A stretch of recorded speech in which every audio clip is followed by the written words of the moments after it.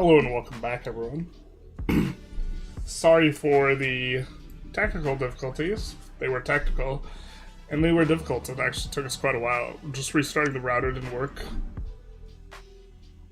We're here playing Dominions, kind of continuing. We introed, kind of explained the game a little bit at the start of the session, so we won't go through that again. This is what we were experimenting with on Tianxi. Kind of don't like it. We don't need...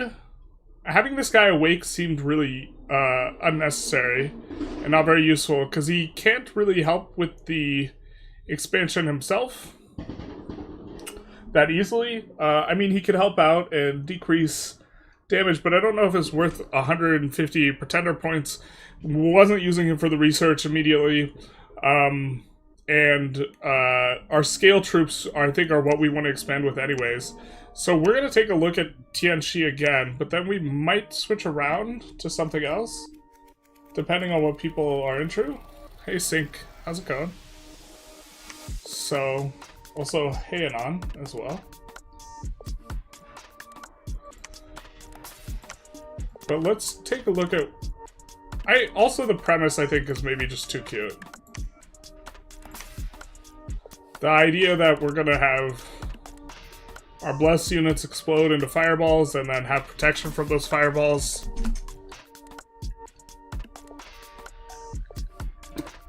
But maybe we can make it work. Especially if we can find a chassis that has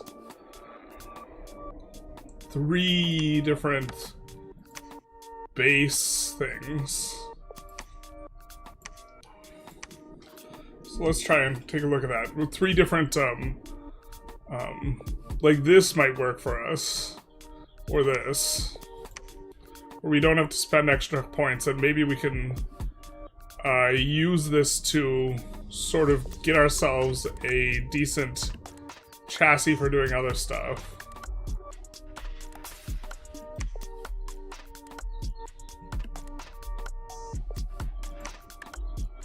Something like this.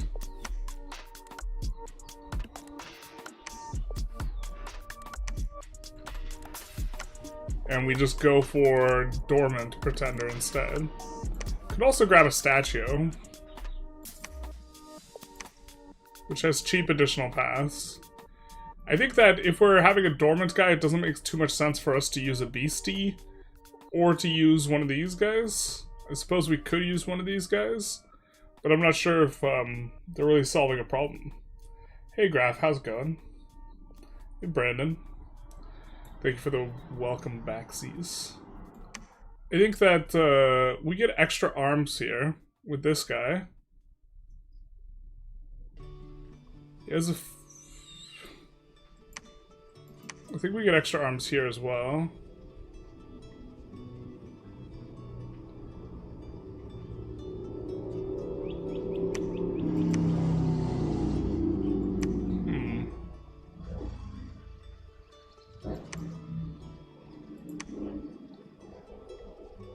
Oh, wow.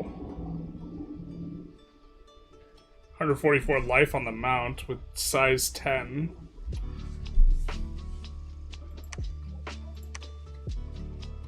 What we needed was 5 fire at least.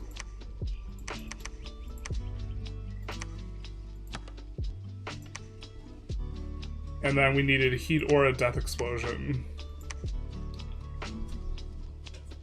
And here we have a little bit more wiggle room. I don't think we need too many candles, because we're not trying to recruit our troops as much.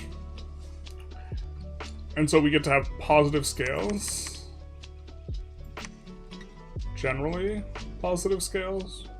I think we prefer heat. But we get to do something a little bit more like this. Or even... get some additional resources to help with the recruiting of the nobles early on. And go for something that can scale.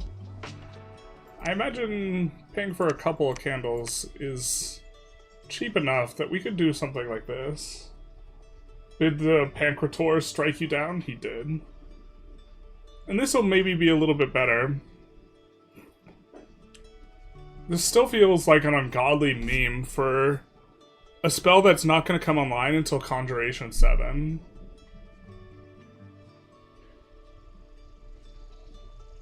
I think that this would be very situational. And I do think we could expand with this, though. We could also maybe use magic, so... I'm thinking we want more gems in general, so luck scales would be really nice. Is there any of these guys who give luck? This guy does. 240 base price. So we could also take this.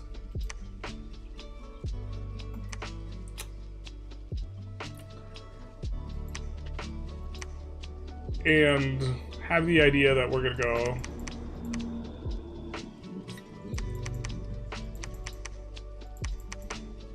And then we need to sync one scale. We could sync this. Now we have 3 additional bless points. Still maybe want more candles. Probably wouldn't go growth scale. MP games can be fast, that'd be at 40 points more.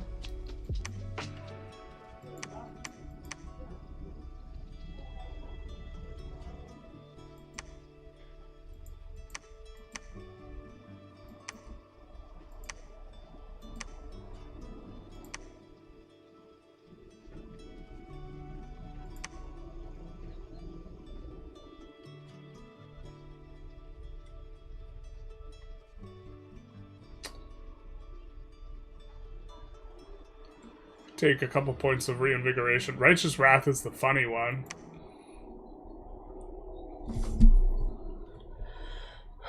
Could do something... Oh, wait. We wanted to take the extra luck.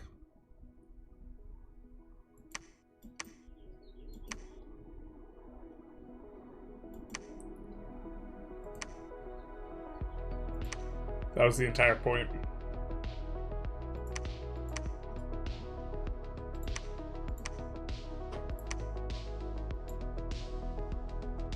We have communes, so the reinvigoration's kind of nice.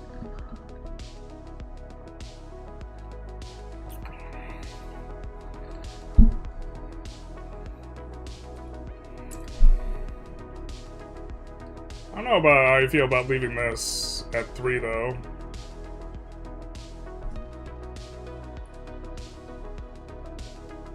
I think we'll have a hard time, getting our luck everywhere. Maybe interesting. I don't know if we play this out, though. Was kind of not feeling very good about Tianqi. I just like EA Tianqi's recruitable sacreds, but you have a lot of summonable sacreds, which are very good. Yeah, that was the thought. So that was the thought why we didn't need very many candles, and why we're going luck. Luck Turmoil is to try and pip a bunch of extra events for gems. Help with gem income a little bit. Maybe I'm overthinking it, though. This seems like really memey, though, as well. I think we have to have a general strategy for Tianqi, and then see what the lobby rolls, and only ever do this if there's no one who has any sort of bias towards heat scales. Because it's going to be really bad. 3 candles seems risky. Okay.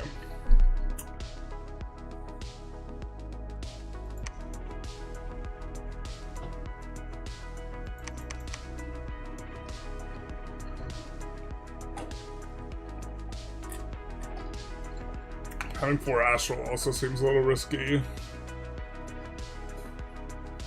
Don't want to get mind hunted or I forget the spell. But this isn't the base.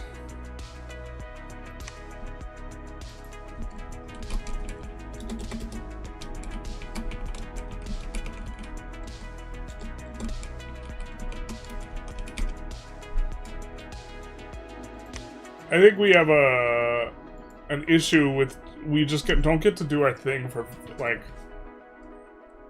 it's too long before we get the payout for this. Why you want astral on your god starts on the chassis.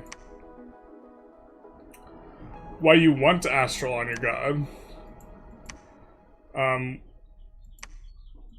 It starts on the chassis. We were looking for a luck chassis that had 3 paths.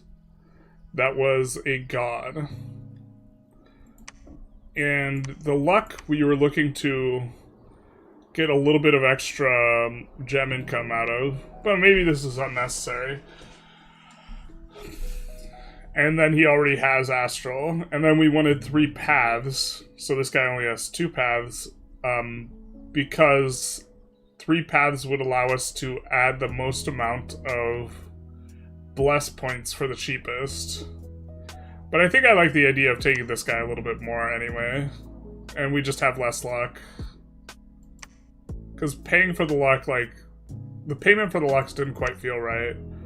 And then we could do something like this.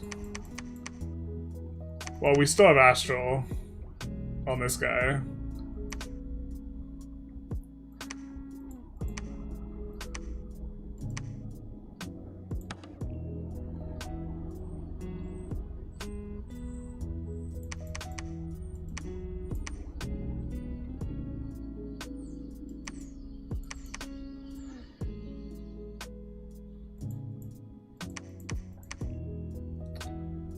We have maybe something like this.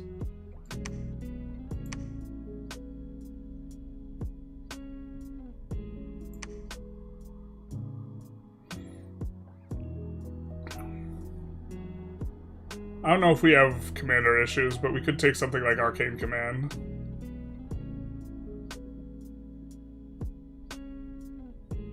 Would like to get poison resistance. Actually.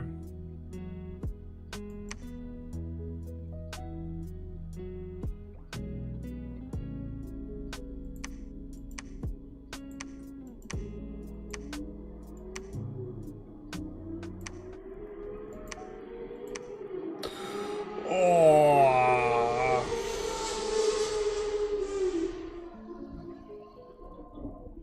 One off. Although this does mean we could take this guy with the same idea. Although we were hoping to get Nature 5 from Gaia, Mother Gaia, so maybe we could take this guy.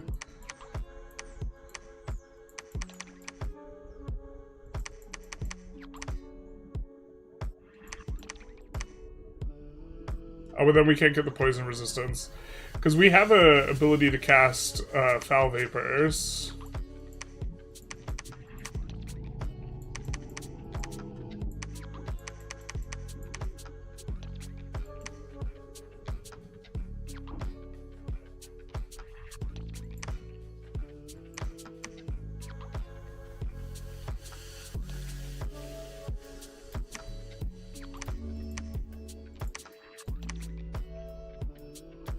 Maybe we would just do this. Don't think we need that many candles though.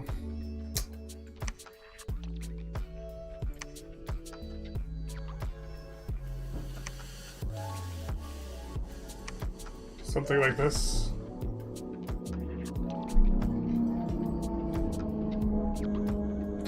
I think it's too memey. I think we go back to the drawing board.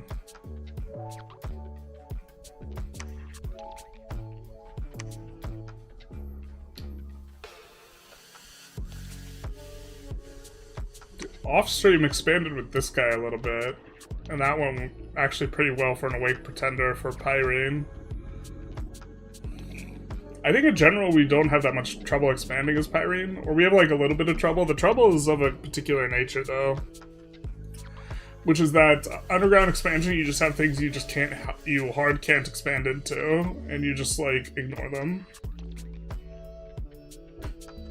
I don't see it work. I think get so many flaws even buffs fire res beam build. And you could fight in the cold as well.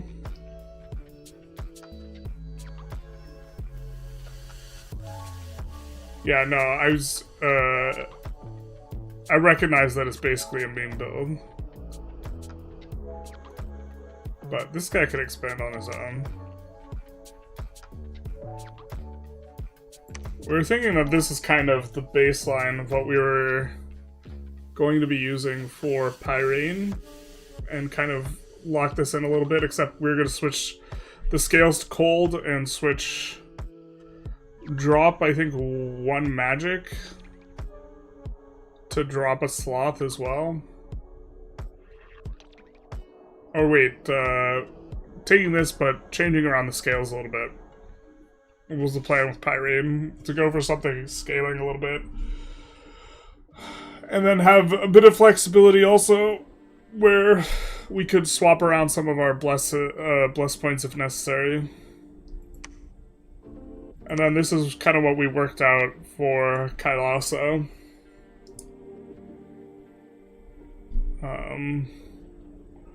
The income felt really bad on this, though.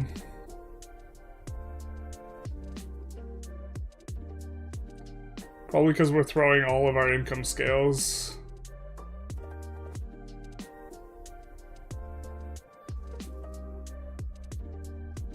I was also thinking solar weapons was maybe not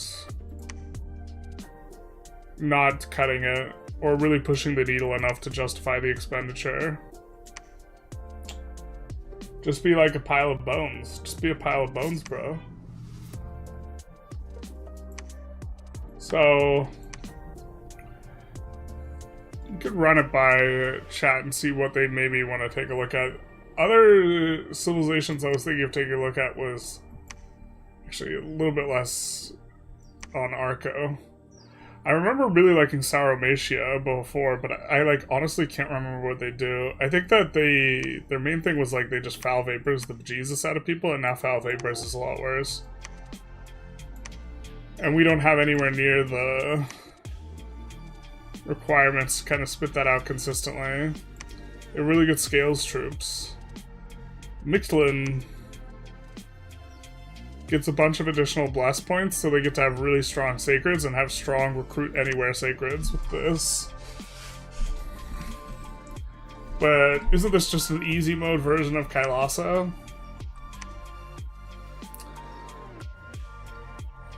Niflheim also looked attractive to me. I like having these like mages with just a shitload of hit points that you can kind of turn into semi-thugs if you want.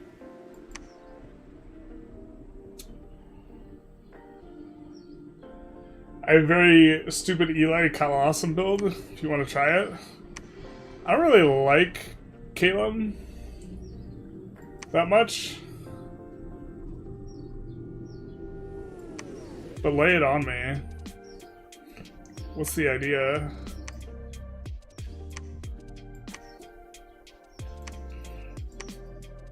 I don't really like their paths.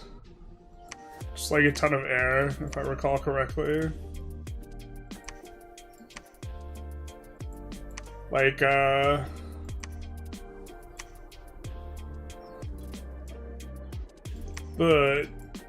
Caleb always kind of felt like a little bit gimmicky to me.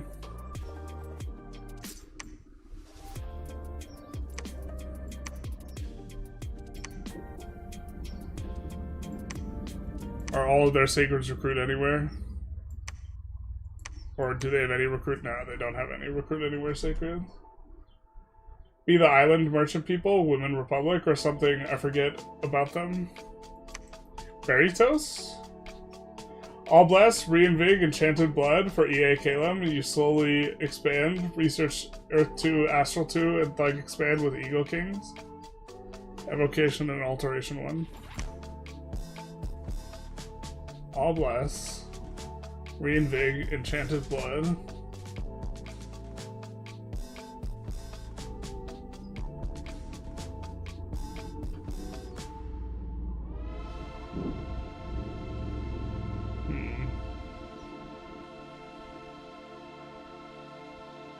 So the awe just stacks up to being a bigger...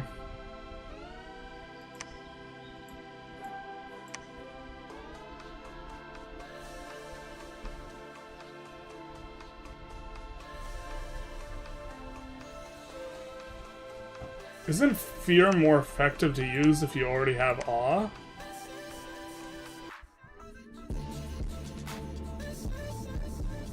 Wait, are we looking at Caleb? What the hell? These are not the chassis I was expecting for Caleb. Ubar? I don't want to play like the tier 1 hyper nation. Ubar, if Ubar was worse, would be something I'd maybe be interested in. Or, I think it's generally recognized as the best nation, right? The Elephant Idol also just tickles my fancy, but we can't take it as an expander anymore.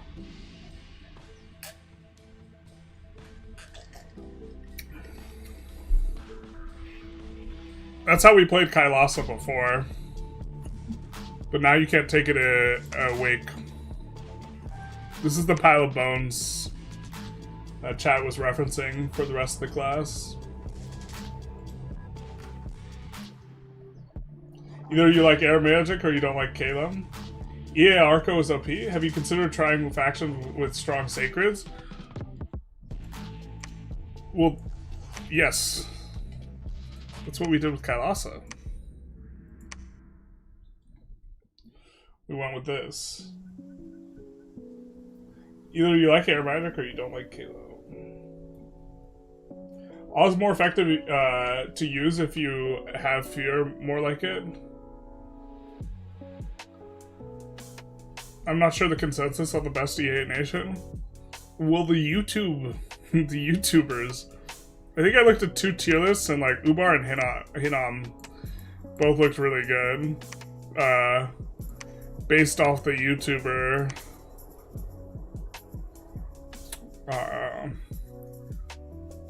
YouTuber consensus. Although YouTubers get stuff wrong a lot. It was this nation with a bunch of blood magic and these big Melkart dudes. And really, really nice summons. To some extent, Beritos gets the same summons, a little bit less in your face in terms of what they have going on. You can get very consistent communes with these guys. Blood magic does well. And then you have, I think you just spam these guys for research. Which is nice having your spammable guy for research have either blood or astral.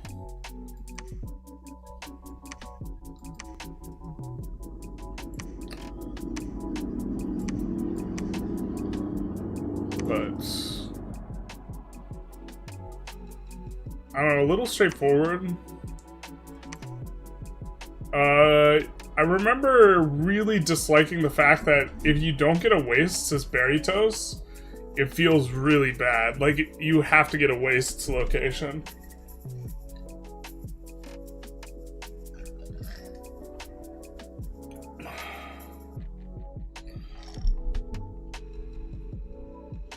I can understand you'll get ganged up if you play something good, or if you play something bad.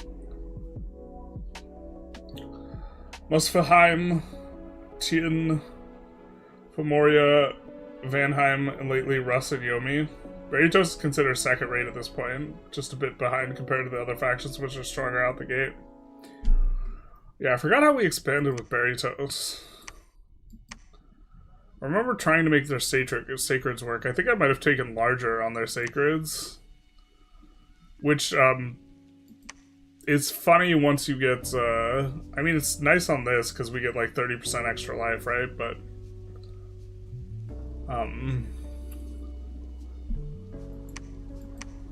the size 4, getting the plus size on them feels pretty good.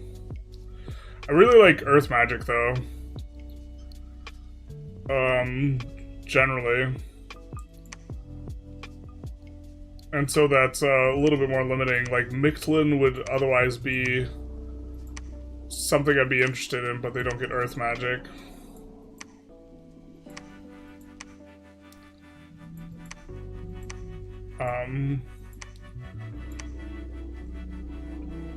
Satis is fun. I just remember Satis being at like the very bottom of tier lists.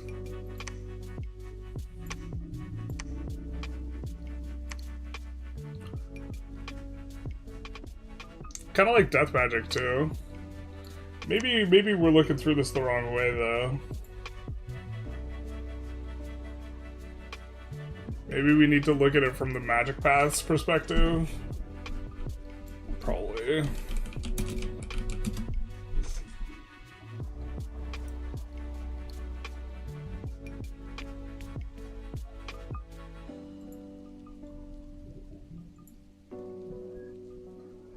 Trying to see if we can pull this up.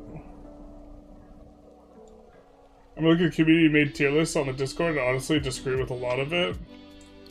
Yeah, I mean, one of the problems is I don't know the game well enough to know who knows what they're talking about. It's a, like, classic issue in information seeking. But okay, we have a thing here where we have all the paths of magic. Fire goes boom boom, air goes whoosh whoosh, water goes drip drip, earth goes rocka rocka, this goes wee, that goes oh, that goes grow, and that goes oh no. Yeah. But, I think in general, we're looking for only playing early ages, I think.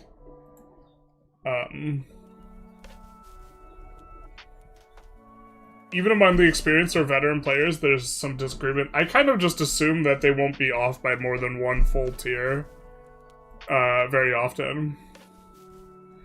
Maverni has Earth 3. Doesn't have a lot of total flexibility.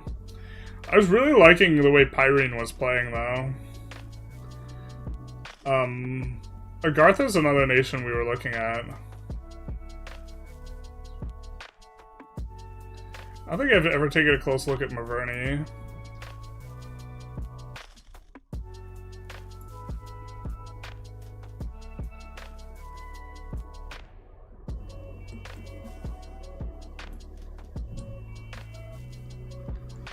Oh, I remember looking at these guys now. It's all coming back to me. Okay, but we get Earth and we can roll up... We can roll up actually really big Earth spells with the Earth Astral.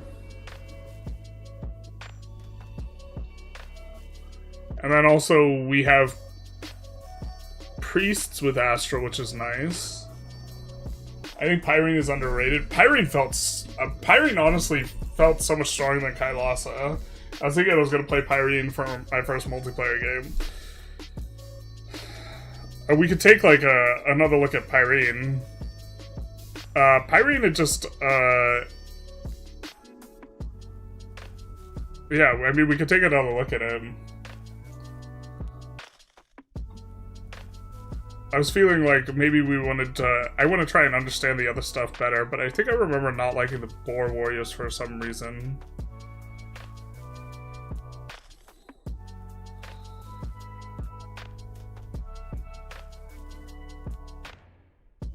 Just looking...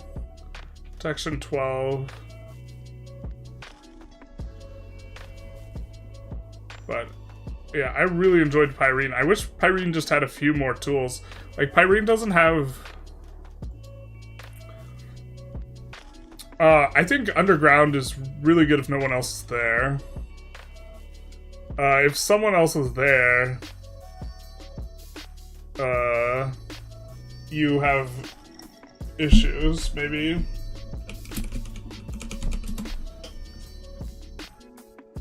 But Pyrene was kind of giving everything I really wanted from a nation. Except for they don't have any astral or blood. I awkwardly DM'd you on Discord. Would it be okay to post a summation of your videos, comments on them?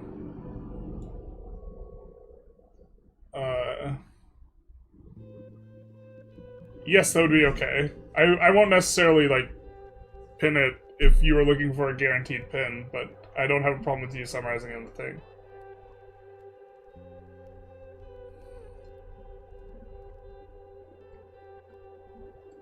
Looking at the tier list, people have Agartha at 2 full tiers above Pyrene. There's simply no way that's correct.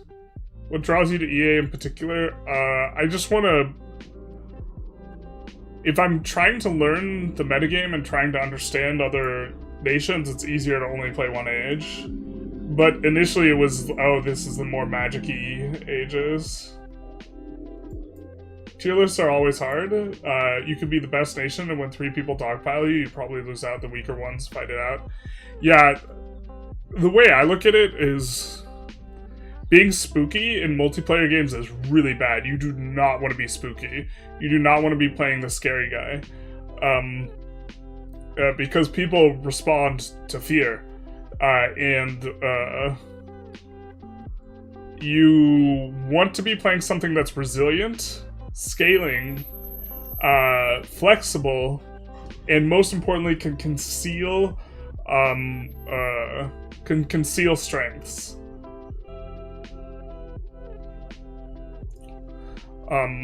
But what we have here is a lot of flexibility and really, really good thugs. And then I actually absolutely love the Beckride base troop. The Beckride base. Because we get... It's not expensive, it's like a good rate. For the HP, like, you're slightly bigger than a normal human. You get, like, HP and this type of stuff. But you get dark vision, fire resistance, cold resistance. You lose out on magic resistance. So I was thinking, in my build of these guys, we maybe wanted to go lower on the magic scales. Especially because one of the really big aspects we have is forging.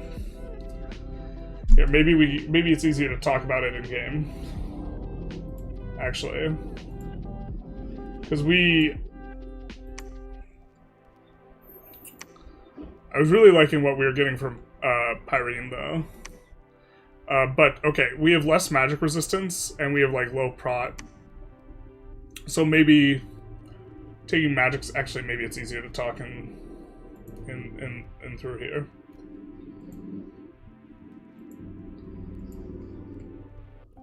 There isn't a nation with all those, sorry to say. Yeah, no, you're not gonna get everything you want. The fact that we have these elements are like high enough for us to forge boosters and cast a bunch of like 4+ spells. So we're getting a bunch of 4+ spells here, but then I find death and glamour are just really easy for us to break into because you get a ton of glamour. There are a ton of glamour earth cross locations that are underground. So you tend to get glamour gems anyways, and you're virtually guaranteed to get indies with death underground. And so those become very, very easy to break into. Have you streamed a multiplayer game of this? No, I wanna try and understand multiplayer a little bit better, but I wanted to get into a multiplayer game. I'm trying to right now, but I can't yet. 3 types of thugs for Pyrene: solo thugs, dual thugs, and non-mage army thugs. I mean, I was thinking in army thugs that are mages. You have giant commanders with no paths that require a fort. Give them 1 gem armor and a weapon. Yeah.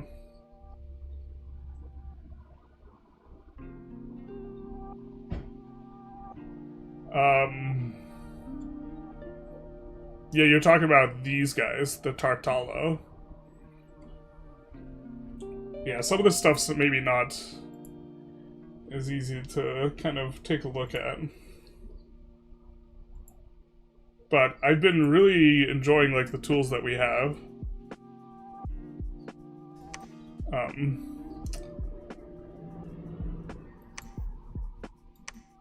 So, some scouts I think are more than 35, so just having a 35 ducat scout already is nice. These guys I actually kind of like quite a bit. They do have inept researcher, and so I think what we're going to have to do is we're going to have to forge research items to make these guys feel particularly good. And we just kind of want a little bit more income, but when they roll double earth, you get to kind of cast earth 3 spells after you use empower earth. So that's nice. This is what the guy was talking about. The Tartalo does not require a fort. And so we just give him a piece of armor and tell him to have at it. Also a weapon too, possibly, but you can do it without a weapon. Sub into an ongoing game, it may be an easy way to get it in multiplayer with no pressure to make or build or necessarily win. True. Your cap has forge bonus? Yeah, so this is what we're getting to. Also, these guys are pretty nice with inspirational too. As commanders, they felt pretty good. Our base unit doesn't have morale issues. We have magic resist issues. I guess that's kind of the weakness of our base guys, but we don't really use this much of this stuff. We'll come back to that. We'll put a pin in that. But here is another... do these guys also not require forts? No, these guys require forts. But these guys get one path. But yeah, we just give them a piece of equipment and send them out on their way. And we can make really cheap equipment with this guy, who has the forge bonus too. We give him a dwarven hammer, so he can make 5 gem items for 1 gem.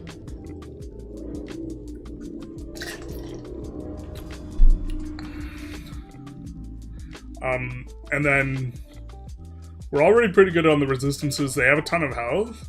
These guys can get into combat pretty nicely anyways, and they can self-buff really, really well, because we have access to Moss Body, we have access to all of the Earth Path stuff. I think occasionally, yeah. And then these guys are really nice, both these other two, but they require forests that aren't forts, which I'm not sure the best way to defend these in multiplayer. But when these guys roll what is it, the water, they are pretty good at getting in there with Moss Body. And when they roll nature, they also have a forge bonus that's smaller, but they're good at forging nature items. And can kind of take some pressure off your gentils, because these guys are slow to recruit in cap, so they take forever to get more of them. And so you could look at it, this guy, everything's 1 more gem, but also they get access to air, so the low air items you can also craft. And then these gals, good for fluffing up the guys. And in particular, size 5. So they can stand in the same square as each other and then cast enlarge. Then they get big. It just seems like you have a lot of tools at your disposal to, like, turn a lot of these into pseudo-thugs. And then we have the Sorgina, which I think I'm not fully utilizing, but we have Shape Changer and Air Magic and a bunch of stuff that we can boost ourselves up with. And so we can run a script self-buffed and then use... Air is a really nice path because it allows you to magical move. And allows you to move far away. And then you can slink out with your stealthy shape change in the Black Cat. So we can maybe do some raiding / shenanigans. And I think early on, we're kind of interested to use her as a researcher if we throw our magic scales a little bit. Which I'm kind of interested in.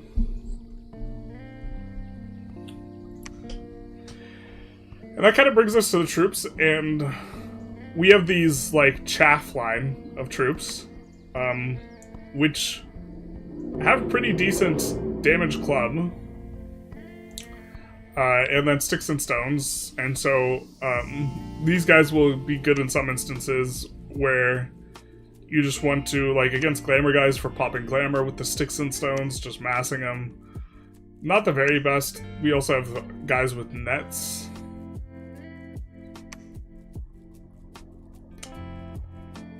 Yeah. I'm not sure how effective the nets are exactly, but... What's the difference between a Beckride and a Beckride warrior? We don't really use either of these guys. Kind of preferring, if we can get it, a little bit of armor. Not the backbone of what we're doing, but I think these guys, plus this guy, are kind of the anvil. And you use them to hold, and then the giants just come in and bop everything. But have enjoyed these guys quite a bit. They are not a lot of gold to recruit. And so that means they're really not a lot of gold to maintain.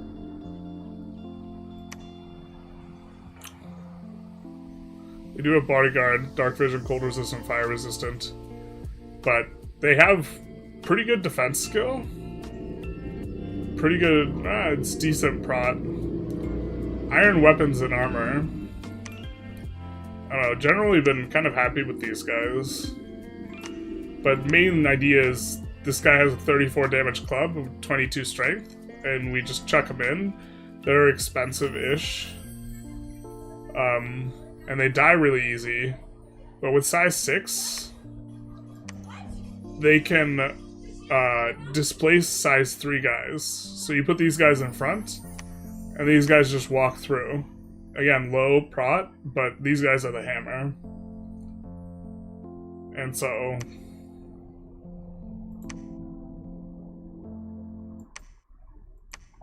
generally, we've been kind of enjoying them a little bit. And this is the base level chassis we kind of had for him.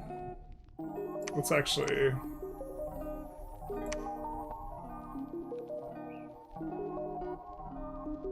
take a look at this.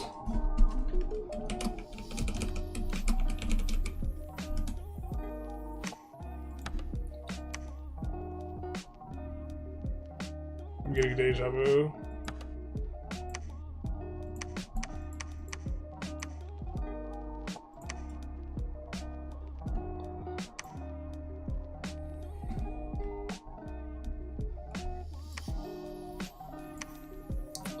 Let's do 8.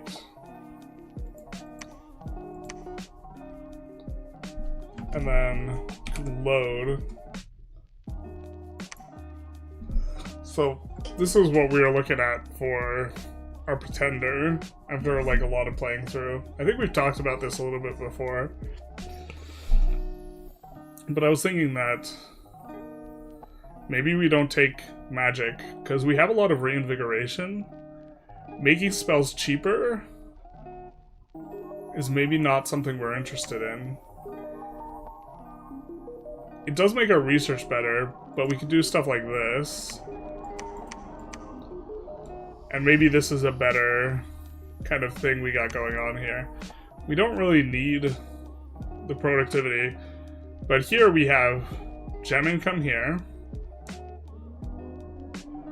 And then a little bit less resources. We want this for magic, in particular, later on.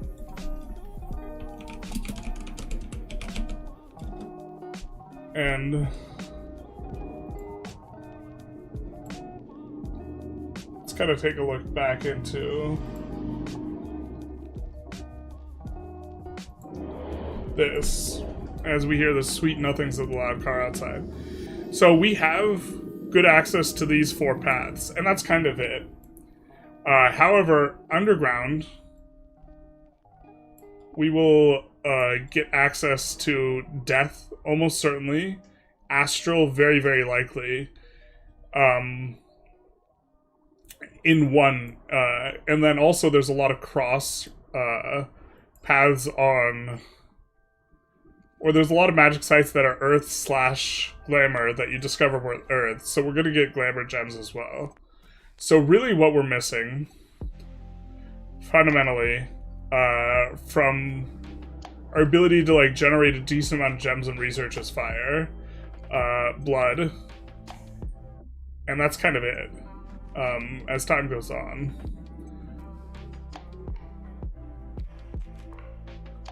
And I think that's kind of okay. We just don't have any sort of reasonable communion.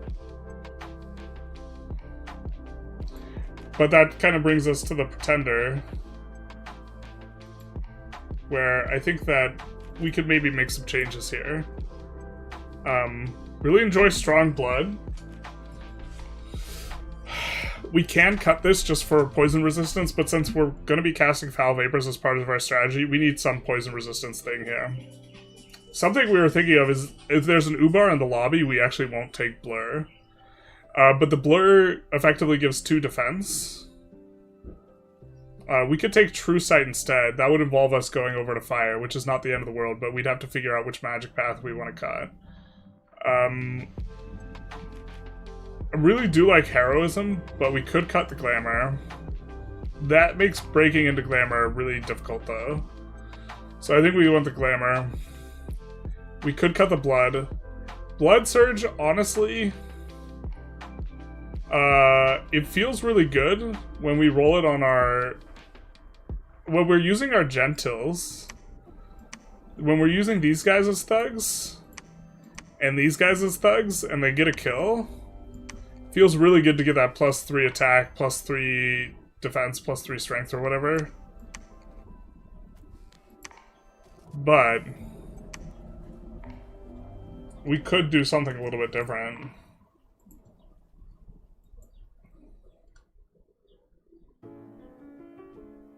Do you need growth? Probably not. I like it, though. I generally like to try and... I don't like to be the aggressor, generally, in multiplayer, in games.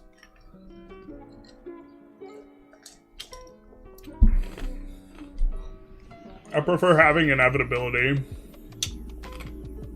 But I want to show a growth scale sheet. I'm kind of keen on growth, to be honest. We don't have to take it, though. You are correct. We could go for more points. We could really easily go for more points here, considering I'm thinking that the fact that we have low magic resistance and a lot of reinvigoration, and the fact that we have... Let's make sure we're sharing the right screen. We have these guys with the Forge bonus. Also, these guys, when they roll... I forget if you need 1 air to build quills, or it's 2. But we can build a bunch of research boosting items. So I really don't think we need the magic paths too much. It's not like they help us... what they do is they make the research better and they make the spells cheaper. We don't need the spells cheaper, really. As much, I don't think. And if we... And they also give you more magic resist. Or less magic resist. But that's like, in terms of asymmetry, our troops in general are going to have less magic resist than the enemy, so... but we could easily do something like this, and then get access to a new path.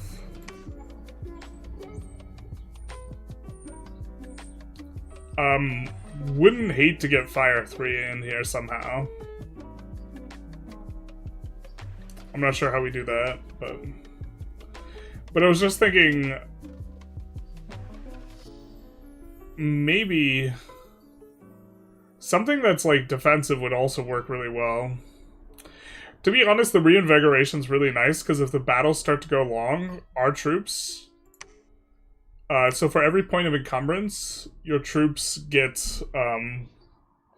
your troops will generate fatigue when they're in combat. And fatigue builds up malices to attack and defense. And what I found with this reinvigoration build is, like, after our first few rounds of combat, these guys, like, never die. Because they just have such an enormous attack and strength, attack and defense, like, gap.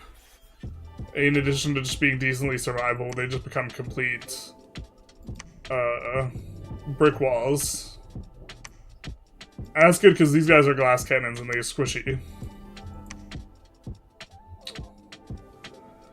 But another bless I was thinking of was if we do go Fire... we can get... We would have to go Death, just kidding. There's Ubar in the game. Spirit Sight is reasonable because this gives us +1 attack and defense underground. And maybe we could cut this and do something like this if we had to. And then if there's guys that are doing the blur stuff themselves, like if there are enemy glamour mages, if there's enemy Ubar, we don't want that stuff, and then we could do. I think we still want heroism maybe, but this frees up a bunch of points. But Spirit Sight, underground, this gives us +1 attack and defense on sacreds, basically. So the rate is decent. Quill costs construction 3, air 1. Yeah, so that's perfect. We probably just lean on quills. For specific speciality, you need Ubar sight plus magic weapons. We could do sight as magic weapons as well. This feels like such a big investment just to fight Ubar. Like Spirit Sight just by itself will allow us to just hit them 1/4 of the time.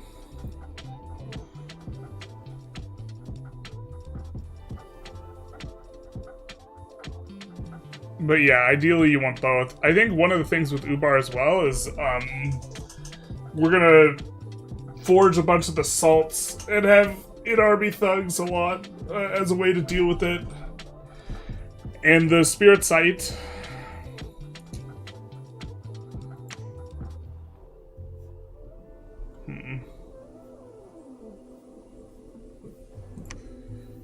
Yeah. But that's kind of what I had in mind for that.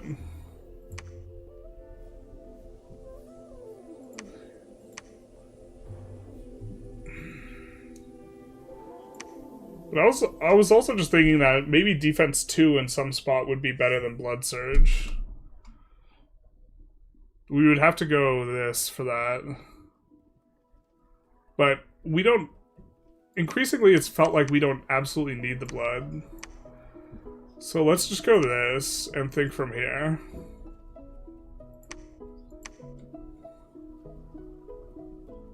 This is our base. We could go death and get true sight. We could go fire, which would help a lot for breaking in those paths. I don't really think that attack skill is what we are looking for.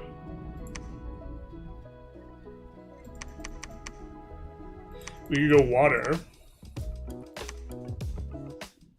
And be a menace. We could go Winter's Gift.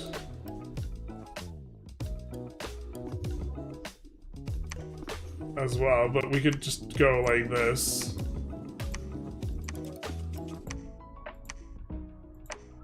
I forget what the penalty for if you've already taken an attack is. Like if you take multiple attacks to get surrounded, but I'm half tempted to try this. This seems like it would be a nightmare to fight.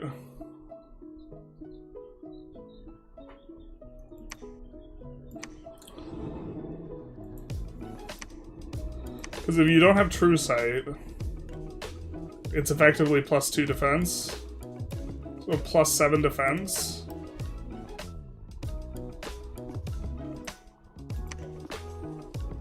So effectively 21 defense skill.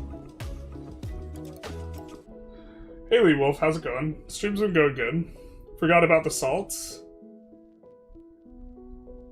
Yeah, so if you have just the salts and you have thugs, you could maybe make it work.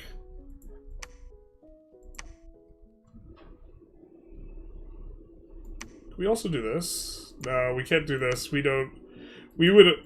I mean, maybe the thing to do is actually just to have a different chassis if, just so we can run more magic paths. If, Ubar is in the game.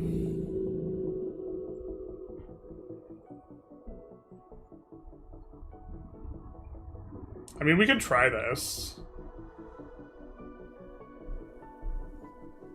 You guys interested in trying something new?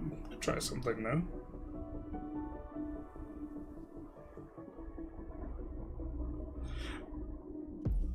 I mean, I think if I like defense paired with reinvigoration. Does anyone in chat know the mechanics for, like, if you... What's the mechanic called where if you get attacked multiple times, it, like, lowers your defense? For each attack, or does it fatigue you? I can't remember what it does.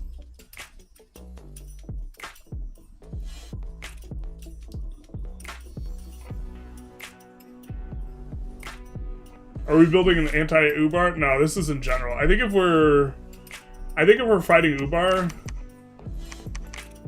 I think this is what we do, and then we take Spirit Sight,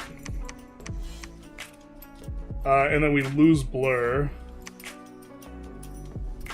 and then we do something else. I don't know what else we do, but because I don't think we want to be taking Blur when we think other people are taking Spirit Sight, True Sight type of stuff. Like, I think that's not the soup we want to be swimming in.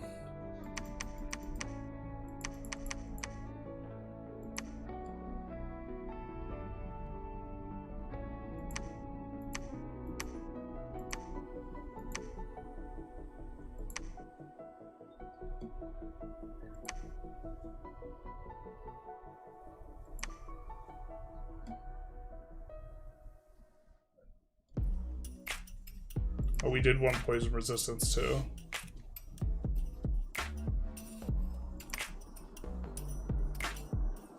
When you get hit enough, you don't have defense anymore. I think it's -2 per hit.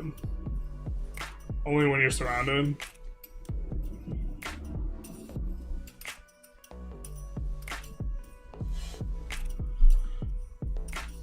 Okay.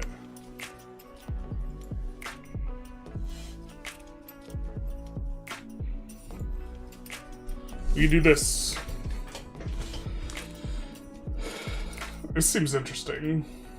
Let's try this. And also we have relatively good scaling scales.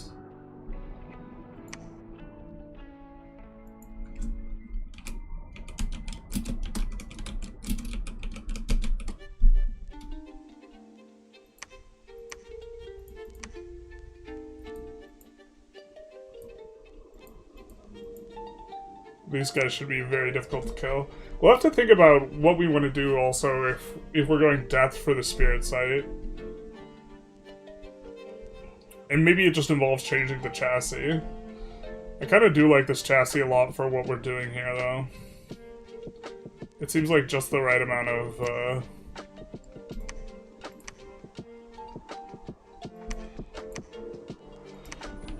It'll be a little bit harder to break into blood, but honestly, do like the guys that only cost 35 to recruit, the Backride champions, just for breaking into blood.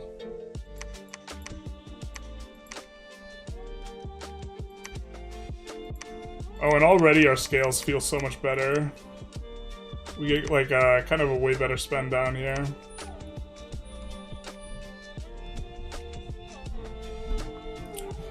Guess we get started on this marginal guy.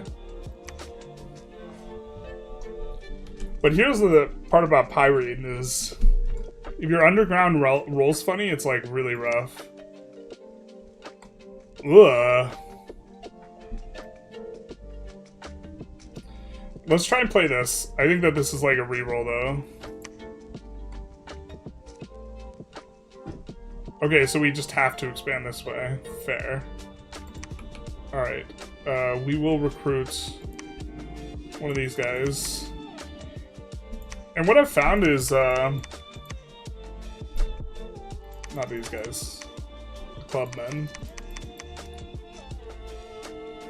Like, you don't need, these guys work just fine. They don't have, like, underground sight or whatever. They work just fine underground. They still whack things and the things die, and they don't die very easy themselves, so.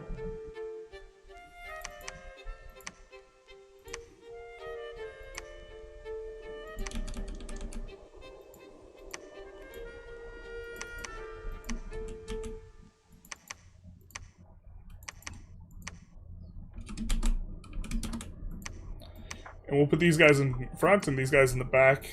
Since these guys are 3 bigger, they don't have to move around. They could just move through and walk through this and get up there. So, hammer. We're actually starting. I apologize for the theory crafting at the start. This is easy for us to get into, but we're in spring right now. In winter, we'll be able to get to this forest.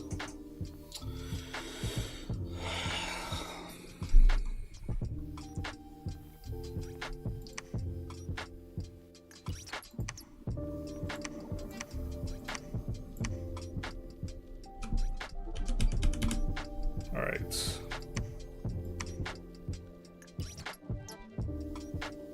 Kind of a lot of cavemen, but I don't know. We'll figure that out.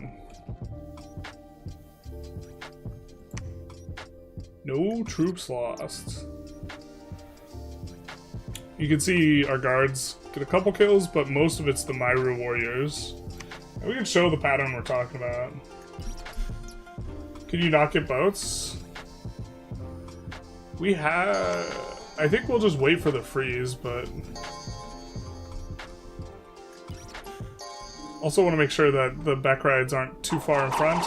But yeah, so that's like thing one is these guys' javelins, they all go in on the back rides, which is what we want. Because the clubmen in back are the ones that do the damage, but they're really squishy.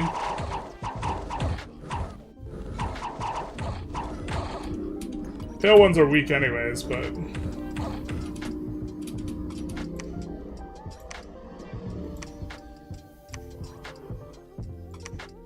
Now, these guys are really hard to kill.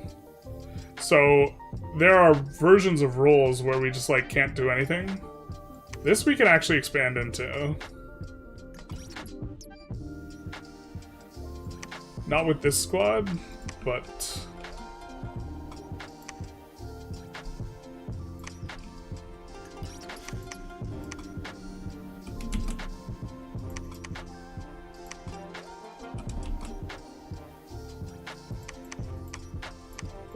We'll move these guys a little bit back. We'll just get the squad a little bit more oomph. We'll research, and we will go for, I think, Alteration 2 for Personal Stone Skin. And then Conjuration 3.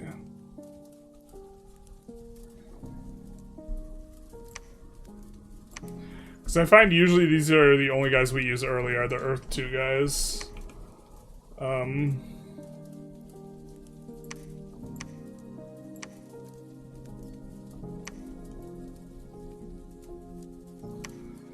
Let's try and scout a little bit, and then... I always forget to do that. Every time a unit is attacked, it gets a point of harassment penalty. Each harassment penalty reduces the unit's defense by 1. Is then reduced continuously by a percentage. Alright, the name of the mechanic is harassment, though, right?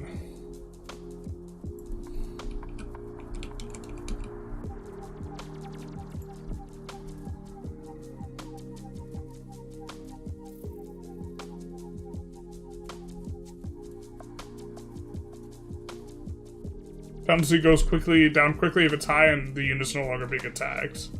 Oh, but otherwise it stacks up. Yeah. Alright. So this should be a little bit... We should take some damage here, and we do. Mainly the Beckride heavy infantries.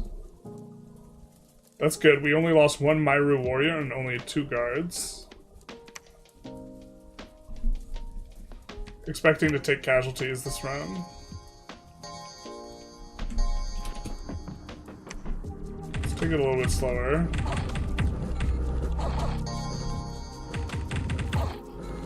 But yeah, just they go thump. Look, like 15 damage on this guy. These guys have great clubs, so they do a lot of damage. But then like these got 34. Like generally when they whack stuff it dies. And these guys are getting the attack penalty. They're getting -3 to their attacks. Or sorry. Myru warriors are getting -3 to their attacks because they don't have dark vision. But it's fine.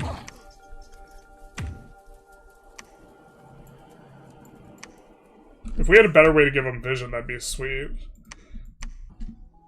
Zots are super, super soft. So we're gonna go into them next. Keeping an eye on stuff like gold deposits, we might build our first fort here, because the fort increases the income.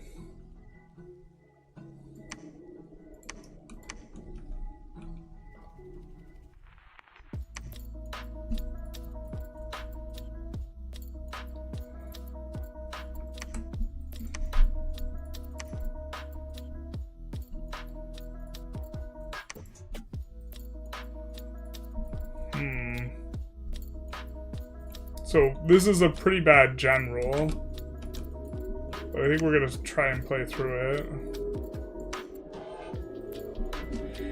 One reason to have ice 2, or one reason to have 2 instead on our cold is that this would stay frozen.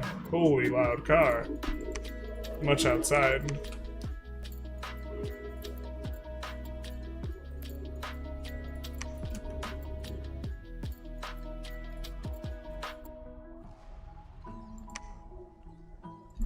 We could actually blood hunt here.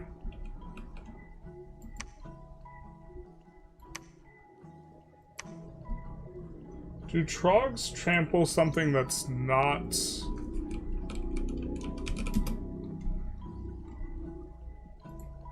I'm gonna look up trample real quick.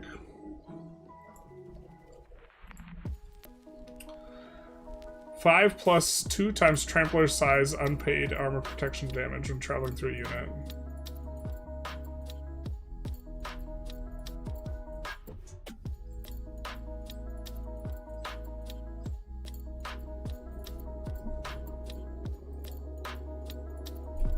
You can't trample over stuff that you can't displace, I don't think. So you have to be more than 3 bigger unit size. So let's look up troglodytes.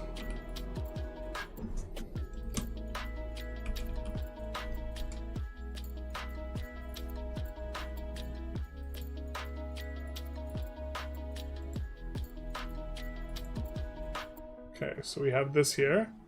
They're size 6. So they can trample over our Beckrides. They can't trample over something that's size 4. If my understanding is correct. You're on the underground, but you don't have dark vision? Yeah, but they still go bop with the hammer. They still go bop with the hammer. So I think what we'll do is we'll actually recruit a few of these guys to help with the troglodytes next turn.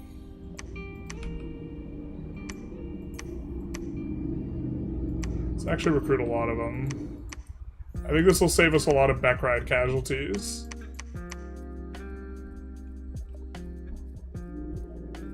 That'll be good.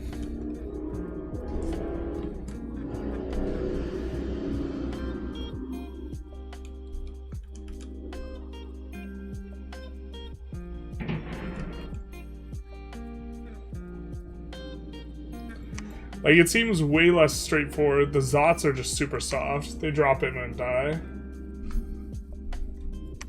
Man told us we didn't have underground vision, like he said we didn't have the cards.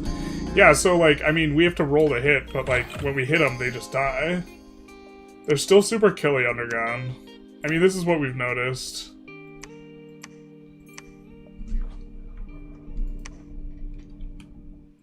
I think these guys are undisciplined, yeah.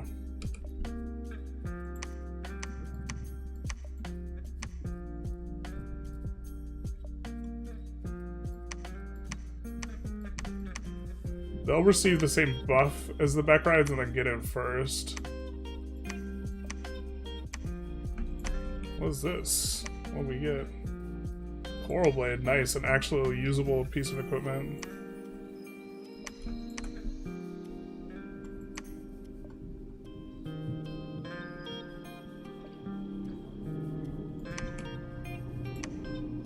think we'll have enough guys to expand another squad. Unfortunately, if we go upstairs...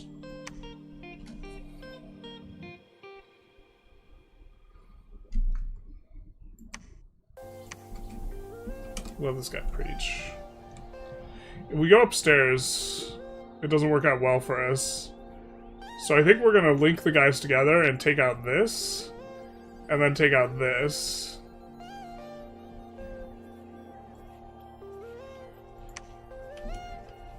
So not thrilled with how that's going. Or with our map general. Because normally we would have a lot more surface area of stuff to attack into, stuff that's a lot more lucrative. Also, not hitting super high income caves. A little bit awkward.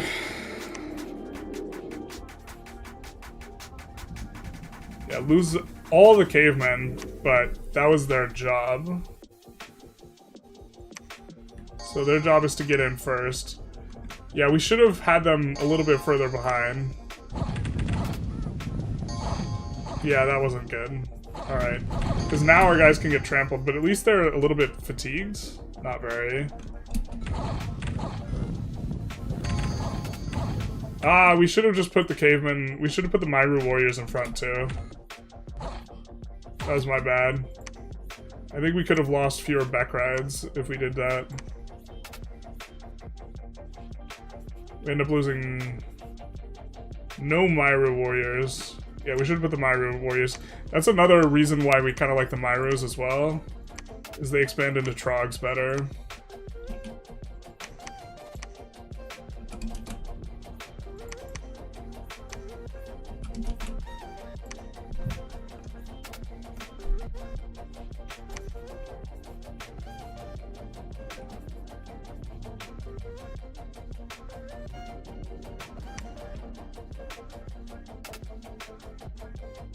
Yeah, this expansion's so bloody inefficient because we got such a bad map general. I think we bring this guy back here. Let's cut these down. And recruit one of her. To start searching for magic sites. The map sucks. Yeah, the map gen really bad. We could reroll. Normally I like to try and make use of it, but considering we have a dead end underground, or like 2 dead ends, and then like...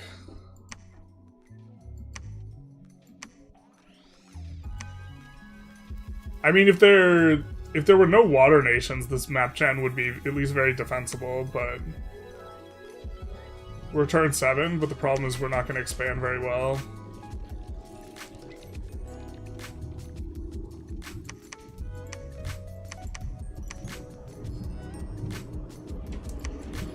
Oh no.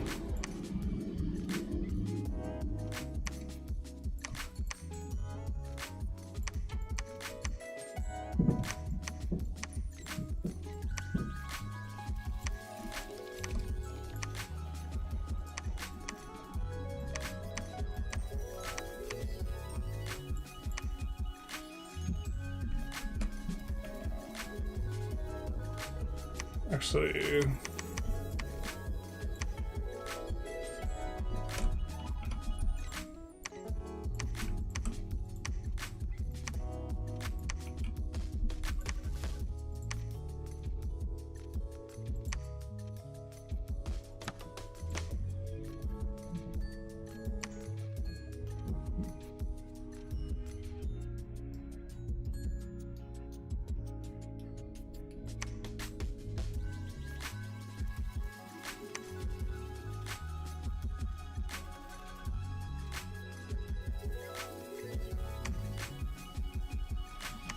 Is this Smite Demon?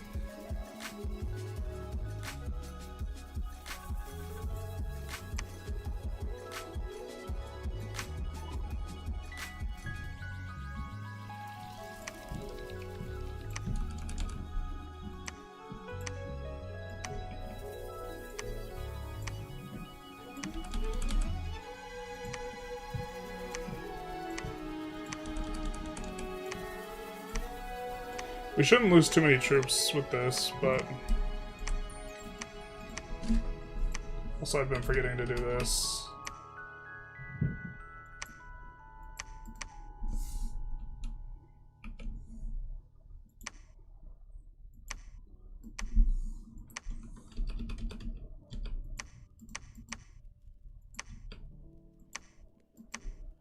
Slave market's nice.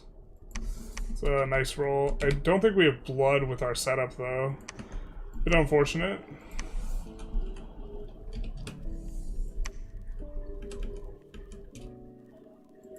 Could even come in with Sorgina.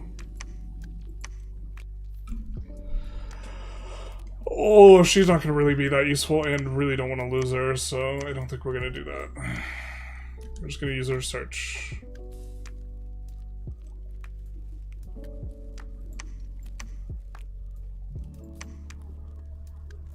We're nowhere near being able to build another fortress here.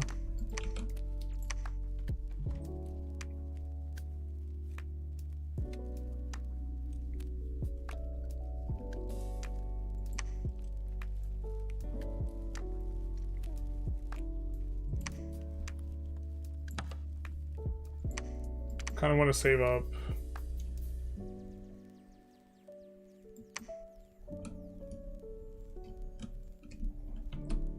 At least blood hunt here. Save up while getting more research, basically. Let's view the battle without seeing the results. But you can't go over water, so you're stuck on that one island? Wait, are we hard stuck on the island? If so, we're just gonna re-up it.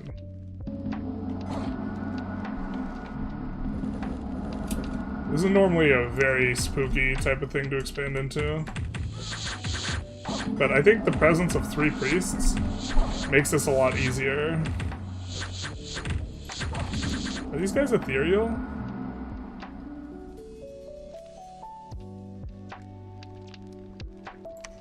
Yeah.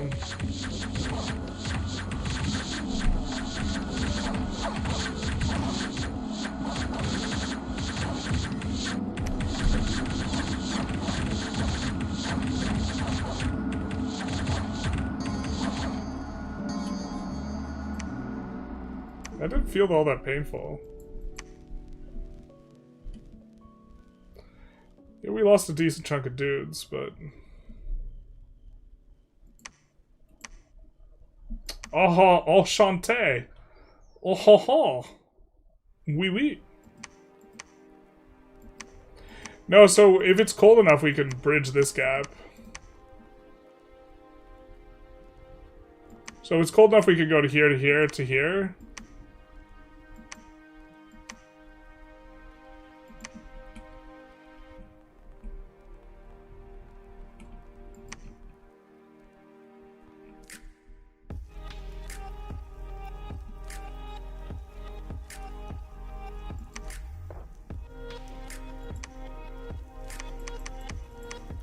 It's still like a ridiculously bad map gen though.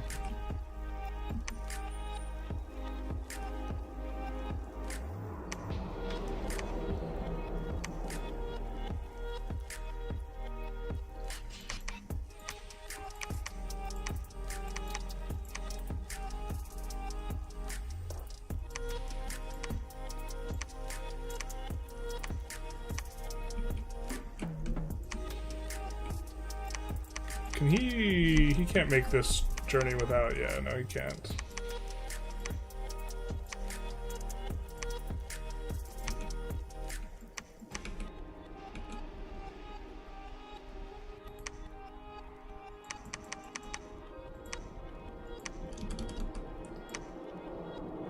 Let's remember to do this.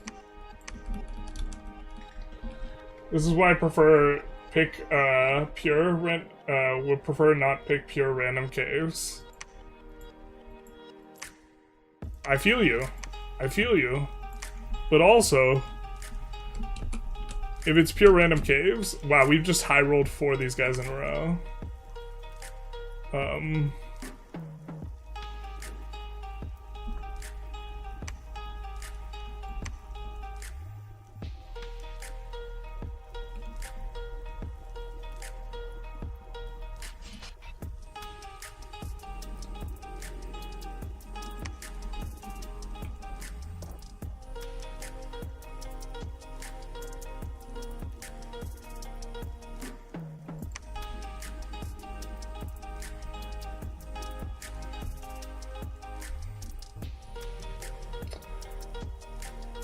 I'm debating whether or not to recruit these guys. They're 15 recruitment points, so we can recruit a ton next turn if we have gold. Yeah, let's leave them on the table for now. Because we also want to construct a fort. Fort's going to give us more income.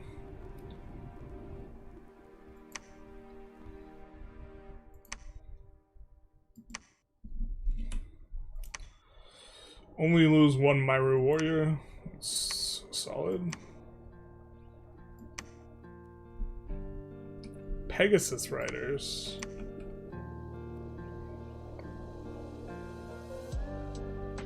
They're gonna drop in on all the Myru warriors, right?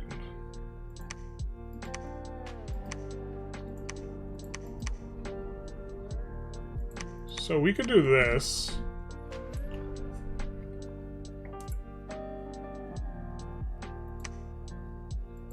We could do this too. And then get started on the Palisades.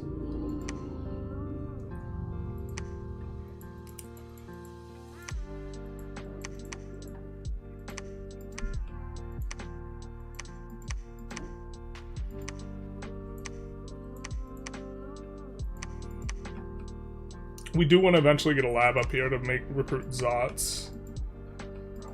And we want to get a temple here to recruit these guys who can random...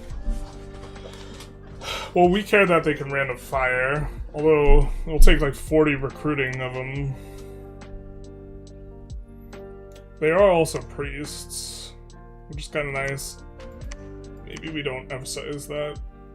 Can't we just go in on the Amazons?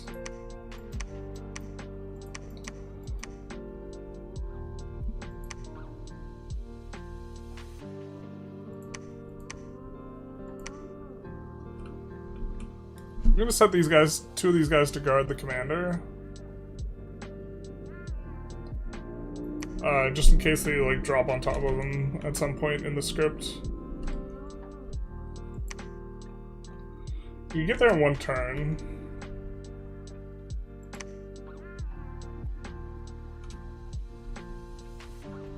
I think we should be able to take those Amazons with this.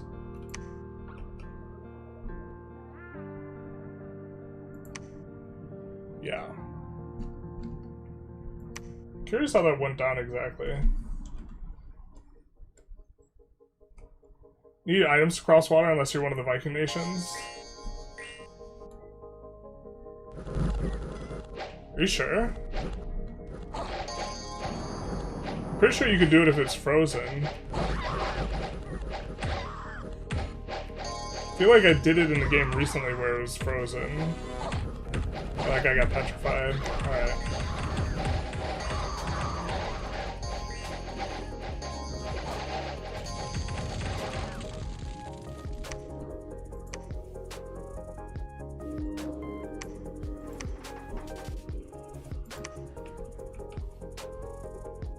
So what are we doing?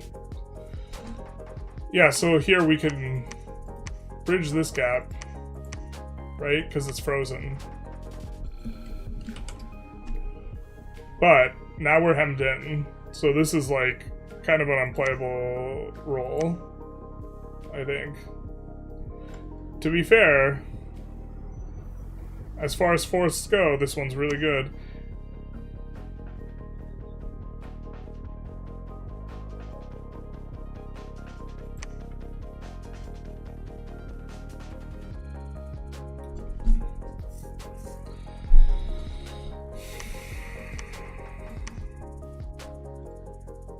Does have decent income, so this would be a fine place to put a fort. We're really kind of stretching the,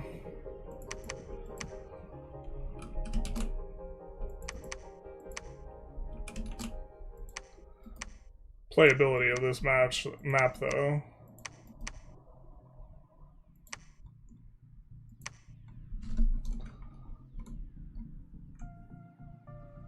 There are Zots in here.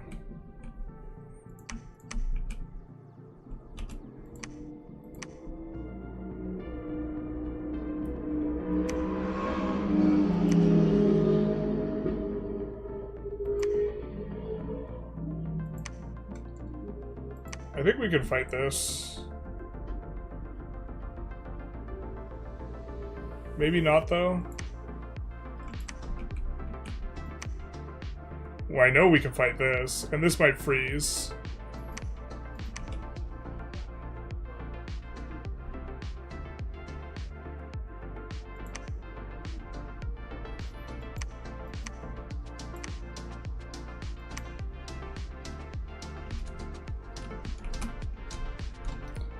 We'll see where we're at turn 13.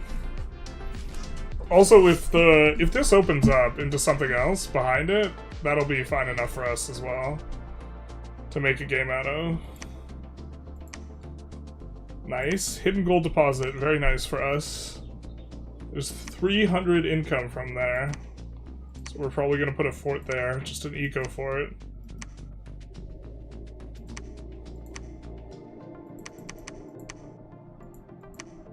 And I mean, we have a decent bless for troops.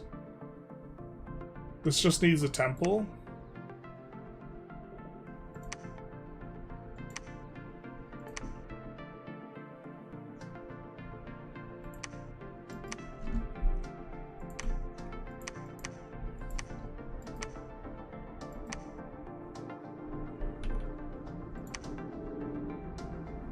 I think this would be like hard unplayable if there was a water nation, but the fact that there's no water nation, yeah, look, we can bridge cross.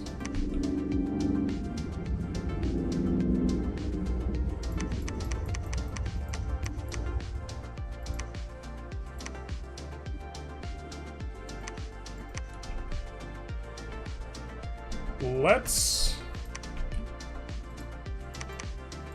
have this guy come with some dudes. And recruit some more dudes to put in front. And preach with this guy one turn. Because these guys do hit... Jade Middens hit really hard. I mean, this seems like this is just a one choke point map for us. That's the Unga Boonga. I hit the ladies with the big stick.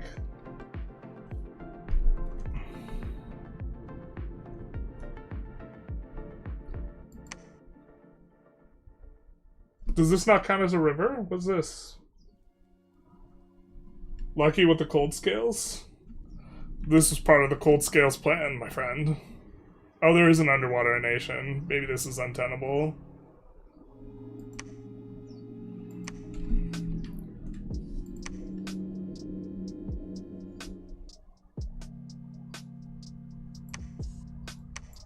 This is why we're taking luck, by the way, because we can roll stuff like this.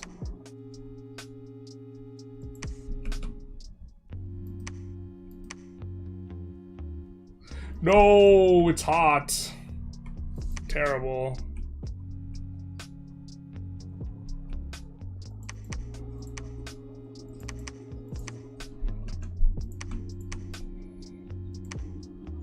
The spring thaw. Not like this. Alright.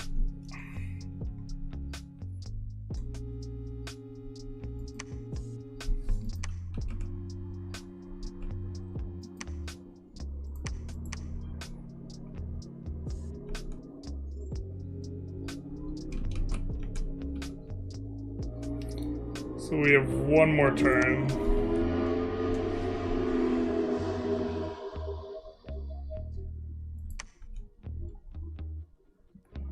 This guy can blood hunt decently. We don't want him to randomly die though.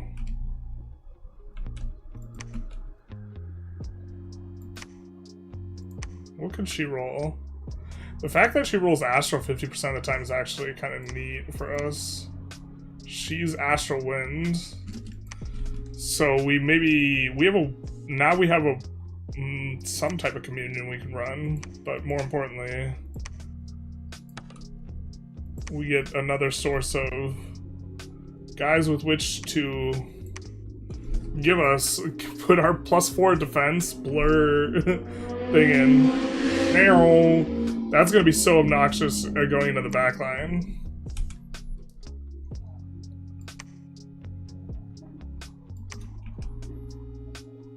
Oh, I didn't even notice. We can go for that territory from here. I don't think we do that yet.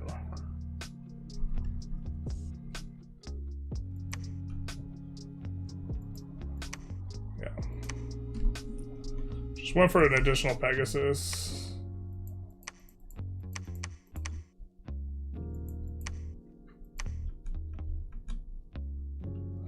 And this is a reason for maybe also taking ice too, but we just went for cold too. We just went for the extra income.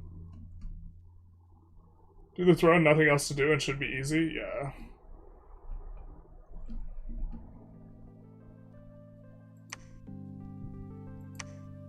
So this is our turn 13. So we managed to peel 4, 7, 9 locations. So pretty bad. I think we're looking for 12 plus generally. But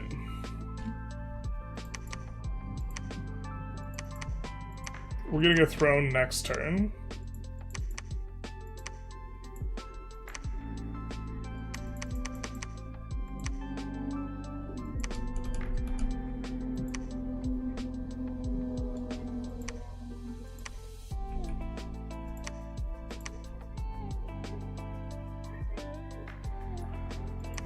It's really not giving too much from the perspective of magic right here. What are we researching?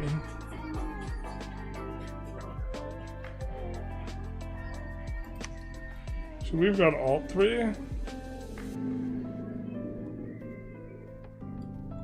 No, we need like Alt 4. Really just maybe we're supposed to beeline construction. But we go Divine Blessing with that guy.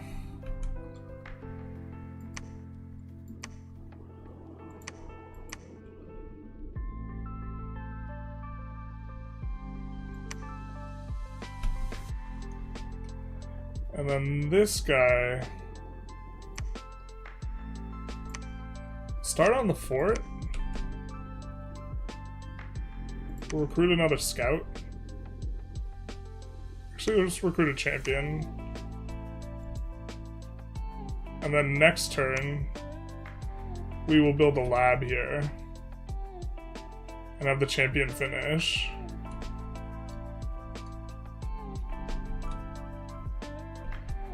Okay, so we don't have that many locations, but honestly this feels... I wouldn't call it like spectacular for multiplayer, but this doesn't seem... I think we could be doing worse. Oh, I forgot to script those guys. It's fine.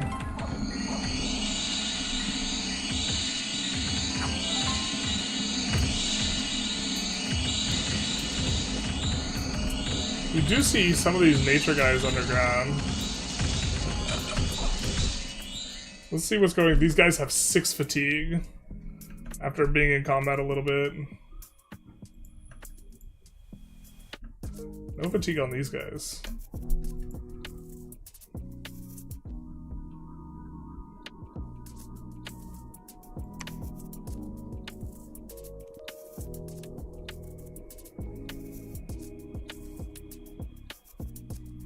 They're harassed down to -3.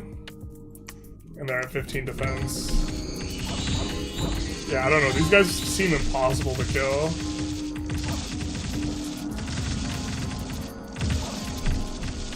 And okay.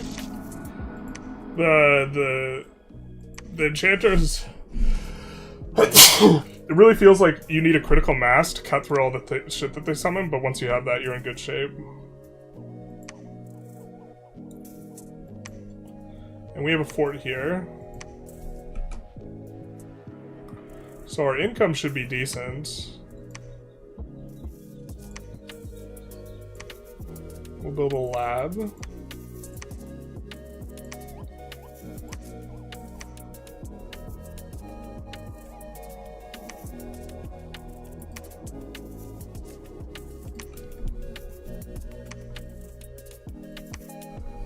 We'll have this guy come over.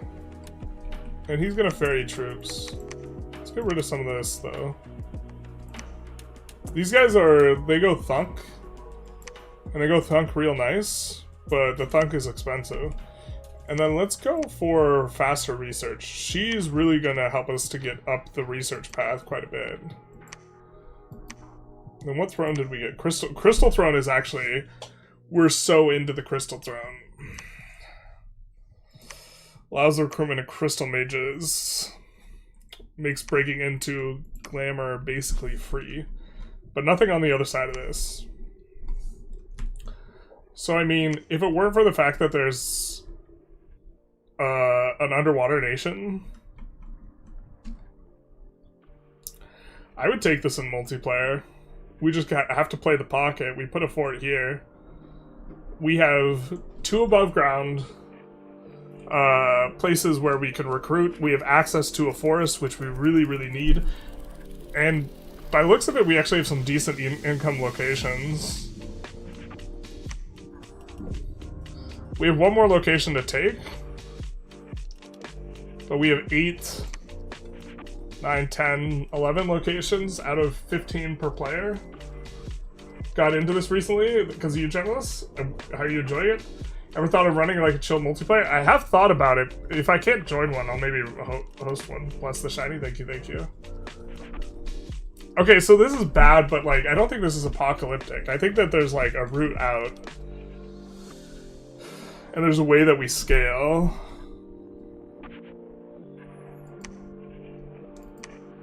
I mean, I think we got a lucky pull on the throne. Here. I think this is a type of throne we're into.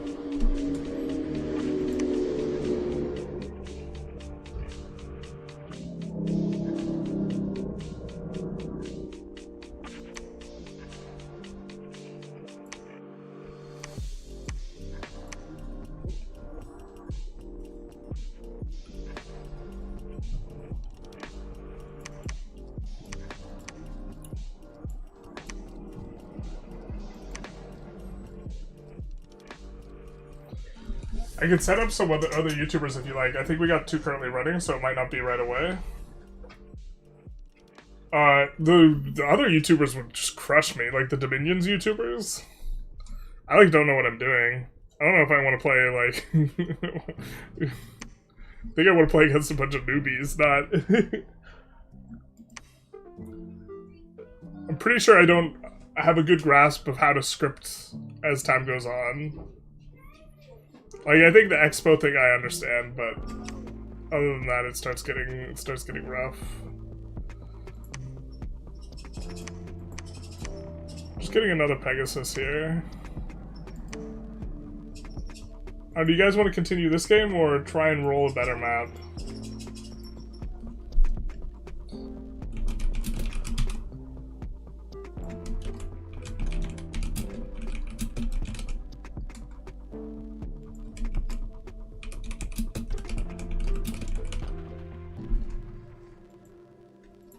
It's in need a lot of QOL, better communication of information. It doesn't have a fair bit. Doing things is rough. Probably just need to play more and learn. Played the Greek dudes, they're fun. You don't like your maritime empire? No, not with this guy sitting around. I think there's a pretty big qualifier here. I mean, a fort here is kind of nice because we have decent income here anyway, and decent income here. And then this is a forest. So we don't want to fort our forests anyways. So this also just might work. I don't think we mind having to play this pocket.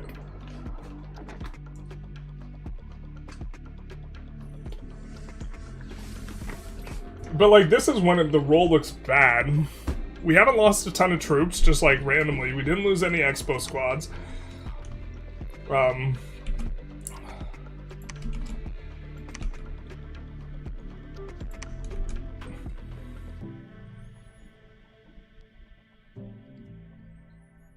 You know?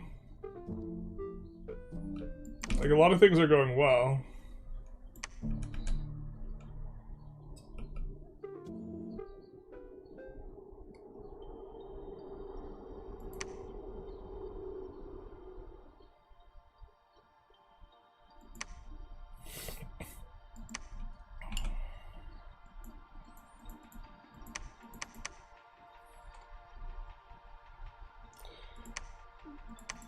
Like,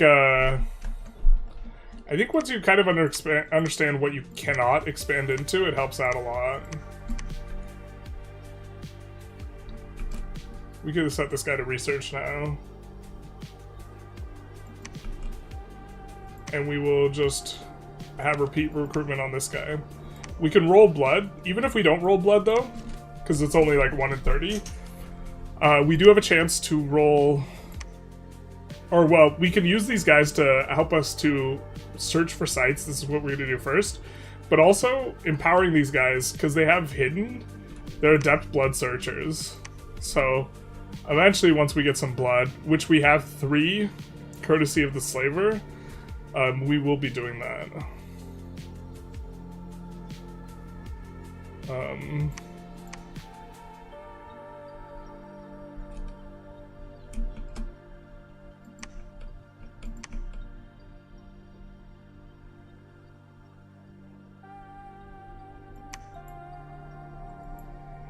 I think we're going to continue to repeat recruitment on the Sorgina, just because we don't actually have a lot of research speed. And we're trying to get our first forest here.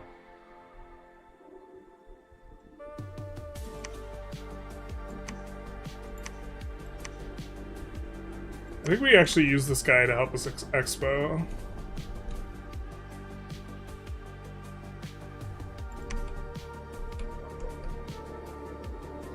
I also don't know how good the Zots are at harassing stuff. Nice that we get a bunch of gems.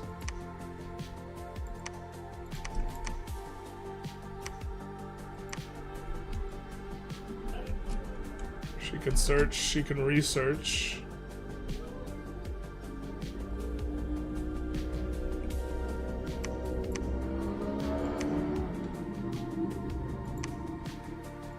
And now we can start on this fort. One nasty thing is this guy can, I think, sail over to here, or he has like long-range sailing.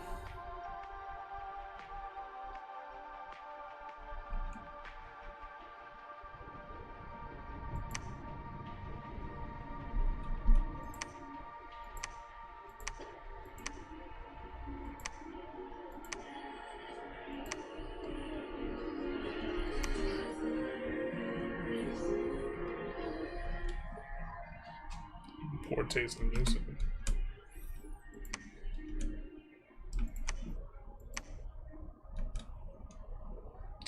So the Zot can immediately begin searching for death sites, the first Zot out.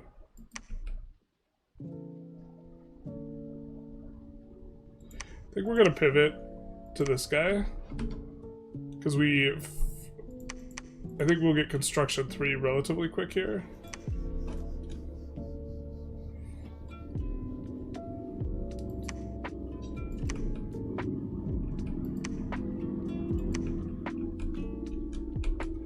These guys are astral. We can do nature communes with these guys too. So I think eventually we want to get a fort here, recruiting these. Zot Skull Skelly Spam. Undead expand in the ocean.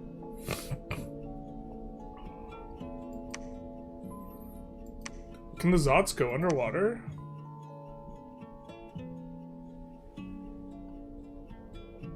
Or you're saying just give him an item to Skelly spam? Well, we have to expand through this guy. I don't know.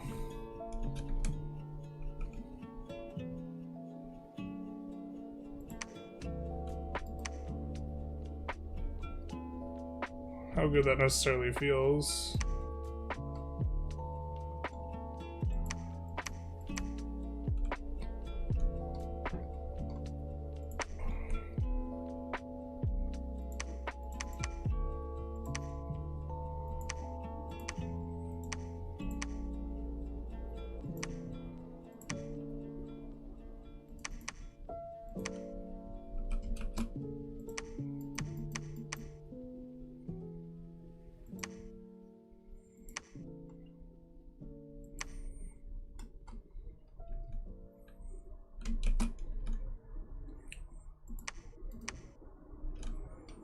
We also have a very straightforward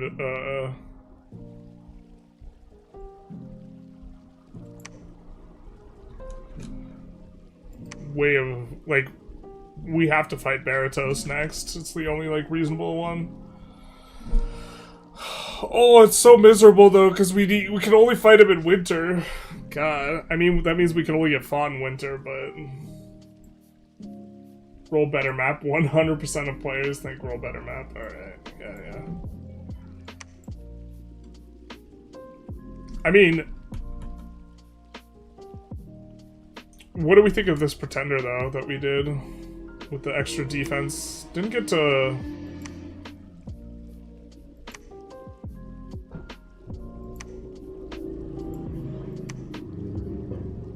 Didn't get to do exactly what we wanted, but... In Water versus Water Nation, you mostly just get crushed. That's kind of what I thought. You revive King for Undead Command with Enchantment 2. Is that...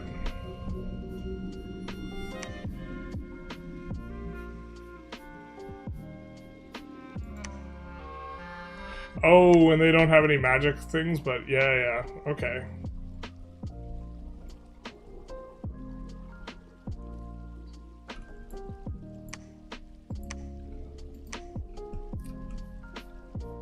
I do like the indies that we rolled and the throne that we rolled, but I think you guys are probably right. Alright.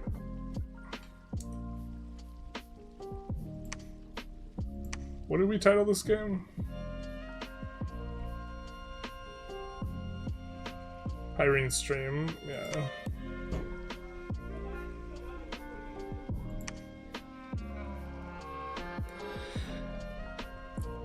Maybe let's lower the amount of water provinces, eh? I don't know what layouts usually gets done for layouts. 2 caves is interesting.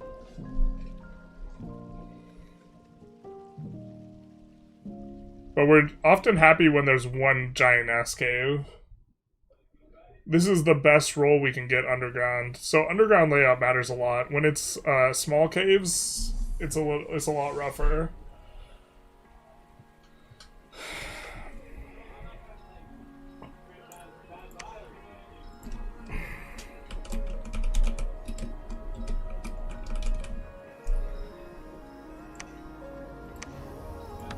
Let's delete that other game.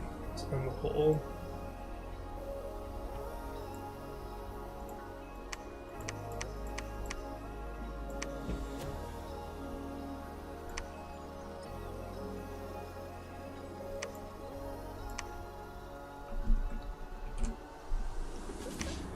Alright, so I thought was...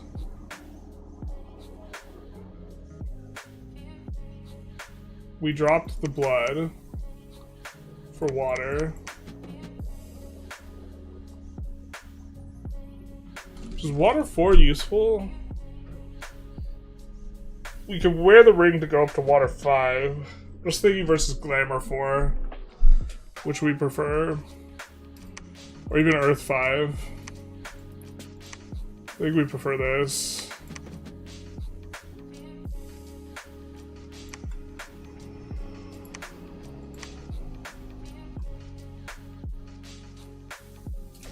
We could get swimming.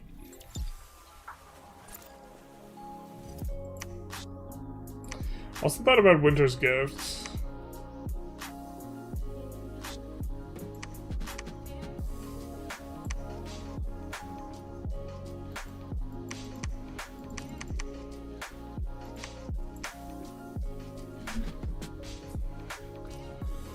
I'm not do this. For the Pretender Blast, really not a fan. For good frontline, yeah, but that's it. For thugging, you don't have something so the enemy goes away without a lot of equipment.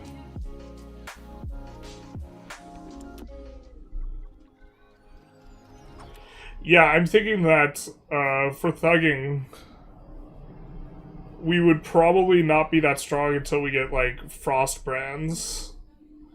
We don't have a very good...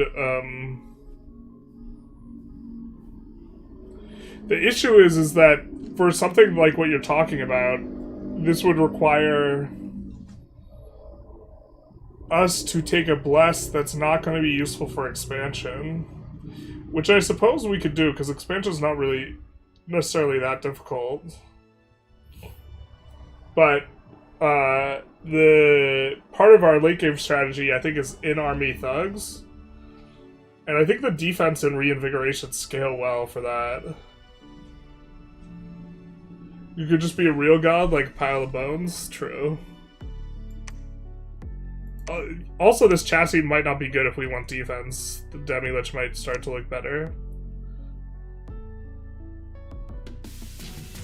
Immortality is also really forgiving. The Demi-Lich might be one that we take in a world where we don't even need to go Astral, but in a world, or sorry, yeah, in a world where we want to go True Sight, the Demi-Lich might make a lot of sense.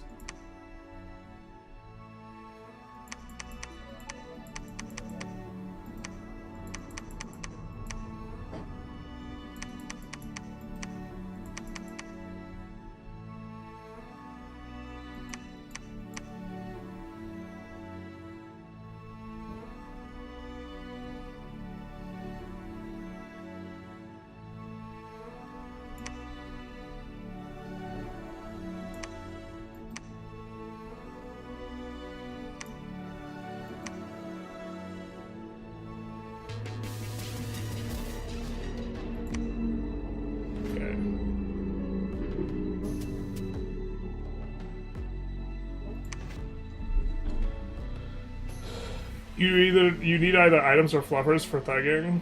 That's part of. We have the forge bonus, and she's gonna be really good for fluffing. Rather go water 5 with slowing weapons instead of 5 defense. And you just don't get them till late game.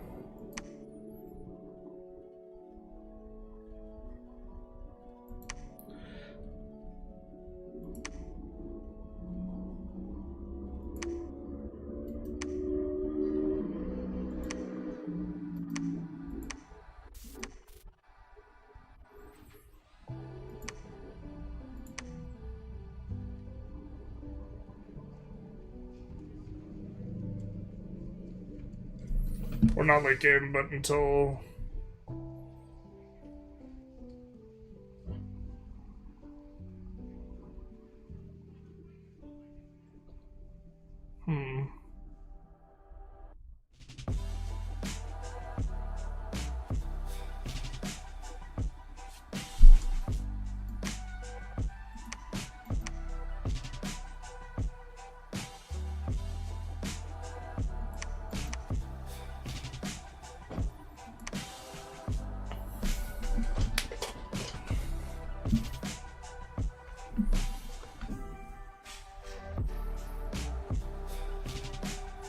sorry, I forgot about the imprison. Yeah.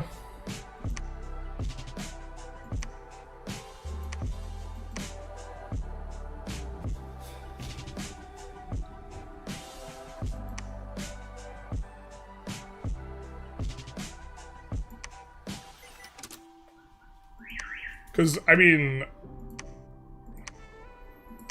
we could take one of these big bless things, but then... like,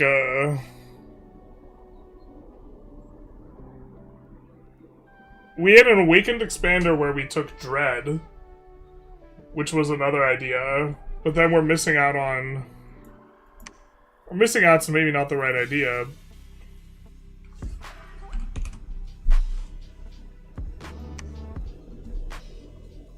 Could do this.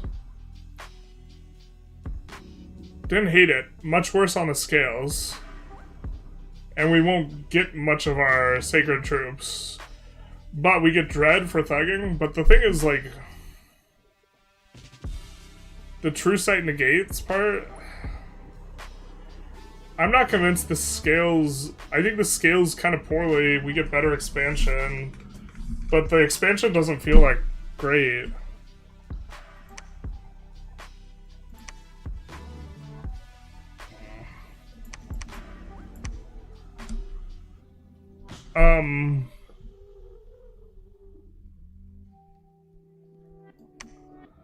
Like, the thing to do would maybe be a pile of bones and take fear. Fear's expensive as hell, though.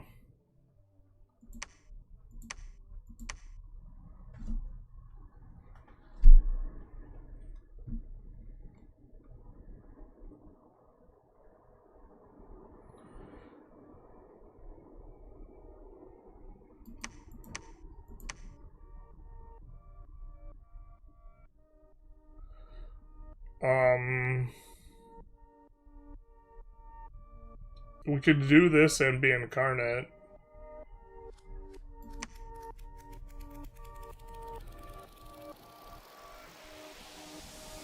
I mean...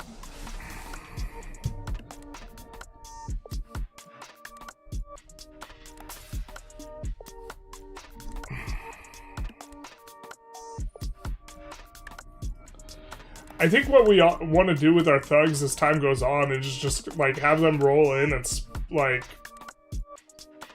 raise elemental earth or something, or have a lot of in-army thugs, and this type of thing, where, like, the fear becomes less important.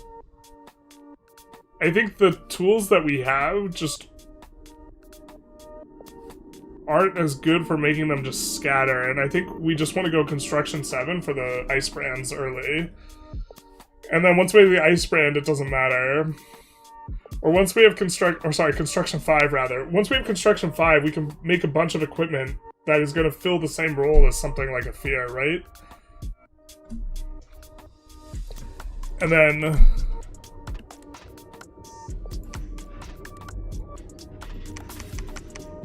this...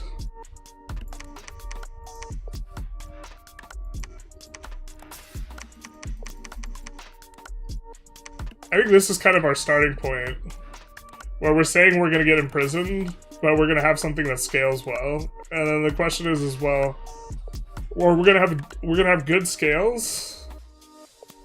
Let's change these around a little bit.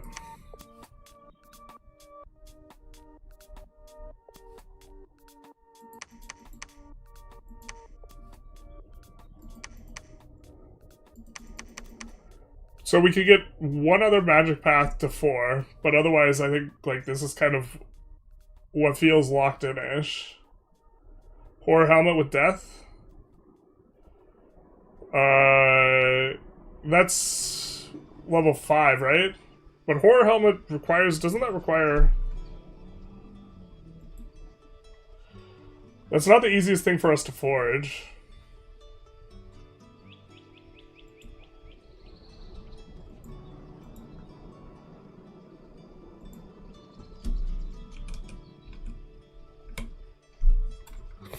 Because we need death too.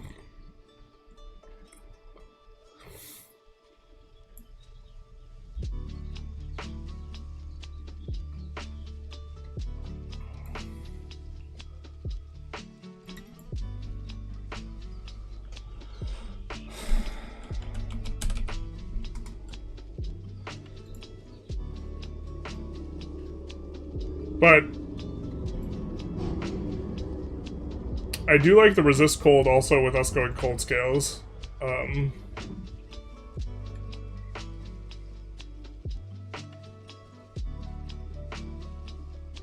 But this clears out indies just fine too. And our guys are like big and have a ton of HP. Like we can let it go longer, and if it goes longer... Isn't there also the birds thing?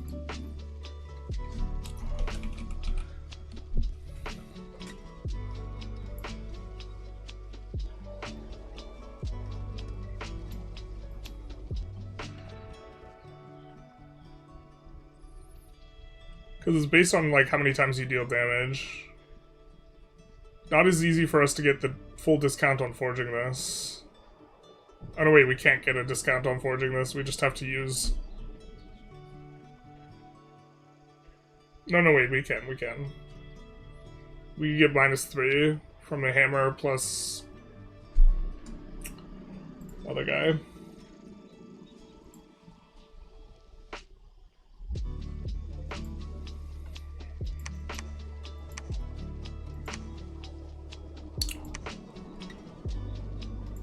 don't really mind this idea, though. Then I don't know what else we get. I mean, we could just get another point of reinvigoration and 2 more heroism. This is effectively giving us an extra attack and defense underground is pretty nice. I think that this is like our idea. If there's, or well, we would want poison resistance. Blood Surge, I think, is also...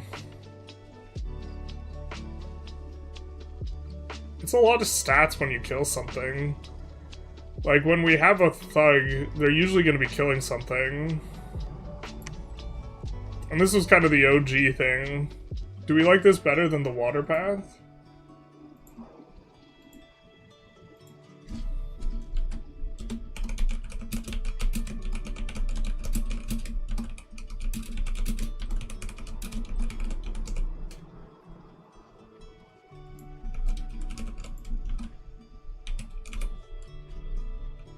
Starting a quick poll on YouTube. What are we cooking today?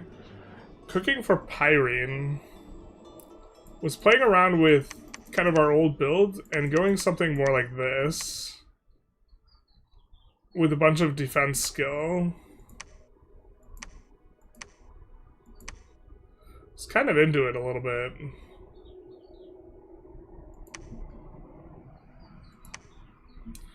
Was kind of taking a poll on the YouTube between this, although I don't know how responsive the YouTube's going to be in general. We don't have as big a party. And something like this, where I think the defense is better on our sacred troops, but Blood Surge is probably better on the thugs. And then I was thinking Enchanted Strong Blood was probably good enough.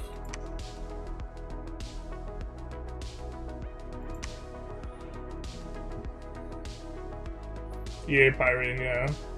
Blood for the Blood God. The other option would be Fire, I guess. Where we would be taking poison resistance. But then, what do we take from here? I guess it's like fire resistance or attack skill. In a world where maybe there's an Abyssia, we could maybe go for the extra fire resistance and we'd have 10 fire resistance on our guys. So if there's an Abyssia that rolls into the lobby, maybe we do something like this.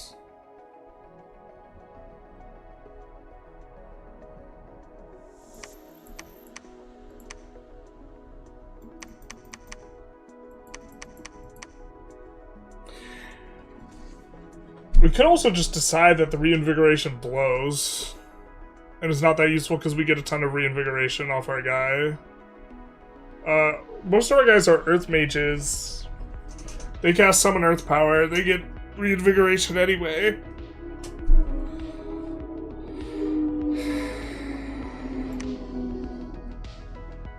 But then suddenly we're doing something way different.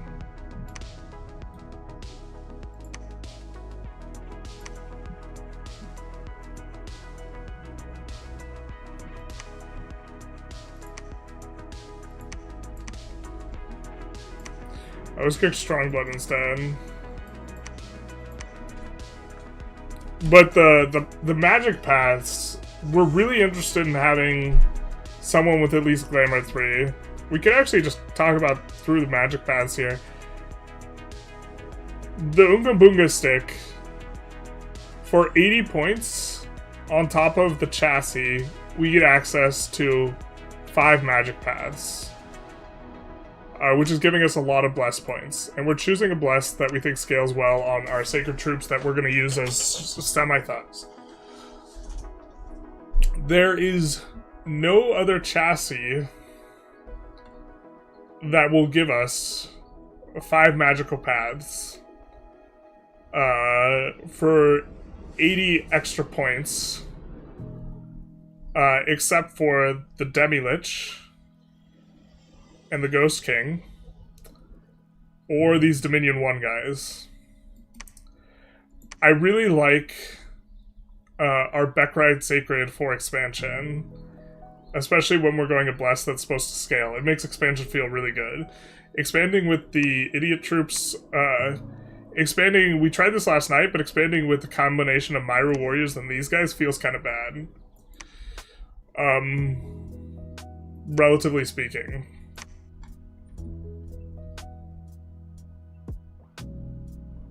If we go one of these guys, we will have a very low Dominion score. Unless... Actually, well, we could go one of these guys and then spend a lot in Dominion. Like we did with our Kailasa build. This is possible. But other than that, this is giving us like a really high amount of bless points and very solid scales. Where our scales, we are getting +2 net. And we're getting 6, 9, 12... 16, 18 bless points. In the menu, you can press X to repeat your last bless. Thank you so much.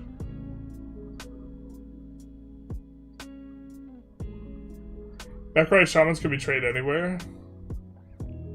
Get the 2 relevant magics. Sacred. Very thuckable.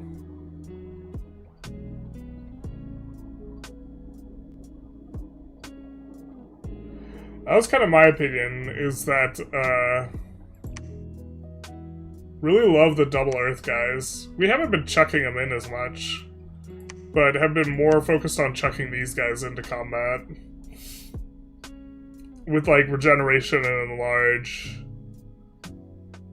They don't have a tremendous attack skill, but we just buff them up, make them highly defensive, and they're hard to kill.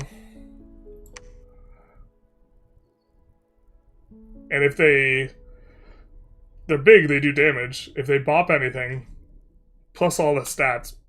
I think Blood Surge is also conditional. If we are against a bunch of undead guys, we don't want to run it, because you don't get it if you, like, bop a skeleton. You can go Sloth 2? Yeah, I think we can go Sloth 2 as well. The thing is that we can't go Sloth and Turmoil. Like, we can't do this. But Sloth 2 is probably fine.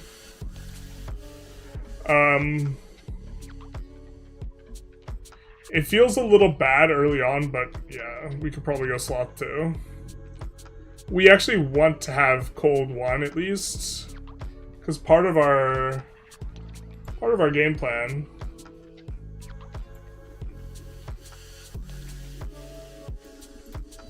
is we were starting to get in here. Part of our game plan is these guys,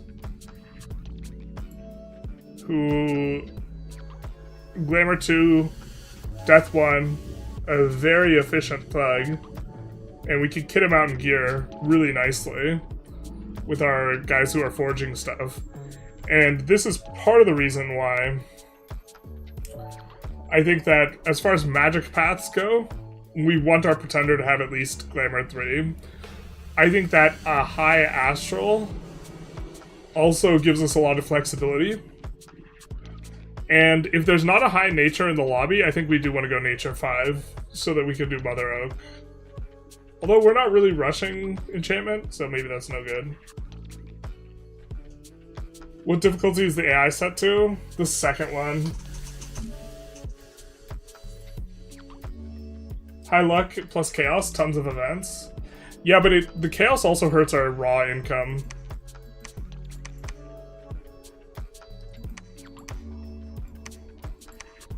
I think that we kind of want to be able to afford a lot of dudes.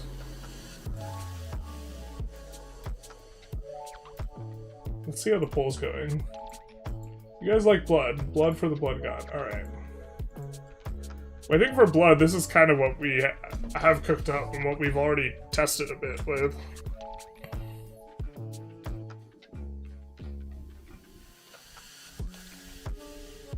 Unless we just rethink the premise. We've changed our Dominion score up quite a bit. You do have high gold costs? Yeah, I mean the Myru warriors are like a ton of gold. But also like the higher gold just like lets us scale up our mage core and our forts faster. And I think we want a lot of forts underground for the extra income.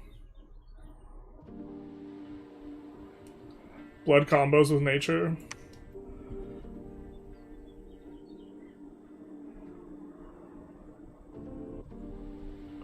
But I do think we can audible off of this. I think that this is probably... It feels like when our guys have a Frostbrand and they get into combat with this, they just like... They hit the guys like once or twice and then they have a bunch of attack and then they just bop stuff. And then for reinvigoration... Our major change since we last tried is we're going cold instead. We could go cold... We could do this. But I don't even know what we do with 40 more points. It's not like we can... push... We cannot push 2 magic paths. But if we had 80 more points... Now the problem is we're getting this big income malice, but then we could add another magic path and get 2 more bless points. It seems marginal.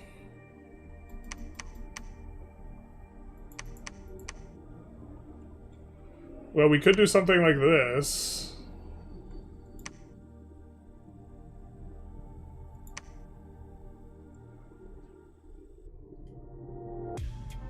Hellbless incoming? Yeah. No, I mean, I kind of feel like we like the income more.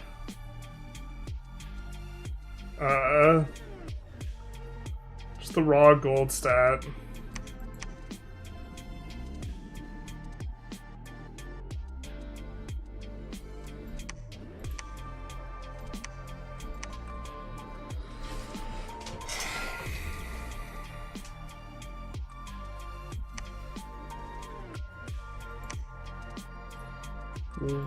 I mean...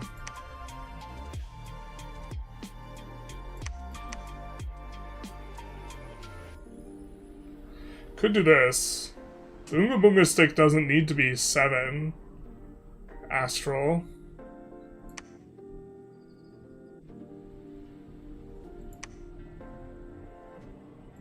Is this the truth? Well, the truth is...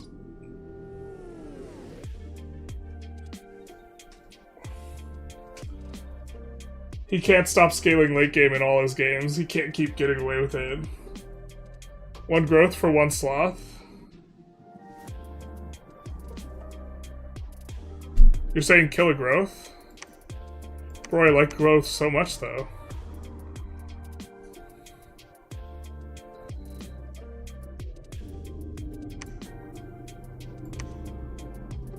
Or are you saying more growth? But do we like this better? This is better underground.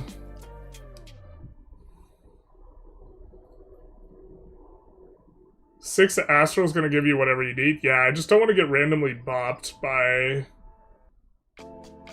someone deciding to... Well, someone's going to have to punt a lot of level 1 Astral Mages to kill us. 3 death lets you breach into infinity death. Yeah, so maybe we're into this. Is there...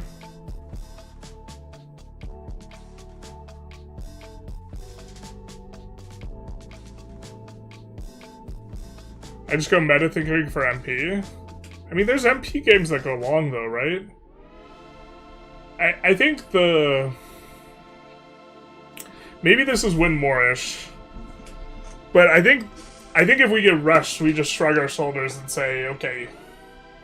I think us being underground makes us less rushable.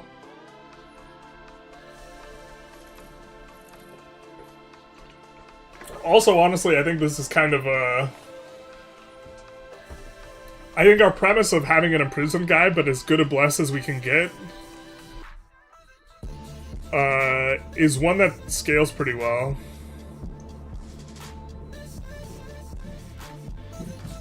I could be off, though. Like, I'm almost certainly going to be off with my evaluation of this game. I don't have enough hours. I'm just thinking of a points efficiency thing. Like, Blood Surge is insanely efficient if it's active. Blur is, like, really efficient just in general. Unless you're expecting people to have Spirit Sight or whatever. Spirit Sight is efficient underground. But then completely negates a whole bunch of slew of enemies. So I think because we're an underground nation with only regular dark vision, we're super into getting Spirit Sight anytime there's anyone on the enemy side with glamour.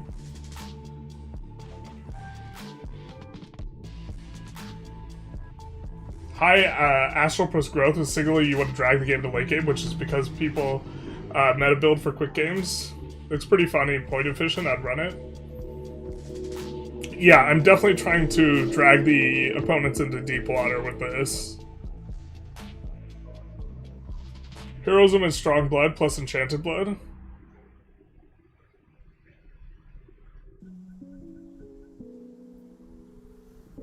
Minus Heroism plus Strong Blood.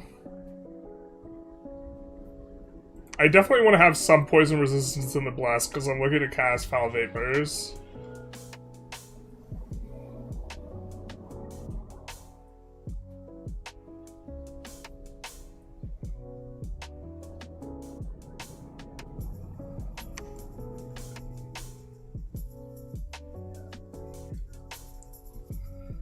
What's the price for magic resistance? It's 2. Also, we're going to be able to cast regeneration pretty easy. I don't think when regeneration is like part of our game plan for our semi-thugs and like our overall army, I don't think I like Enchanted Blood very much. Especially because our guys are going to have a lot of life. Like, this is going to be good on our cap recruitable Sacred. But he's only cap recruitable. We don't have any summonable Sacreds. I don't think it scales as well on these guys. Like, these guys are gonna have regeneration. If we needed an extra point for something, we could just go for regular poison resistance, but I kind of like the disease resistance a lot.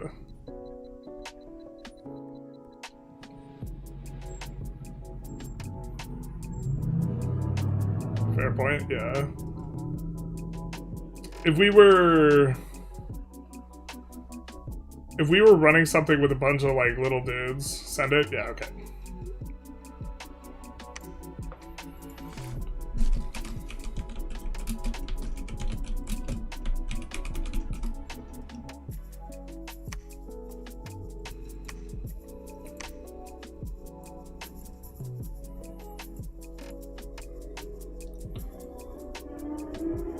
I don't know, my premise might also just be off. We tried expanding with an awake dude, and it, like, went very, very well. I think if someone's determined to death war us, like, turn 12, that's gonna be the point where things go bad for us. Okay, so we roll a fort with no above. That's fine.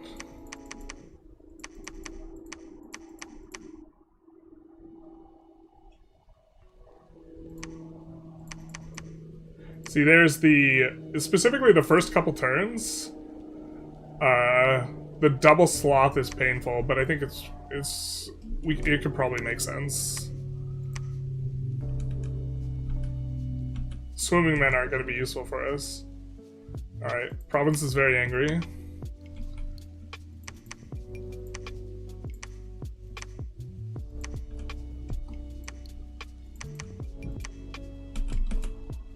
Didn't mean to click that.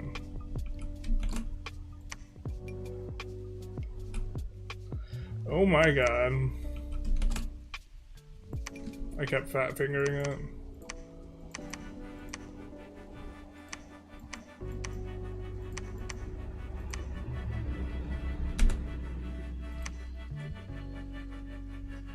Okay, what do we roll? We roll Trogs.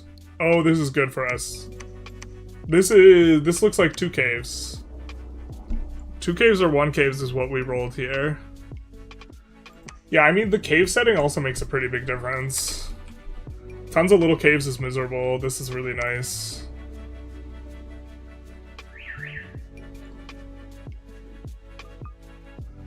I think this is the most flexible into the lava-borns. This will take the fewest casualties on.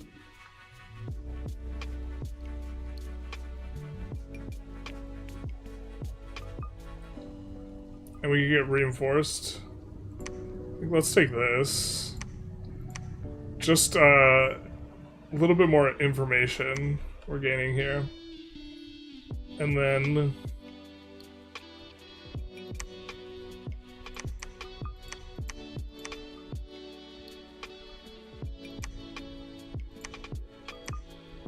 I think if we're recruiting exactly one more guy, we'd rather do this.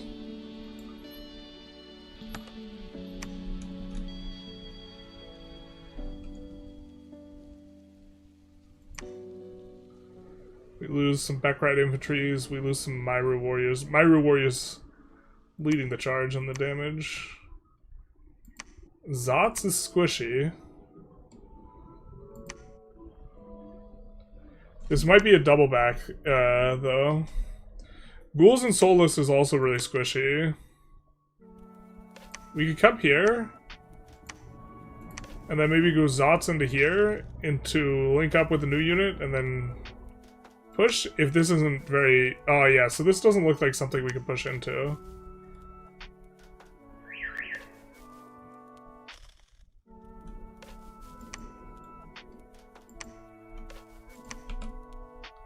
Okay.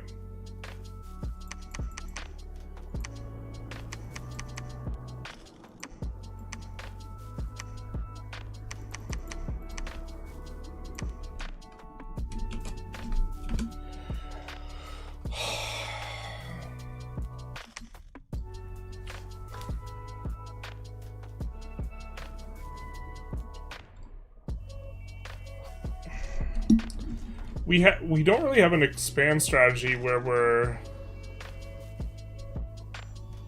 needing personal mist form.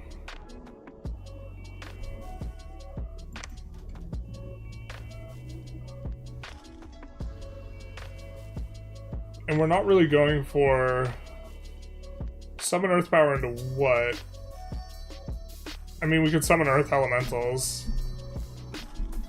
We could go summon earth power into summon earth elemental on some of our guys. Do we want to use gems this early to expand? Maybe that's an idea.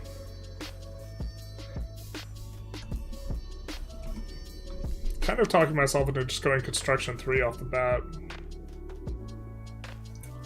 These clockwork soldiers are kind of okay.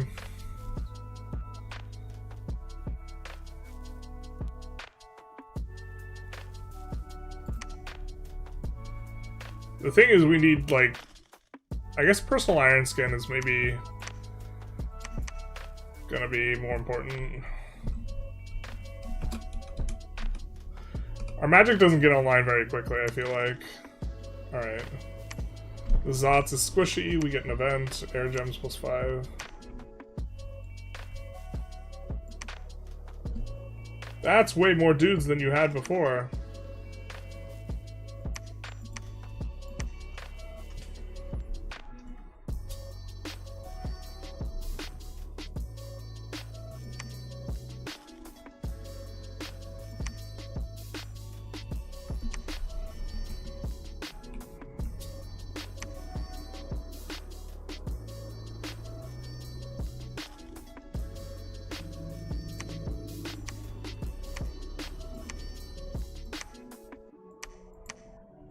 Get vision up there. Okay, we need to think about reinforcement line here.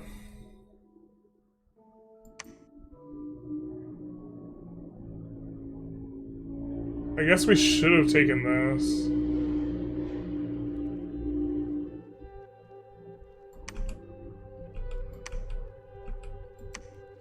Actually, this guy preach.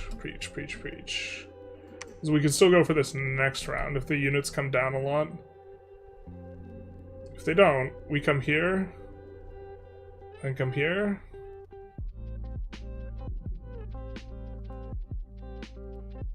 Okay, so we don't need to move our guy out to reinforce right now.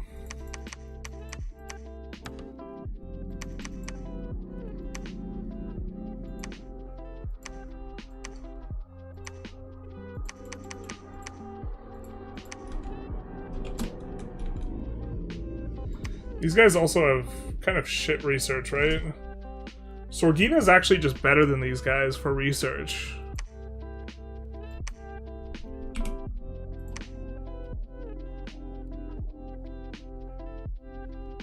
We could just recruit a Sorgina every other turn instead.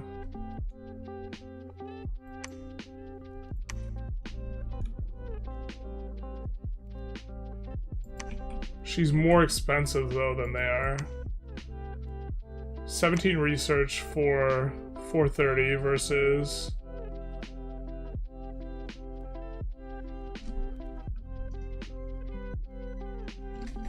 $370. What's the rate for 7? So let's do 370 divided by 14.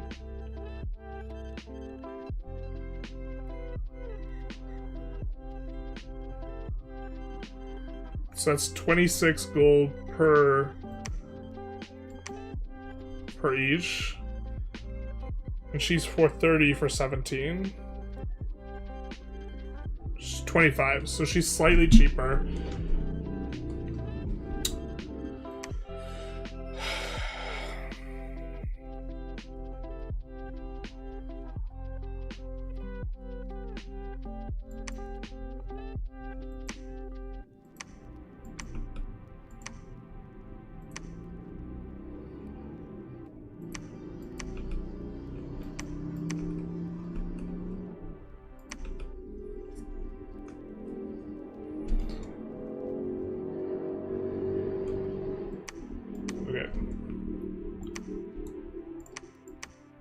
Which provinces have income? None of these have good income either.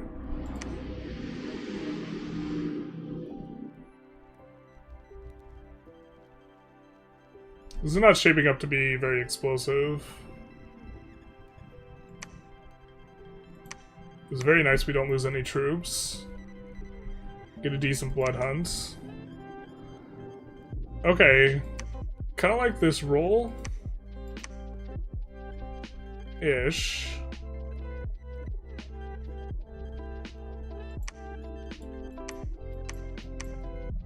Except I think we have to come back. So this is like something we were getting at is like I don't think we use the Sorgina in combat. But yeah, so this is maybe we can expand into that.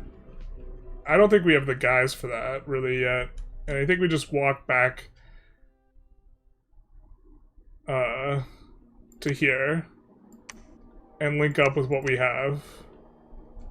So one expand squad feels real bad, but now we can research with her, or we can site search with her. I think I'm into getting the gem income right now, because we're not, like, on the cusp of good research. So, and then we can't afford another Sorgina and keeping this going, so we can just idle instead. Don't have enough resources either. We're kind of okay banking some gold.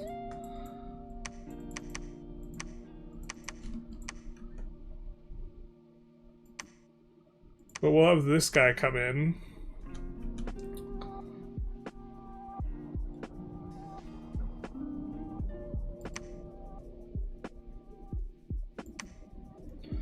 Getting vision on some of the above ground stuff. Just by virtue of spreading the dominion there, so this guy preaching is okay. Okay.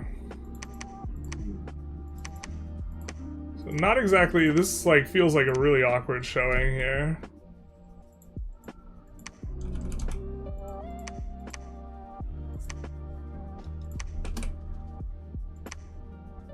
This guy can blood hunt here.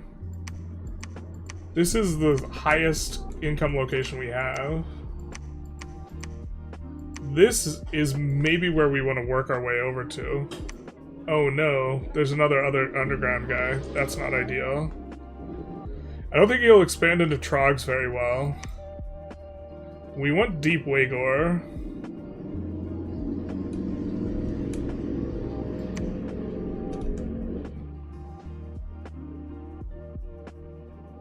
Next turn, I think we're going for this.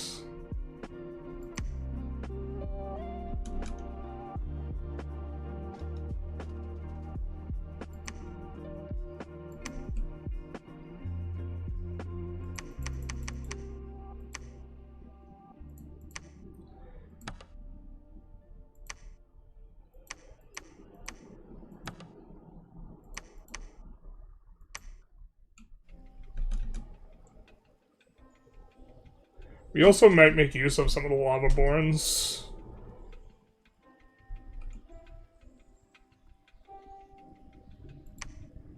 Agartha.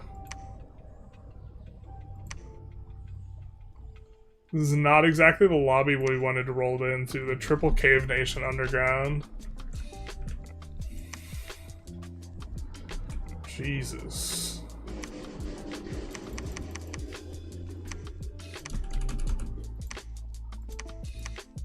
Alright, a bunch of undead dudes here. So that's why we've tried to set it up so that we would have a bunch of stellar decrees. And then those guys are down to 80. Now we can research with her. Recruit another Sorgina? Can't really.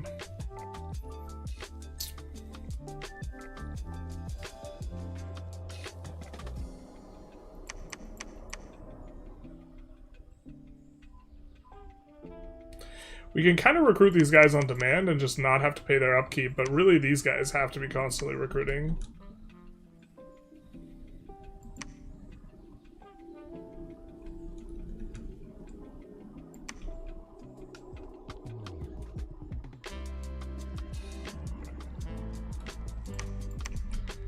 I think the turn after this, we go for... Let's actually go for one of these guys, because it's close. Which one's better between the Sorgina and them? And next turn we're going to recruit another general. This should go pretty well for us, yeah. Maybe I'm a little bit too scared of the ghouls in general.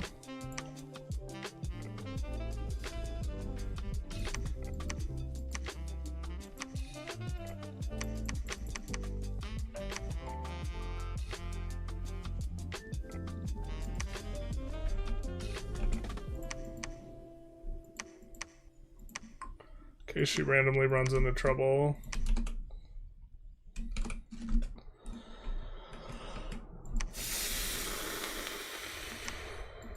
Oh, we're so likely to run into it.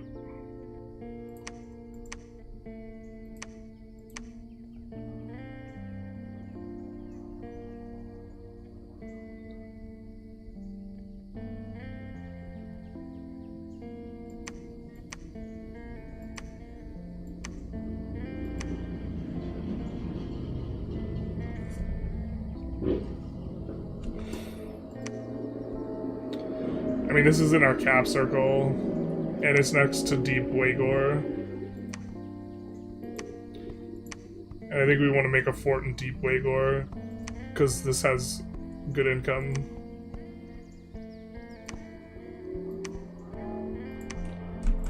This is starting to become a massive headache. We're gonna put the Myru warriors in front, and the Bekrides in back.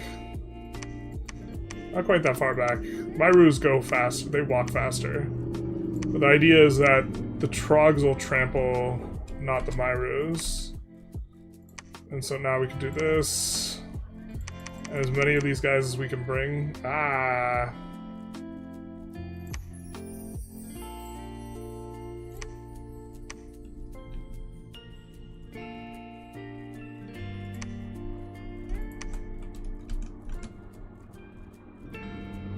There's a decent chance we have to fight this guy.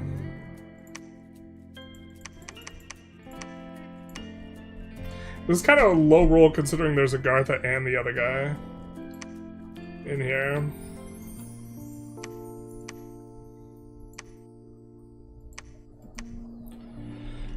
Looks like we lost quite a bit. Lost half of our Myros.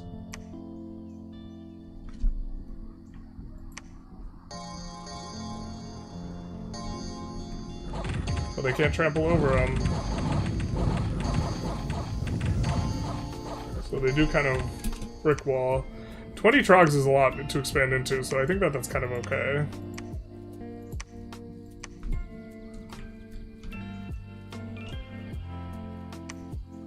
We have another 20 trogs.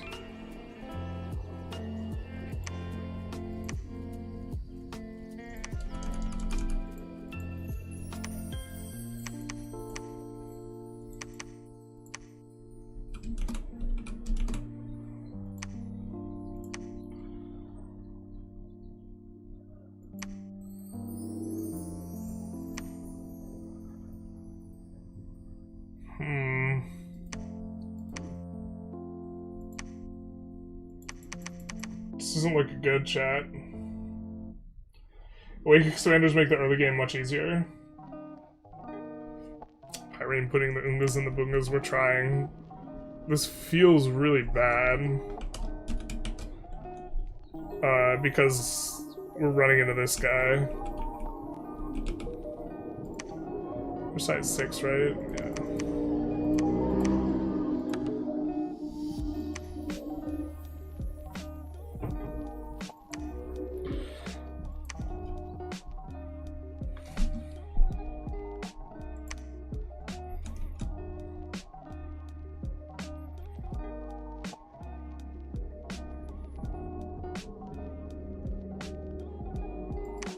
Yeah, getting bricked on this, and then getting bricked to go to the surface there, it's all kind of rough. Deep Wagor is like... kind of... This feels like another low roll relative to some of the practice games we've taken a stab at, I would have to say.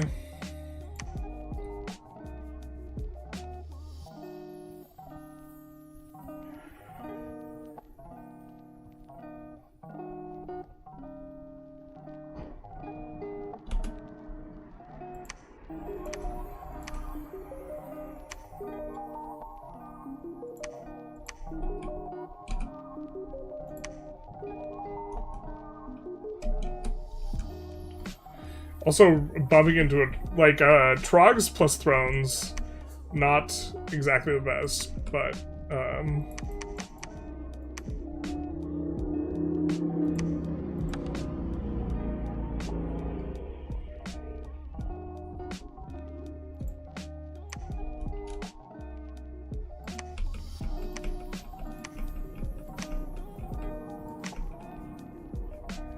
I think we want to get the Zots recruitment up and going, though. So we'll work towards getting a temple over here. Or sorry, not a temple, the other thing. The lab.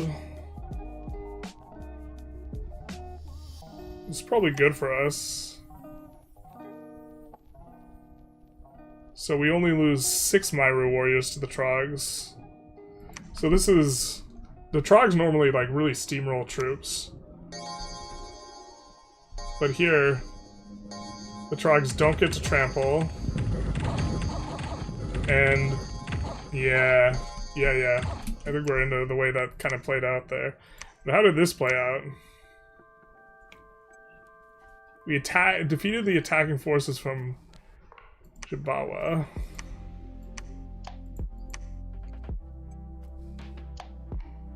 We lost a Bekride champion. The scout does a lot of work. Our guards do a lot of work too. Let's take a look at this. So First Blood. They are gonna jump on top of us, so...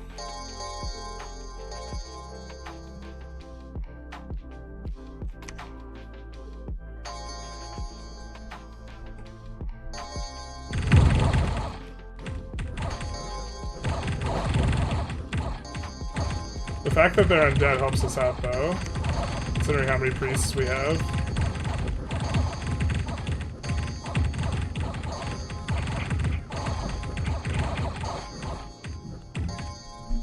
And then, yeah.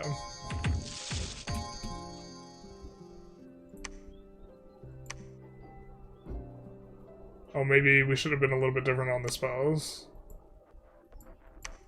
This frees up a lot of our income, actually. Let's have these guys a little bit further back.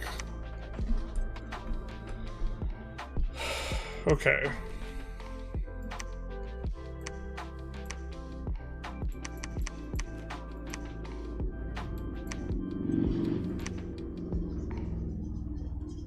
We need to rake back 200 gold.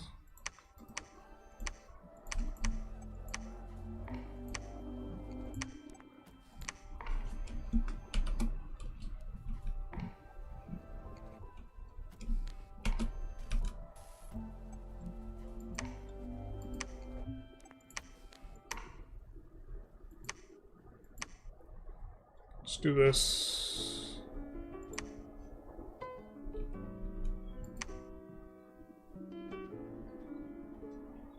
This place has like no income. We're looking at this up here. It's unfortunate we haven't found any mines. That would have helped out a lot.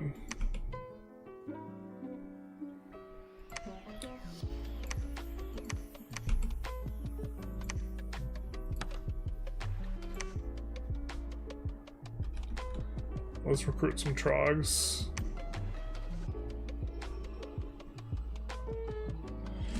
You could have more from the shamans and later ship them to the armies for buffing, which you need to switch more research. Yeah, but just looking at it, like the long-term perspective is the cap turns become limiting eventually.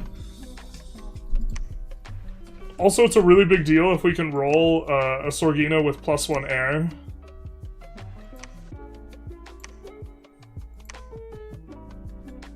Cap circle first. Yeah, I think that was my bad. We should have focused cap circle. You have an EU5 question if that's okay? Definitely okay. 100% okay.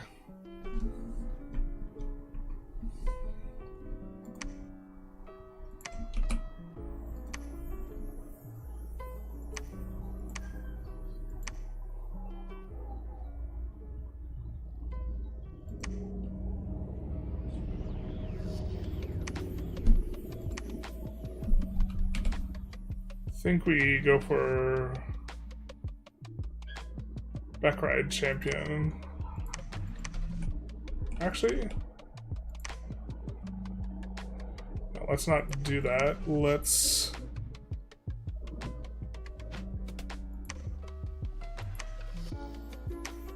have this guy move.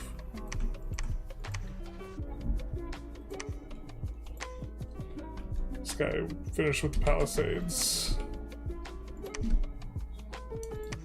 And we can start on a Gentil.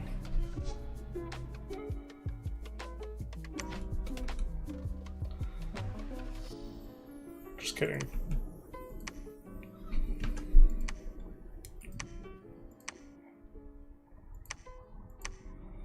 We want to build the lab here.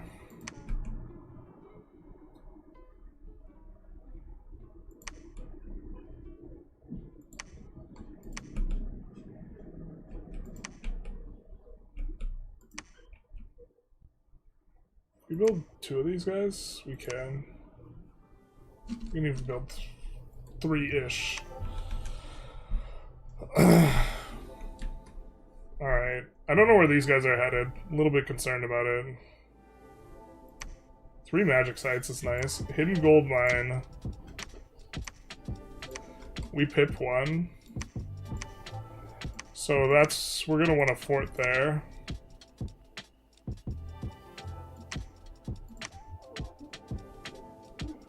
Give vision up above.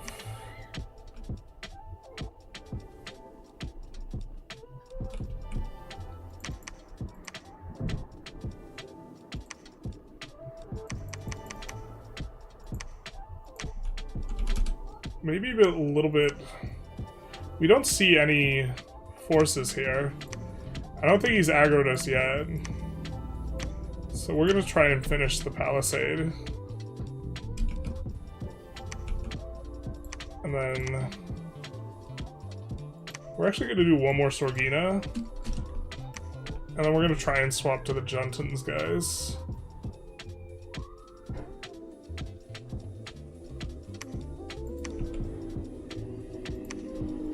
And repeat the recruitment on the Zots. And this guy can pick up a squad now. So we have our path to the above ground. We have a couple forests here. And in particular, Wicker Woods, or both of these look pretty good placed for us. We could make this guy move on over to the forests. I think I like that idea more than trying to set this up. I think this... We do want a fort here, though.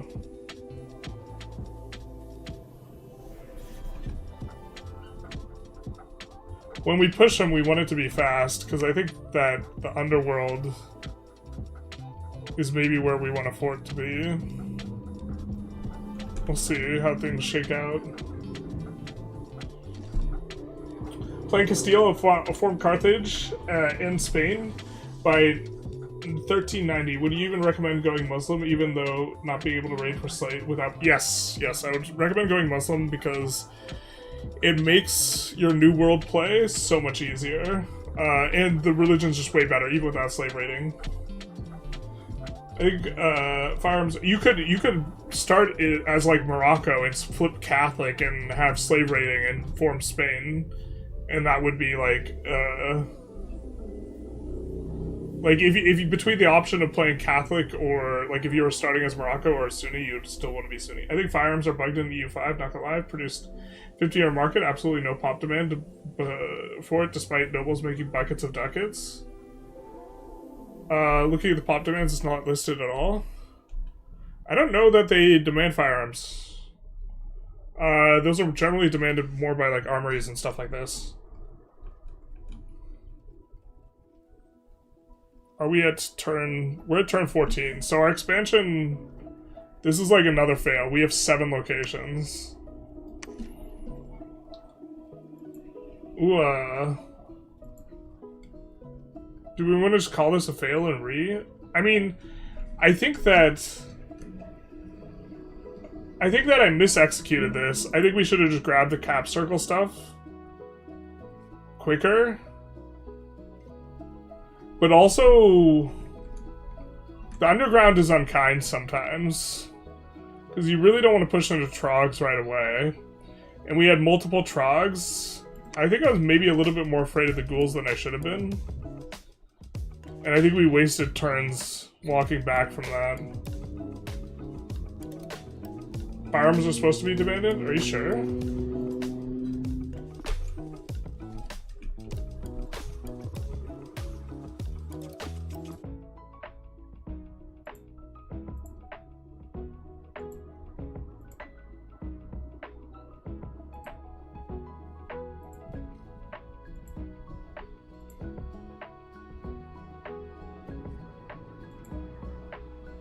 I'm just pulling up the spreadsheet.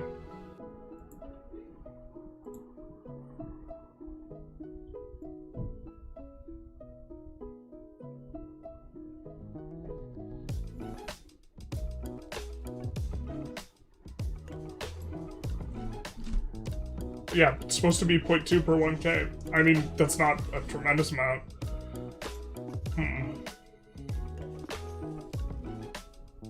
And they're not being demanded at all? That's weird. That's not how it's supposed to work.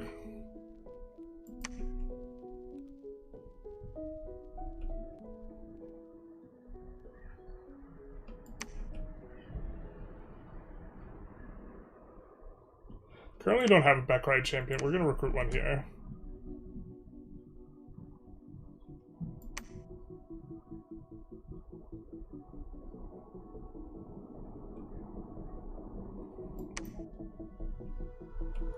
We could also recruit a shepherd, but I don't think that's exactly what we want. We want a guy for making a fort here.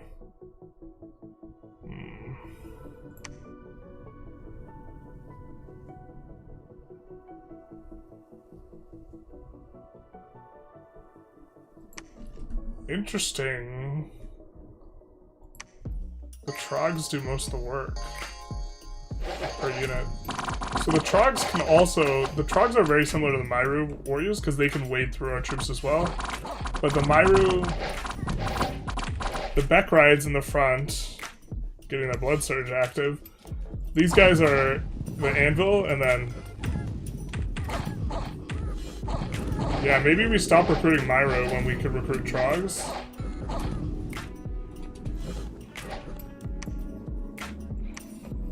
Looks like one of those Trogs routed, though. They're also, like, 30% more expensive. 14 morale. Their morale's not bad.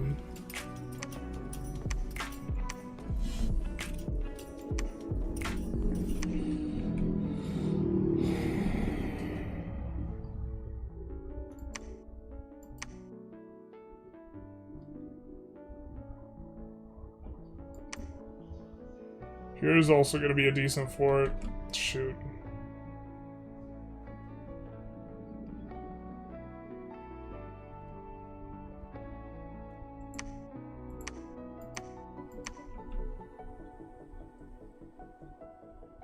I don't think it makes sense for us to stop recruiting the Sorginas here just yet.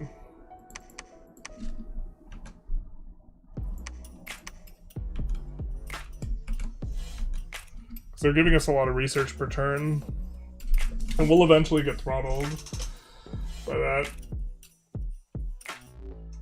No, it isn't a good start, which is still nice. Still nice to watch. Yeah.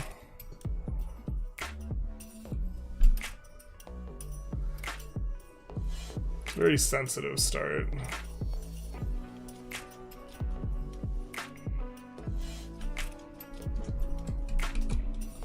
I like that we're site searching early though, like in terms of the positives. Can this guy do this? Oh.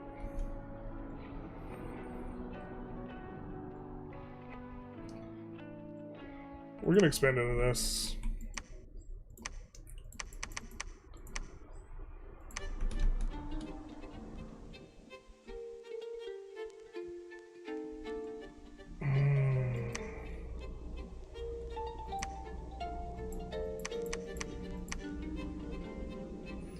I think the AI gets dissuaded if you have at least 15.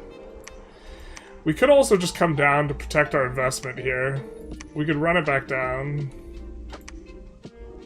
So right now, the concern is that these guys could come over here and break our 1k investment.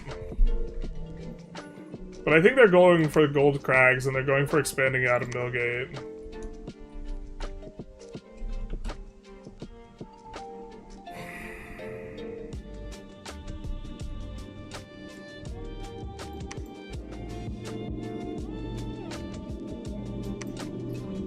It is after the first year, so the AI does kind of get jiggy with it a little bit. Let's just take the safe play here. Put it to 11, negates more bad events. Okay. I think we'll just protect the investment.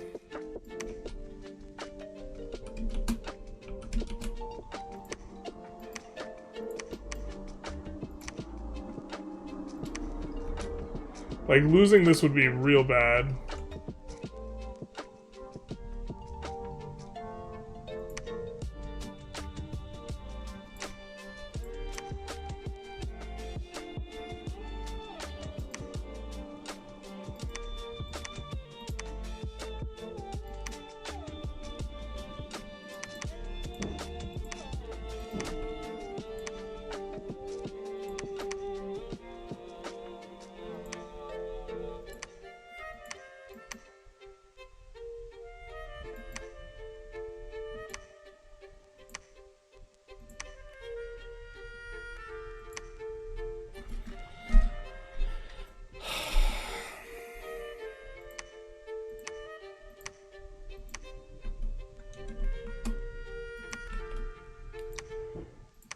Per cap turn, these guys are more gold efficient.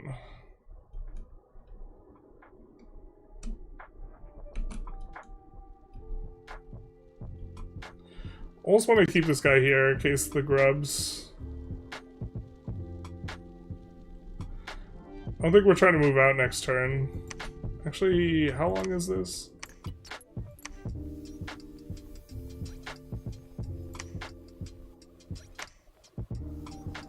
We are trying to move out next turn. Alright. I think the Sorgina will just... We'll come in here. She's good to retreat.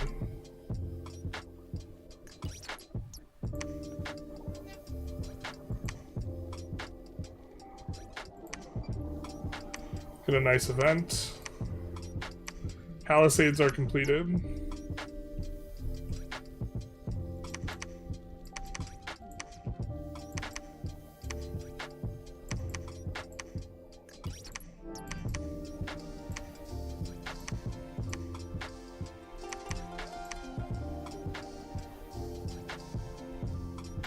Ooh, yikes.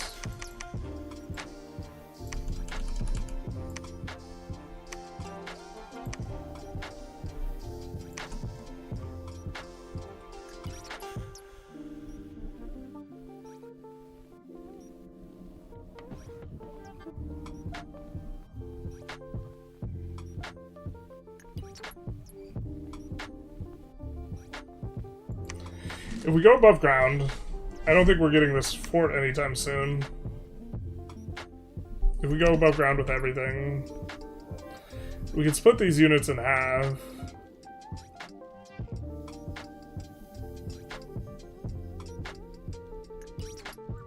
We generate a lot of income from the above ground.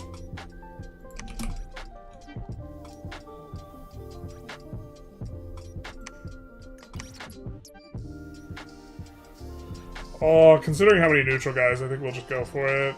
And then I think the above ground will palisade up here.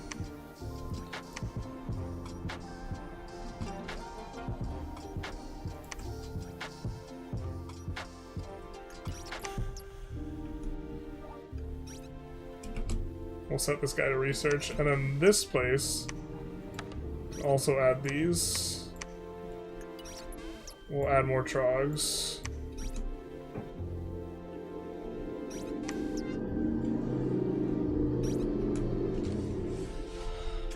If only we could have rolled blood on the first try. Wait, what's going on here? Yeah, okay, we're good. We Gucci.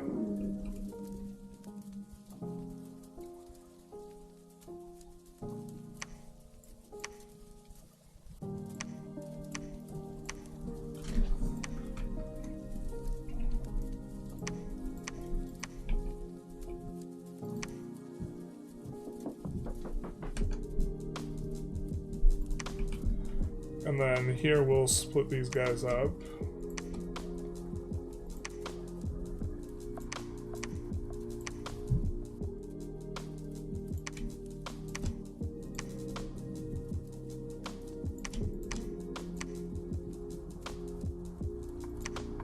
As even Stevens as we can.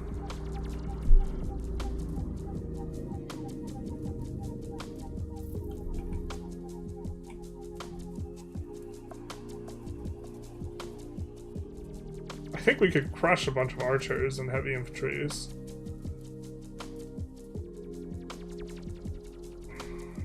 And they're linked up right now. Okay.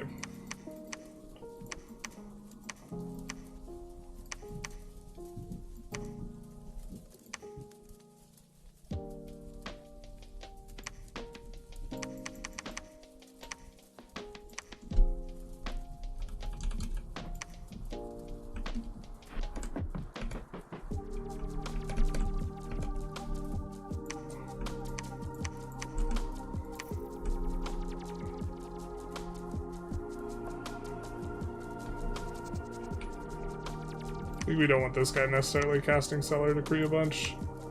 We'll let him figure out what he wants to do.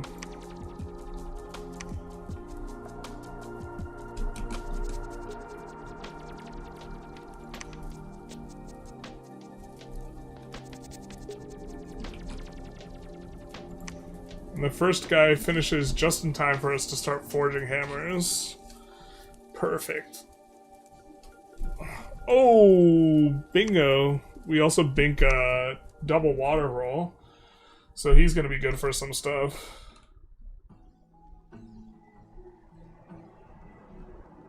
$6, 11, and 21 are benchmarks. Shift plus question mark for more hotkeys. Oh, hot. Okay.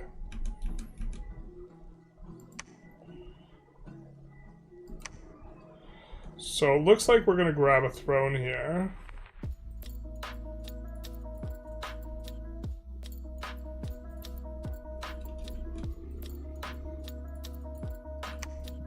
And we're getting another palisades up here. What are these guys random?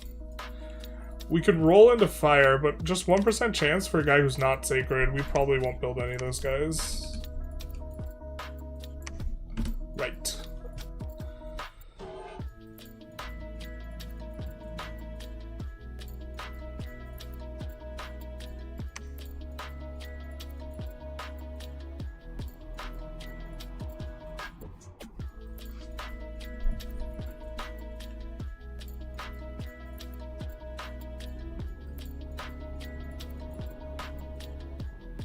I think in general we want to summon Earth Power.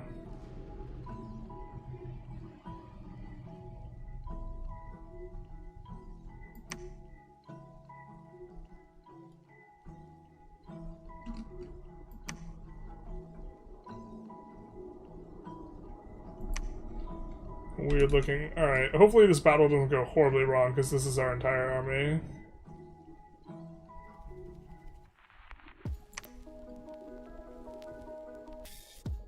Find this.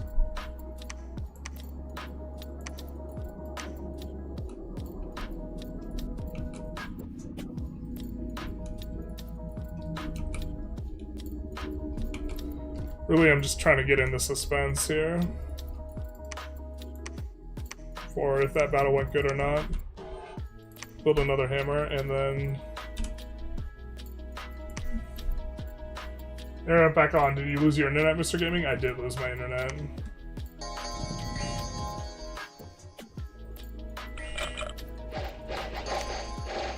So yeah, this is really exactly what we want, is the front line eating most of the archer damage, and then the trogs and such get in right as...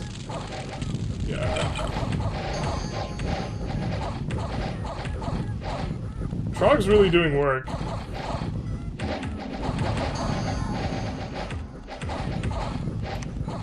So, cruise through their front line. They have mages, which is kind of a problem. Virus flee. The Trogs are staying in strong. A couple of them.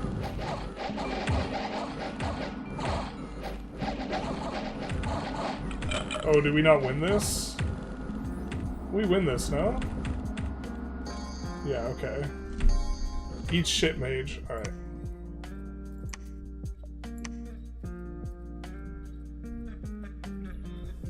Trogs kill 52. Our guards coming in hot.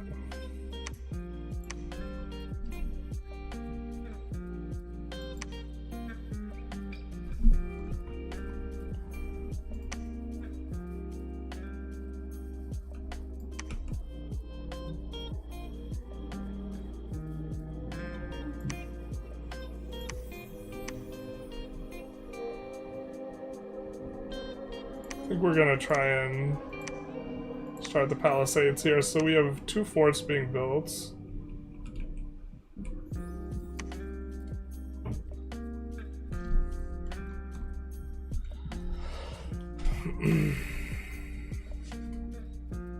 Could start a fort here, actually. Oh, and we roll a crystal throne. Magic.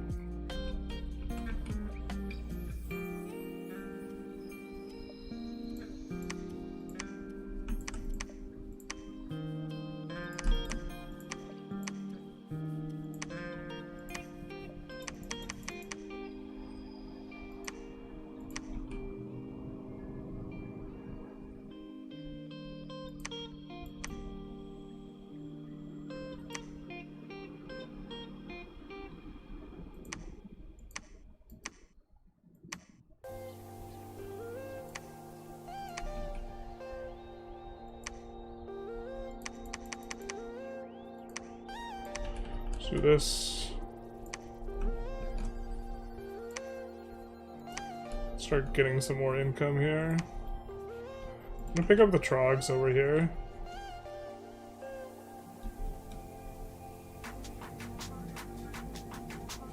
And look to keep this as kind of a pivot point. Because eventually we're going to want this. These two forests. Don't want to overreach. And we do want to pick our units back up. And these forests in particular are going to be nice for recruiting our mages. Especially once we get our gem income up.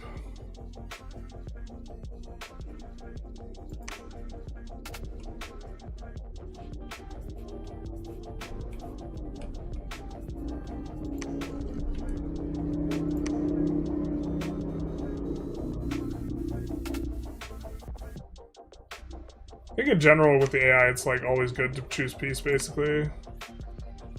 I don't know what happens when you break the peace, but it's never too big an issue.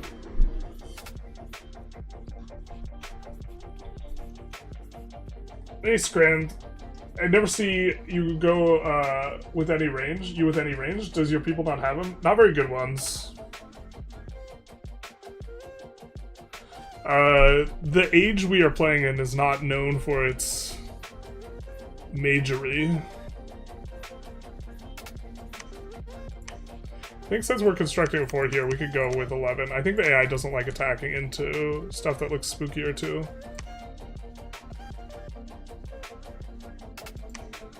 We are repeating recruitment on the mages there. We're repeating recruitment on Zots over here, and we're repeating recruitment over here. So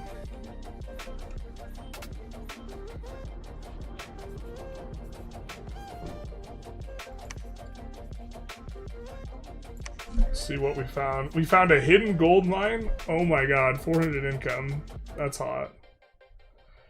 That's that shit I do like.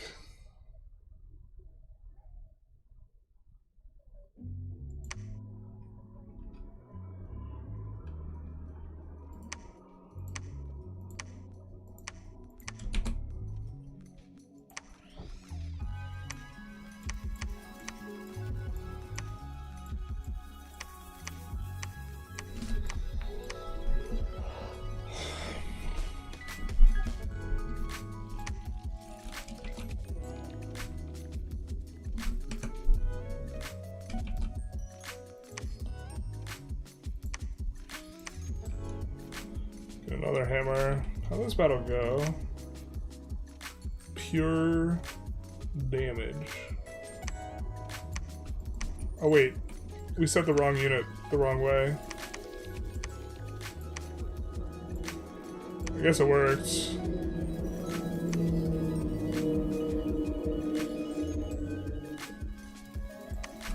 Let's see a little bit where people are at.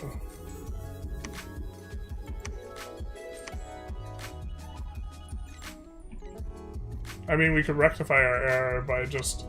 And this is kind of a bigger stack. Maybe this is okay.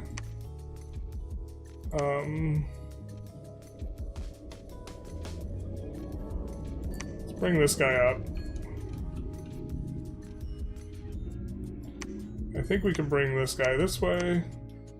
Be kind of efficient with our researching, or searching, rather.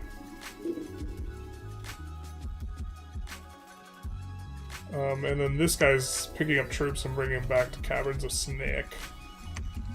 I'm a snake.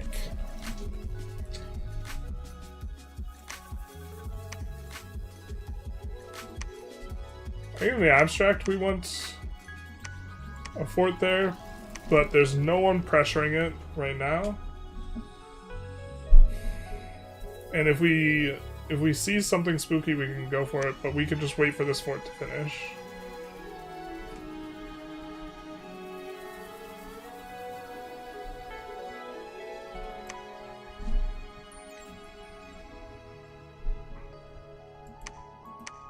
I think Alteration 4 has, yeah, Stone Skin buff for our troops.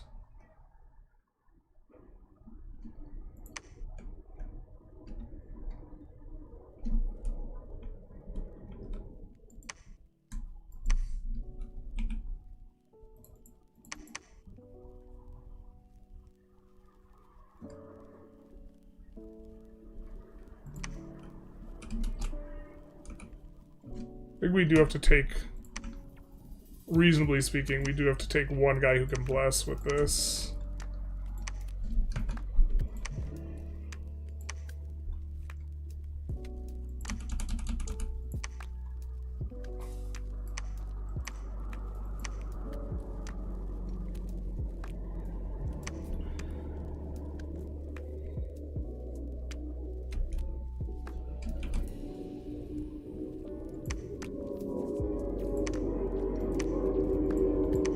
It's only going to cost us 1 nature gem. We have 33. Now we have 32 because we are getting a discount from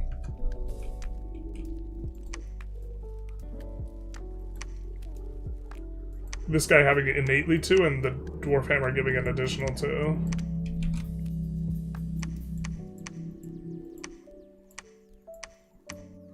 I don't know. This would be the point where we did some oppositional research if we were playing against human opponents, trying to figure out what what we want to deal with them, but we would spam the bejesus out of this for that one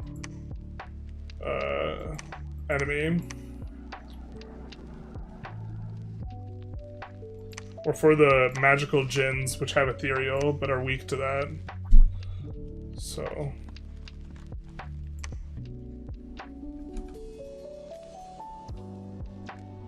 These guys. Ubar.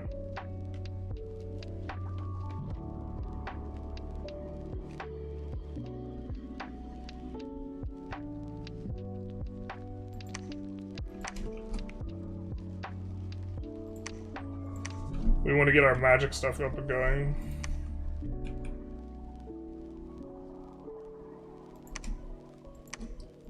Looks like the trogs are a little bit less survivable.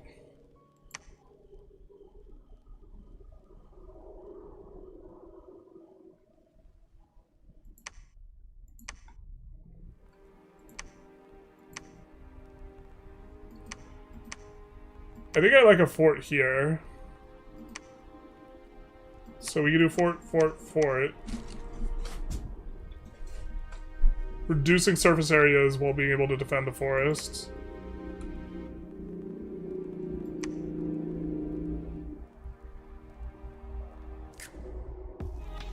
I think this guy's got one more turn.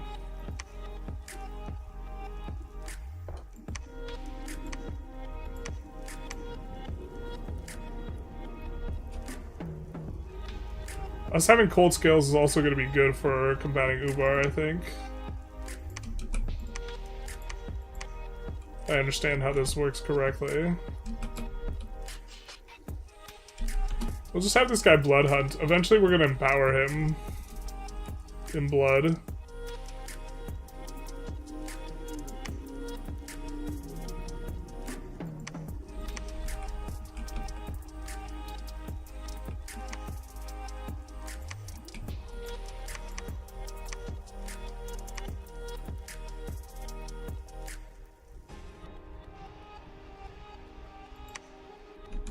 Move some... we don't need this guy to move troops around. Let's use him to research. Actually, I think we're... Are we doing this wrong?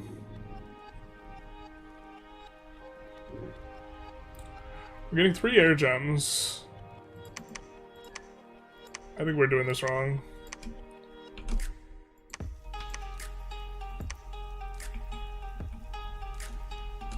We want our research monkeys to have owl quills. Real bad. That like nearly doubles their research.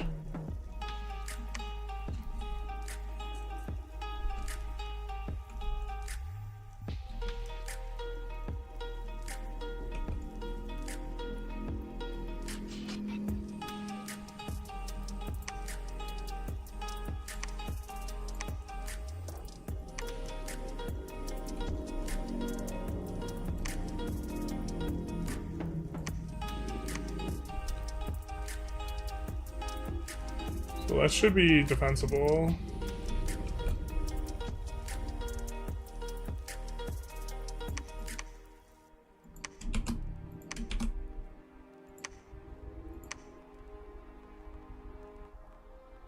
Make another dwarf hammer.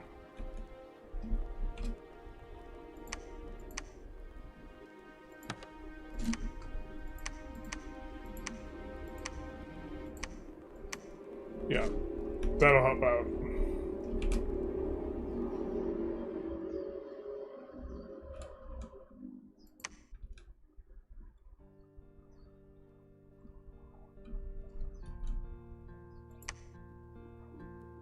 Wow, we lose 8 guards there. This is the poison damage.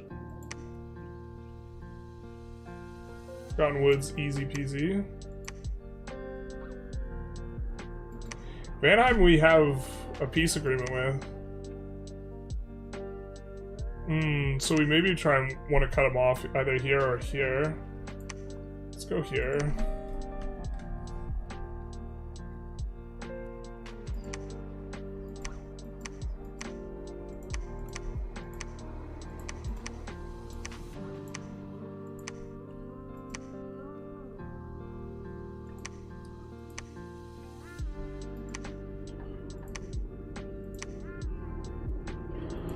Build a temple here. We have too much money. Oh. If Vanheim's over here.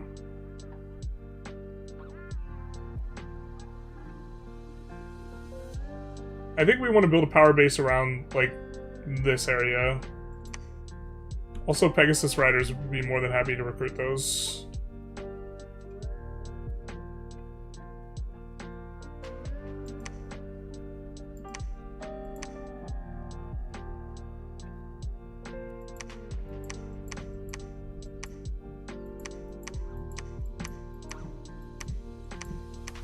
Try and see more of what's going on.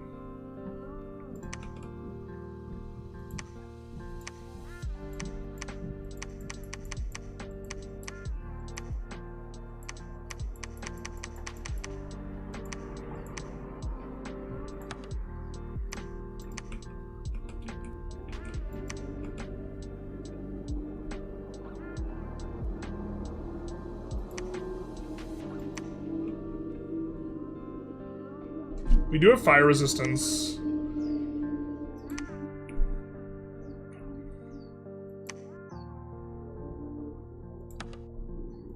Start recruiting some of those guys. Actually, let's recruit like this.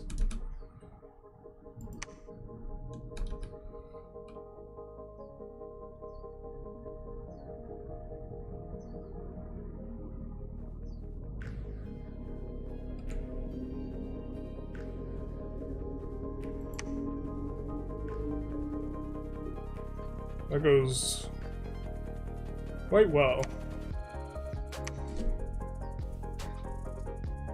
Is it like turn 4? Not like this. Shamed immediately.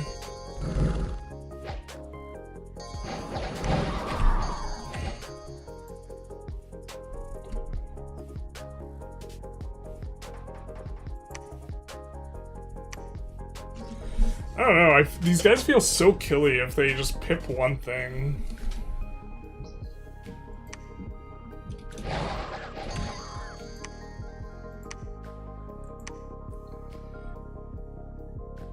The thing is it's a lot worse if the guys are undead. Something like this. It looks like we are disturbing the communication here between the two. Good.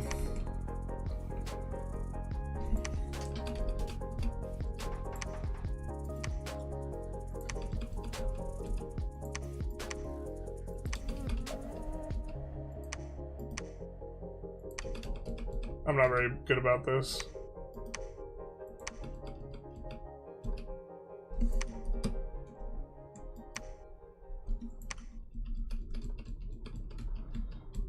The forests we're going to keep unforted. I mean, I think if this is multiplayer, we're delighted with where we are right now.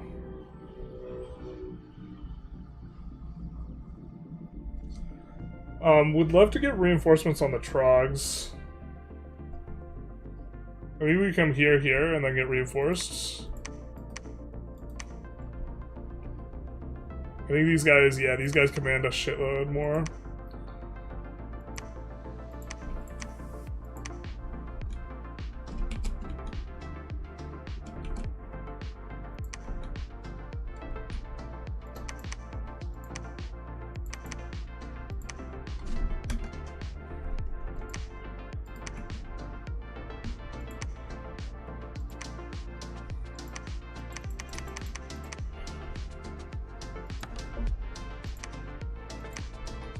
Or when we get another thing, and then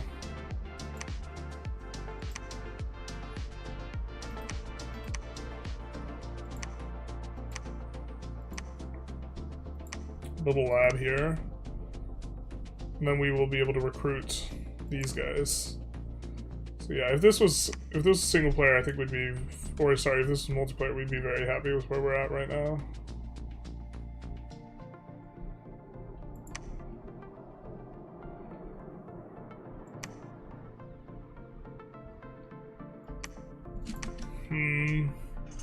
This guy's gonna waste turns, I feel like.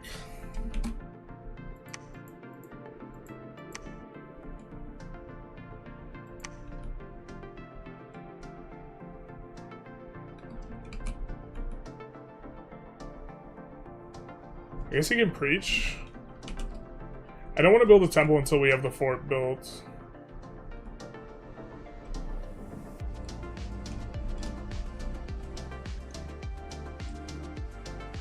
They do have some stealth guys.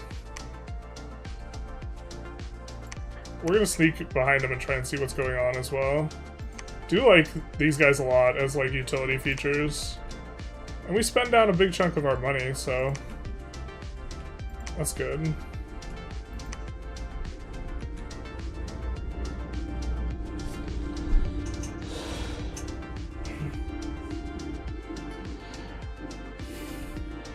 I'm playing Sombra Warhammer mod, it's pretty cool. I haven't checked it out.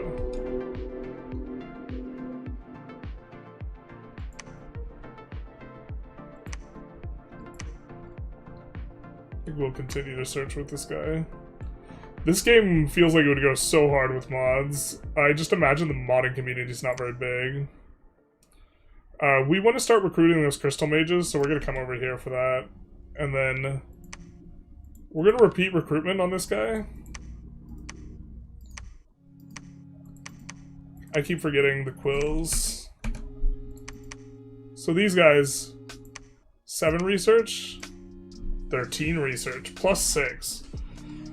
So that's a pretty big deal. I think let's get... Do we like Berserker Pelt? Berserker Pelt and a Gore helmet on like those Tartaros, like, seems like it'd go kind of okay. We could maybe experiment with that a little bit.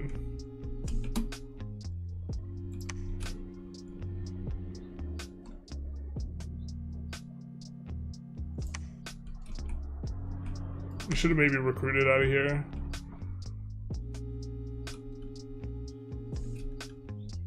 I think I'm maybe under-recruiting, like, these types of guys.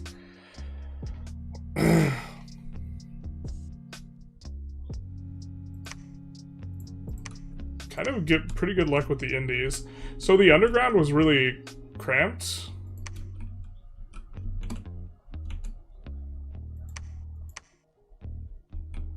But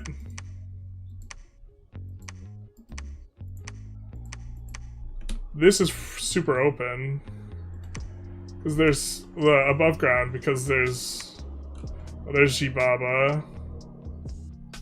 I think this is us getting attacked, to be honest.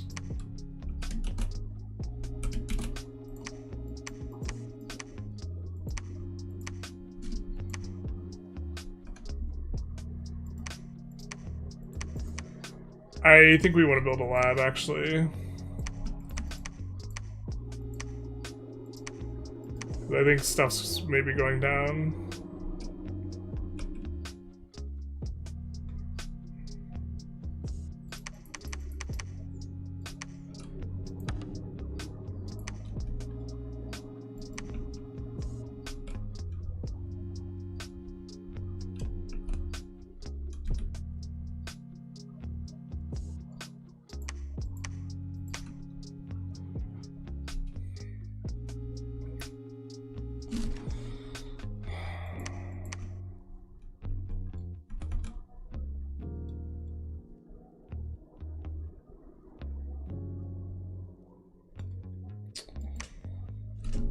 He's such a big stack and he's got nowhere to go but into us.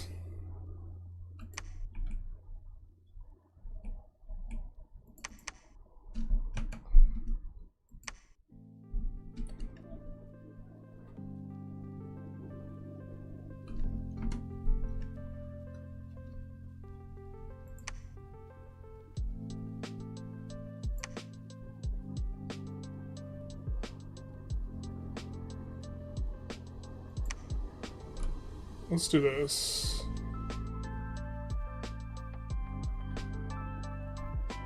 You get a Sorgina in there too, in case it gets sieged.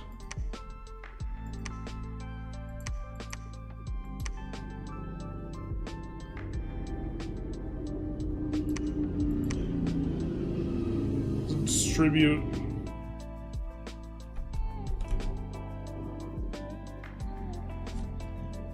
Some of these guys a little bit. I mean, this is the soft province, but I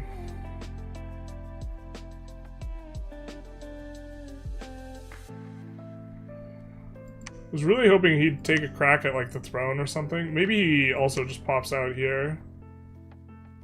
But that's like, that raises a separate issue for us actually. We want him to try and attack the throne here and go fight Vanheim.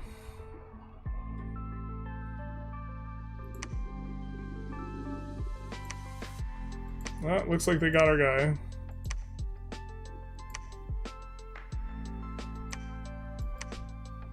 Yeah, that's what they do.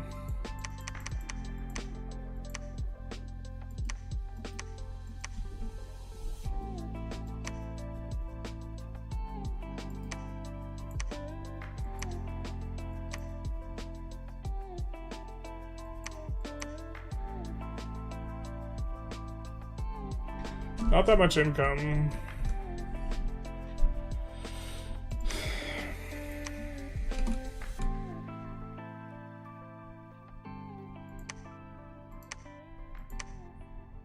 Lab first. I think these guys might only require labs, yeah.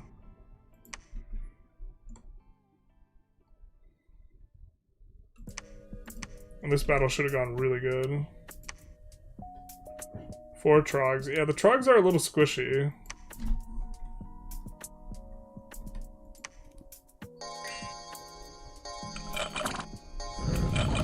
Oh yeah, they ate the spear charges too. We maybe should have had something different considering. Not the best versus Cav. They do so much damage though. They're so hot right now, Hansel.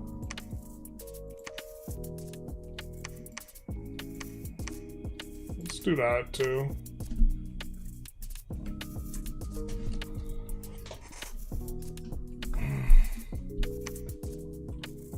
There we see the other underground civ.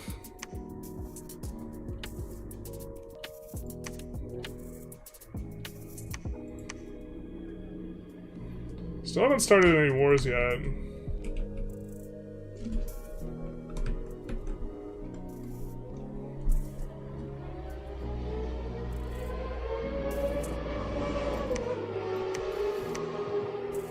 Let's go to fort location.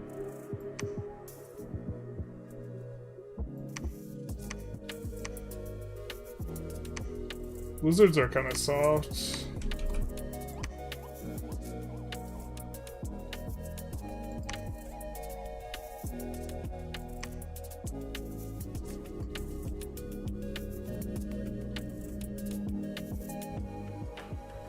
I think we want to play to this side on the right. I think we have enough guys that we're kind of okay going into some barbs. Oh, they have nothing else. Wow. So they should actually be somewhat weak. They get a fort completion. But with the fort here and a fort here, this would control everything basically. So if we want to ever contest them, we got to contest them there. Would rather go Blacksteel. Berserk +1 is meh. Okay.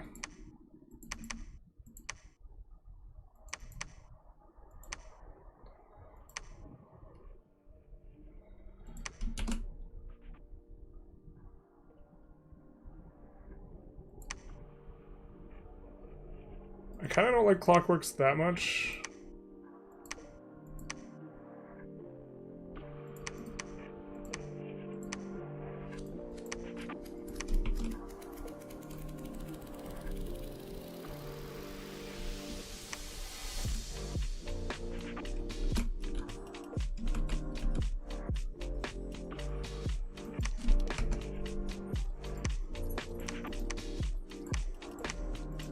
I guess. Oh, I think I made a mistake. No, no, we want to keep the...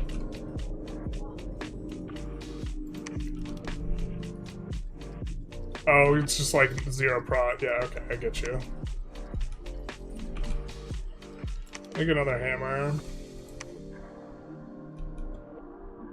Our hammer economy is coming up. I think we want a temple here too.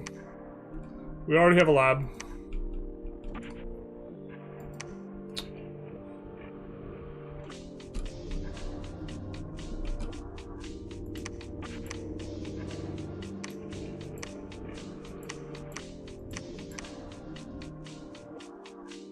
Is there anything that would help us with Shibaba?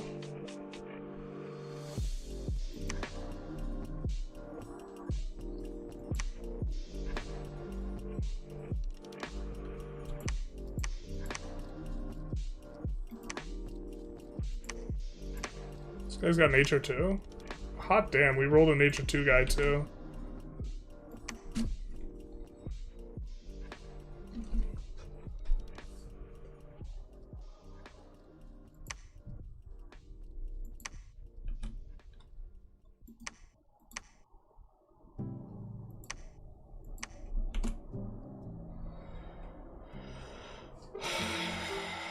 I guess in the interest of having a productive turn, we're gonna cast Clockwork Soldiers.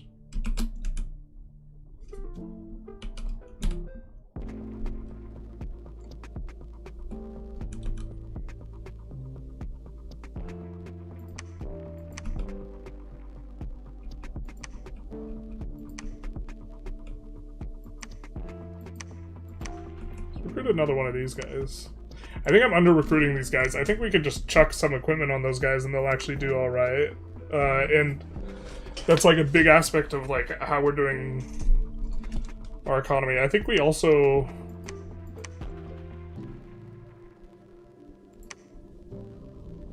want to upgrade this to a fortress. Because I do believe that gives us more... percentage gold modifier, and this is 425 gold, so...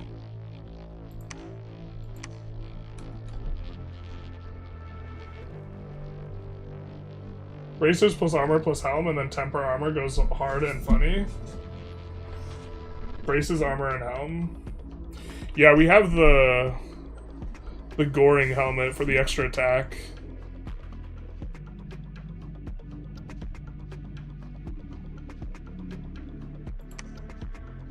What do we find?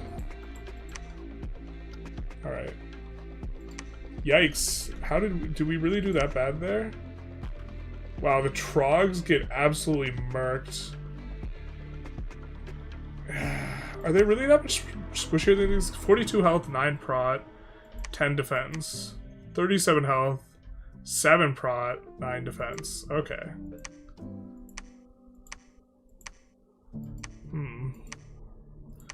Seems like more units are dying than should.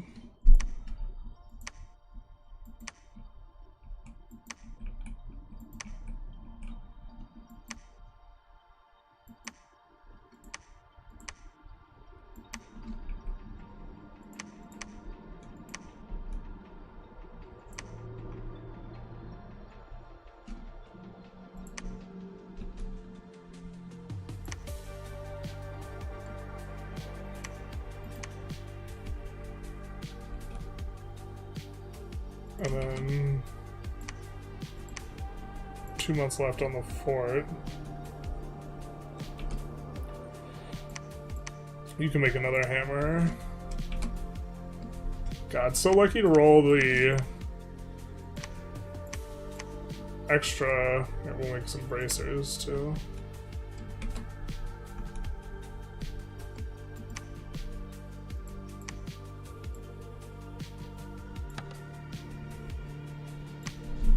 For QOL, I like to alternate.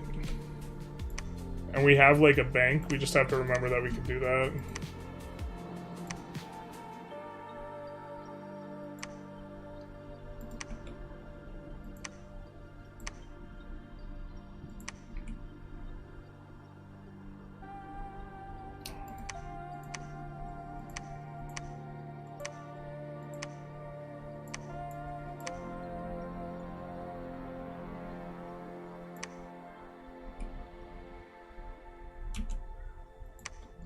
We see Ubar get in there, in the mix a little bit.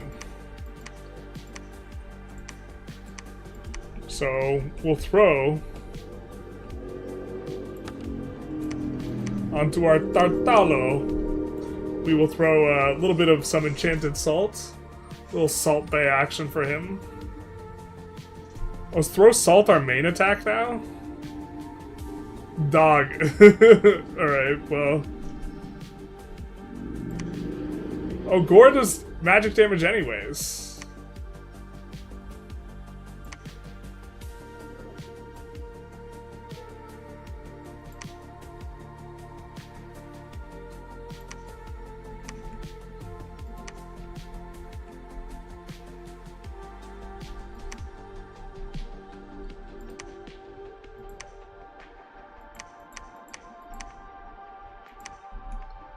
Add a little bit more PD. I don't know how useful the PD is against him, though.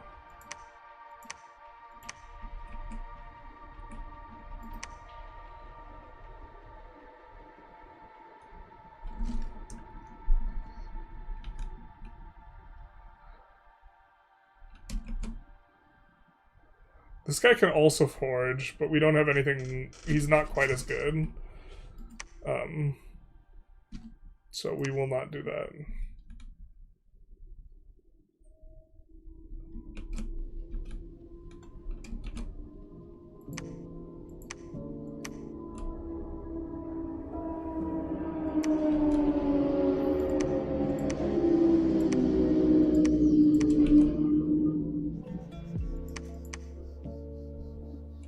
Let's do some of this.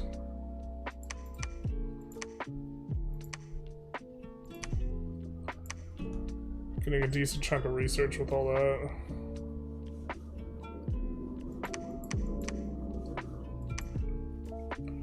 Where are we going with this guy? He's kind of got nowhere to go.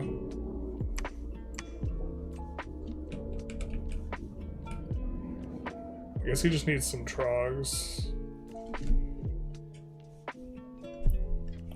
Could be ready to do some work.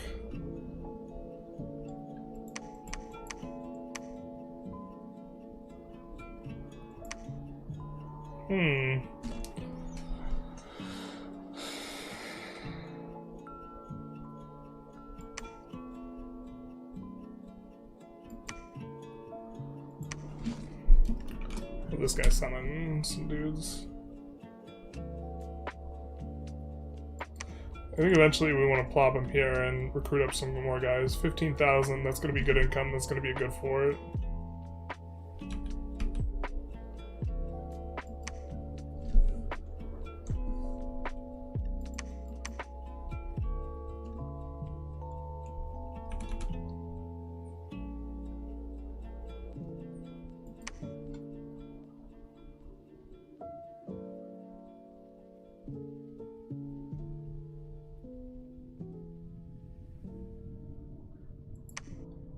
Oh no, we lost our we lost our prophet. Not like this. We wanted him to eventually die anyways.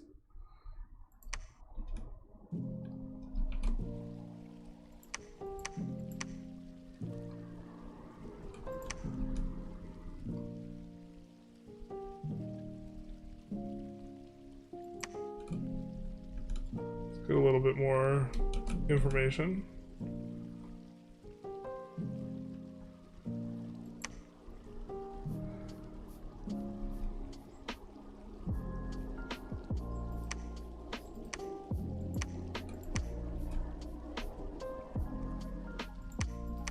So we want some tribes from down below to come up.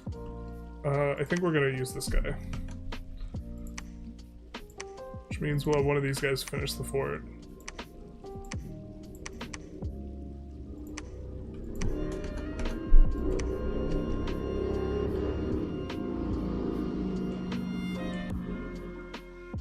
We can start doing this. Let's... I don't think we need more of those guys.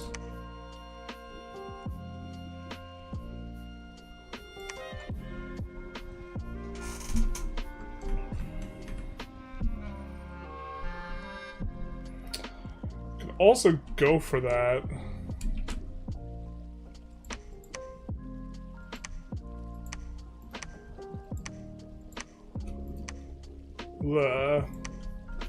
Maybe we don't want that guy with us.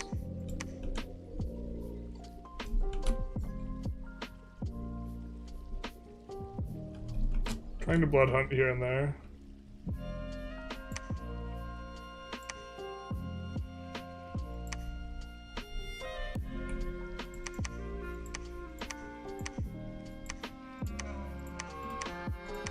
And this guy can search.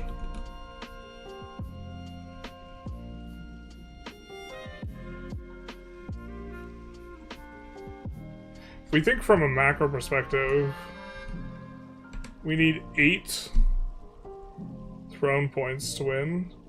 Thing Woods is behind someone with whom we have an alliance, but Stormwoods we could go for it. It's 1, 2, 3. So we have to think about where the last one is.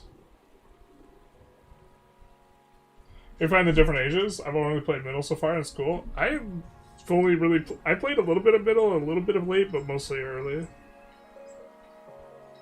LA is blood, death, and crossbows.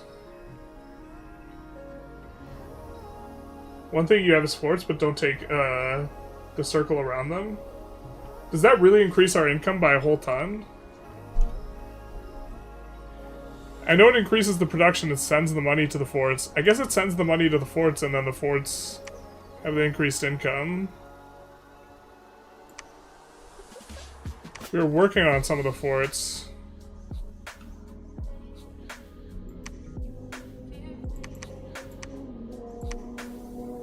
I just don't want to...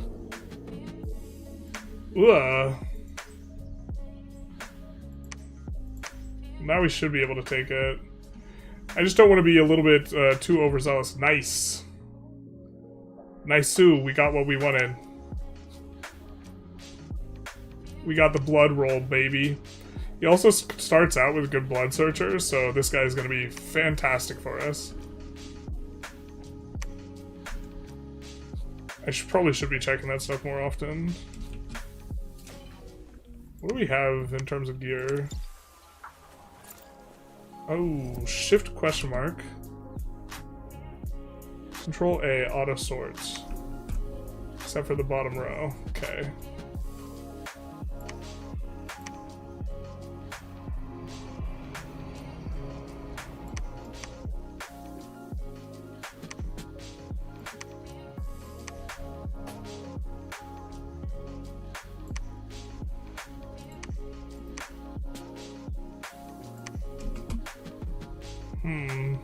We can also use her to site search for higher tier stuff. But we're getting level 1. I think we want level 1 and level 3, so we'll wait. This guy can summon.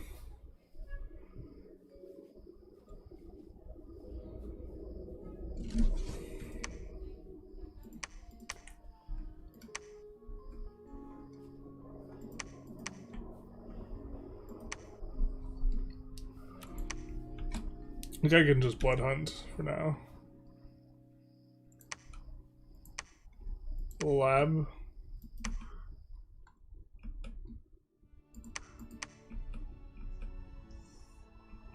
Well, we could use the fort action here. Actually.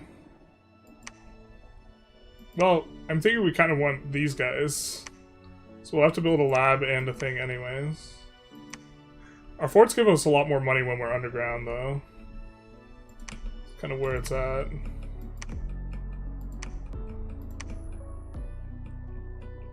I think we want a fort here. This is like a crossroad area. It's got surface area with the woods. Doesn't have terrible income. Not great, but not terrible. And then we'll get more recruitment points for this.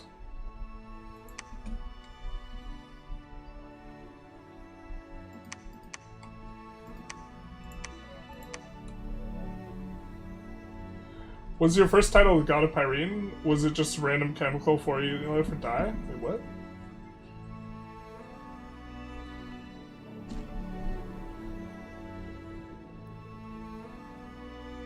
Ooga Boonga Blood, God of Pyrene, God of Fertility, Unsleeping God, King of the Soil. Hey Joe Pro.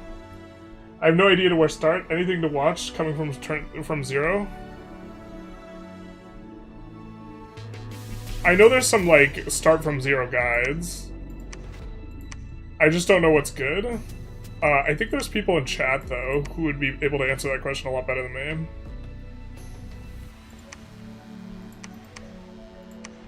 Give this guy...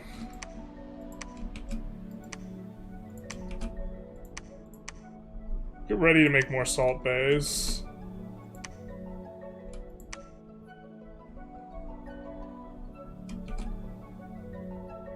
The offensive gearing is not really that good early on. I do think the horned helmet scales really well, though.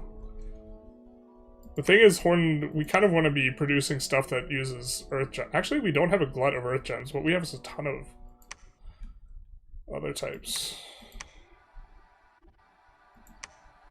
Are we producing... Where are we... No, we are still producing Sorginas. Set this guy on research. How's our research going? We can go construction 5 just straight in. I don't think there's anything summon 4. And construction 5 would open some stuff up for us.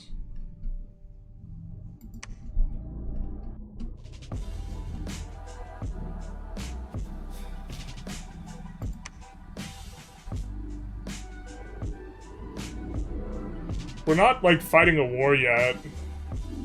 If we're at peace, construction 5 is going to be best. AI is being relatively passive into us. We're going to start with Jibaba soon, though, if nothing happens.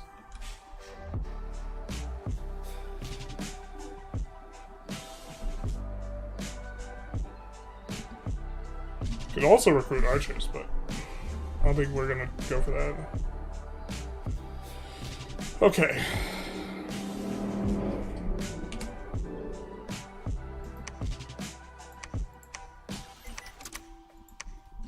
This guy's now safely in the fort, so we'll do some of this. He'll just summon his allies.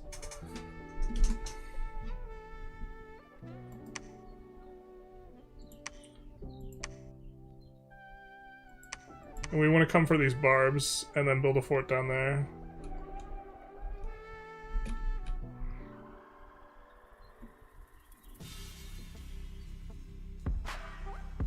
Babel Builder is a good one. Lucid Tactics is more competitive. Chassis Burger, sorry for making promote other... No, I don't care. There's no... Even if I really cared about the competitive... Like, the... shouting out the competition element of it, which... I don't really care about that much. I guess, like, there's a very slight amount I care about, but, like, it's whatever. I would not want, I don't really like the idea of getting views because my viewers are uninformed. You know what I mean? If the only reason I'm getting views is because my viewer doesn't know what the hell they're doing, then, like, I think that that's a bad thing. If that makes sense.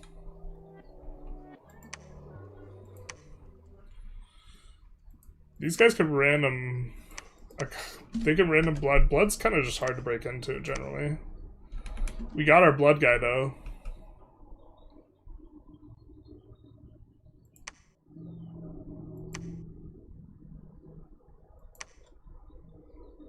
But this guy...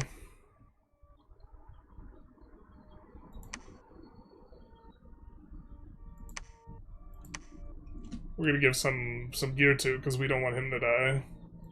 I wish we had like a summon something of some kind, because we don't want him to get randomly get assassinated. Actually.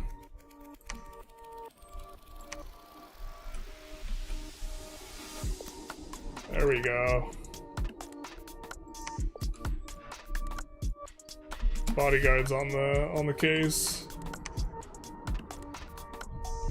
Oceania. So there's 4 cave nations. There's 3 cave nations. Oceania. Yeah, that's why it's so open up here. There's also an ocean nation too. Gross.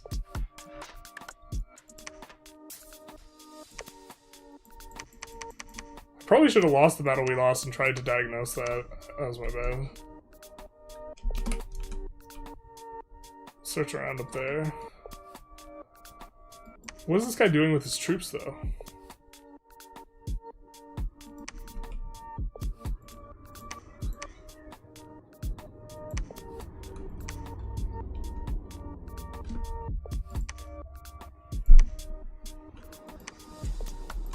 Let's upgrade this to a fortress for more income.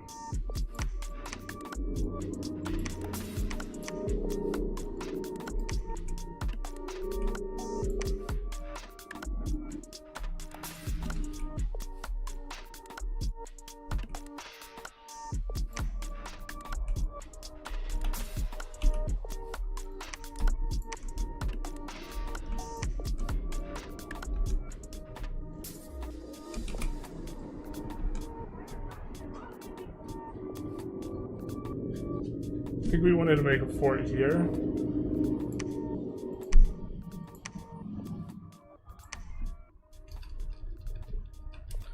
There's a decent income in Amazons.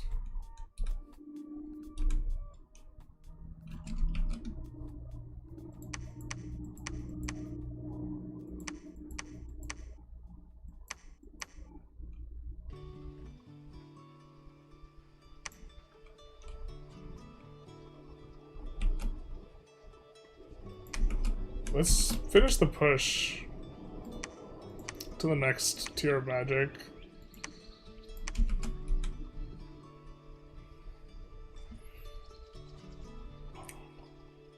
We finally roll a 2-2 guy, or a 2...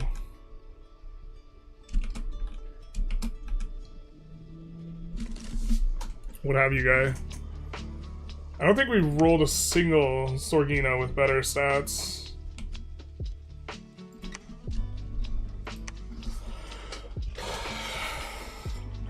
But we rolled several of the gentles with, or we rolled 2 gentles.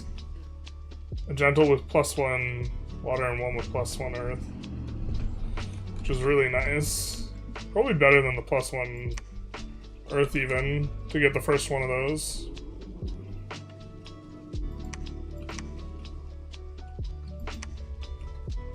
There are some lavaborns there, some trogs here.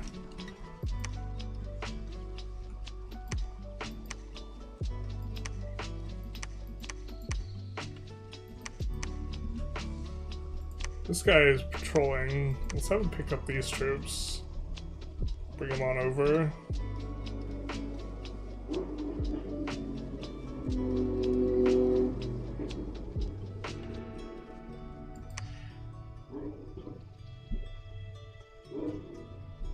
Is there a way for us to do this without 2 armies? I don't think there is.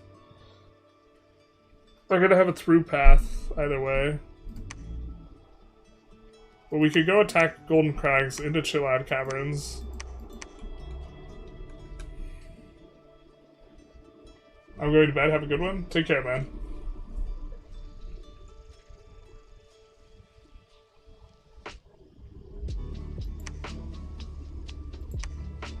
Nice.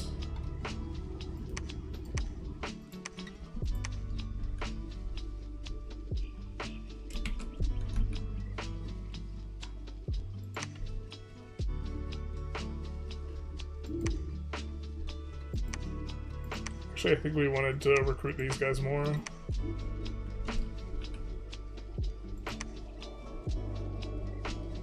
In the Barbarians, we lose a ton of Trogs. Maybe Trogs just aren't as good as the Myru.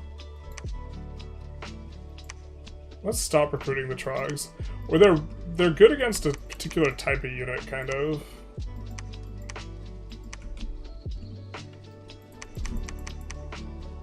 Myru are also just a little bit more convenient for us.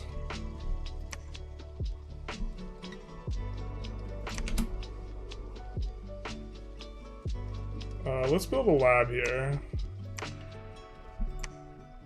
And probably a temple. We do have cheap lab temple.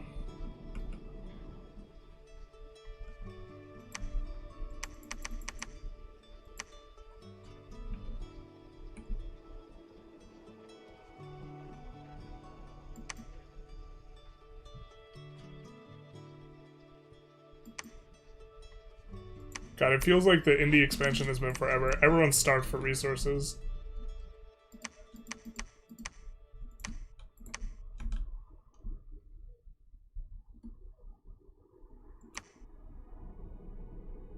Oh, there's another fort, I guess. So much for that.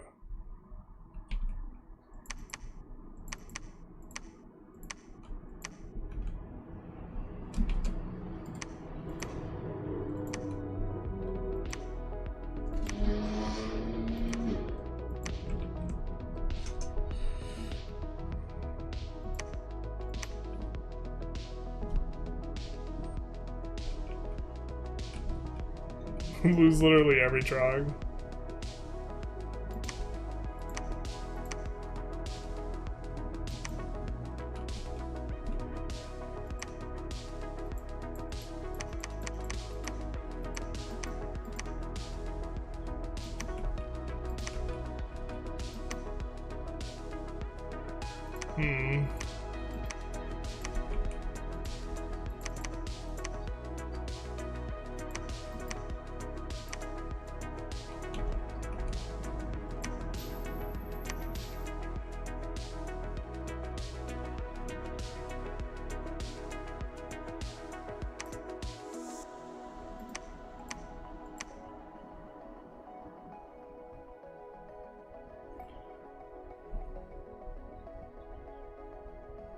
I guess this is the choke we want, maybe?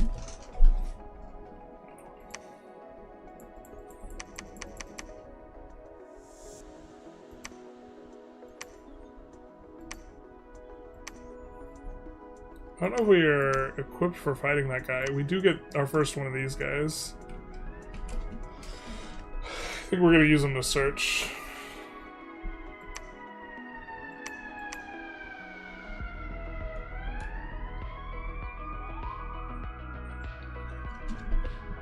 I'm gonna try and get to Ubar from the other side, see what looks like is happening.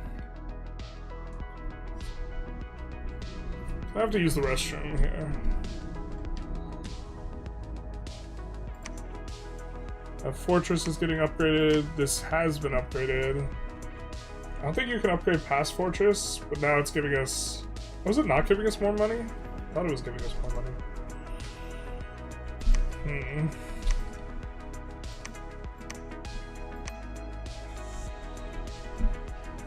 Why is our income here so high?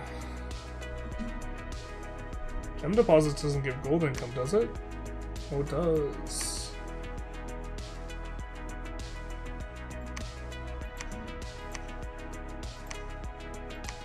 If we have a fort here, we don't have to worry as much about our cap circle getting wrecked. And this will generate us more income too. So I have pretty good looking income, it looks like.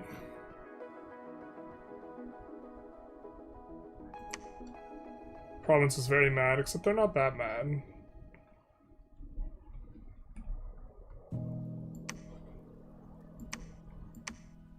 We could also fly over to this province. If the unrest gets too high, why don't we just do that now? Oh, we can't.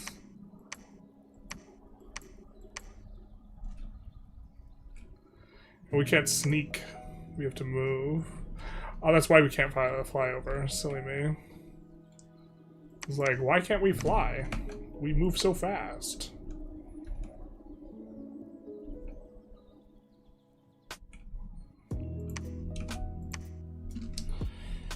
And we could switch this guy to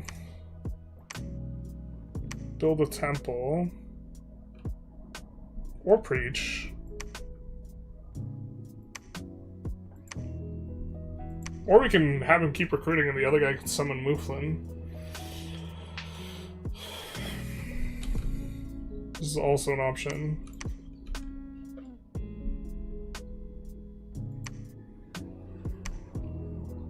I think we do temple first. Or actually, I kind of want a fort there if we're putting a temple down. I'm going to use the restroom real quick. I'll be right back.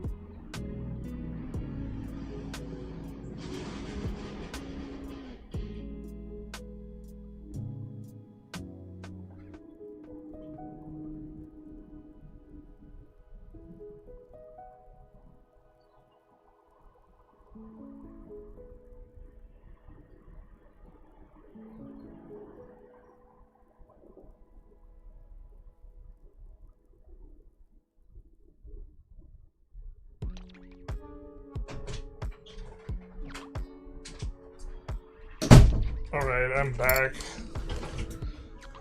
Yeah, we want to get started recruiting the guys in here, but maybe the fort goes here and a fort goes here, and then it's safe. Eventually.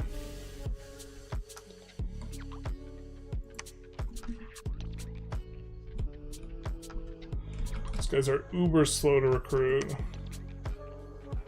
But I think they get faster when we upgrade. They get an extra commander point bonus. Alright, this is the type of guy we were looking for.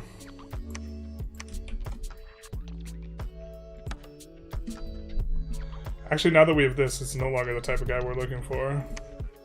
He can forge air stuff, though. Easier. Alright, where's Harvey Dent? There's Harvey Dent. We want him to every month forge this.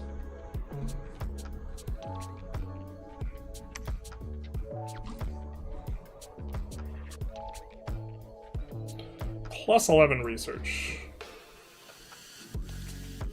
Actually, what's the rate look like? Alright, so 1 mage turn for plus 11 research. 1 mage turn 6 gems, plus 11 research. If we forge these with the other guys, be 1 mage turn, 3 gems, plus 6 research. Yeah. 1 gem if these guys had air path. These guys don't have air path though. We could empower one in air. And maybe that should have been part of our strategy, just early empowerment in air on one of these guys so that they could make quills for cheaper. Because they would make quills too cheaper than the Sorgina we have making quills. And that would pay for itself in 25 turns. Maybe a little loose. But she can stop now.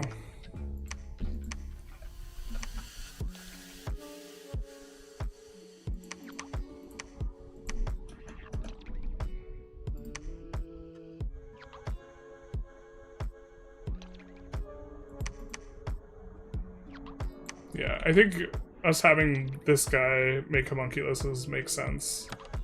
Every month. Well, let's make a thistle mace first. I don't think we need it, but just having access to the booster is nice.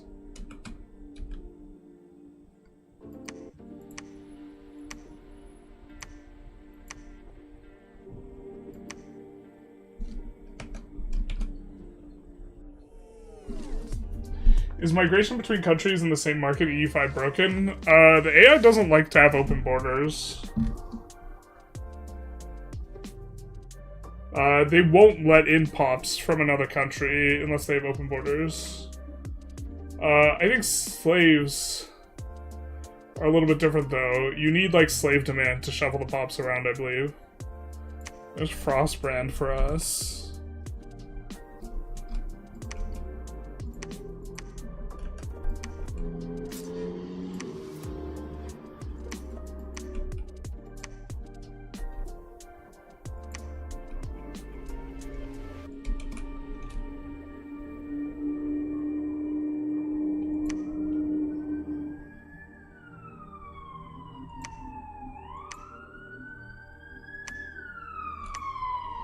Wow, getting a lot of earth gems from that location.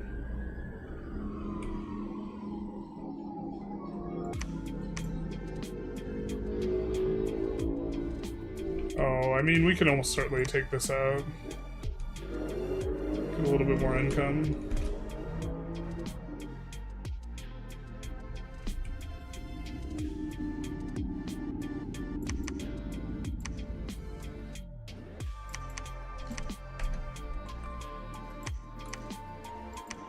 Something I'm not good about. This guy doesn't really research that fast. You know what we should do?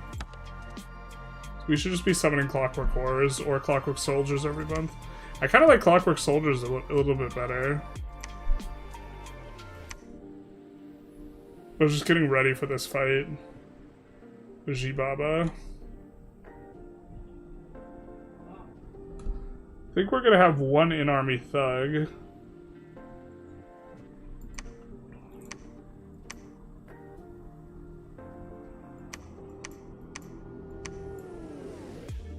Feels a little bit risky walking this guy across, but I think this is where we want to march out of.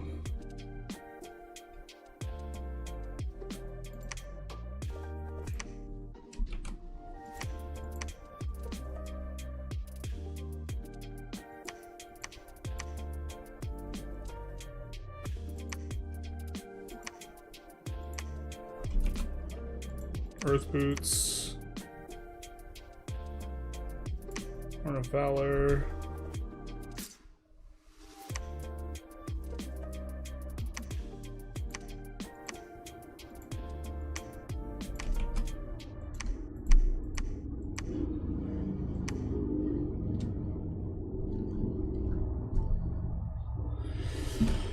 Snake Bladder Stick is interesting.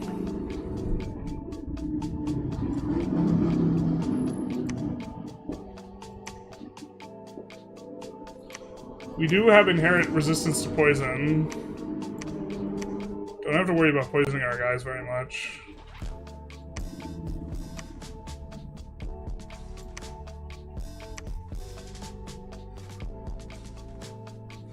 And we also don't have much water gems, now that we look at it.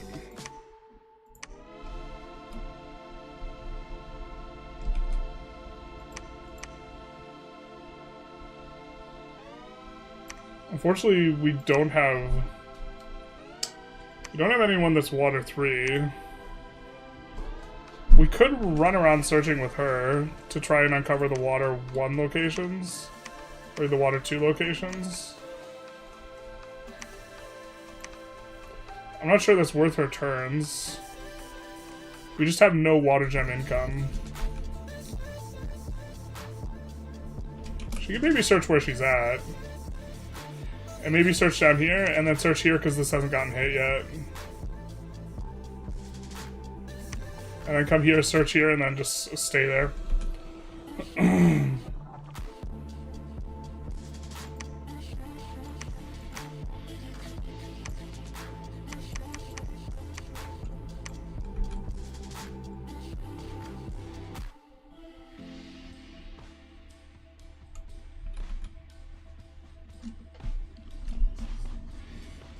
They just stay there and starve by the thousands every month.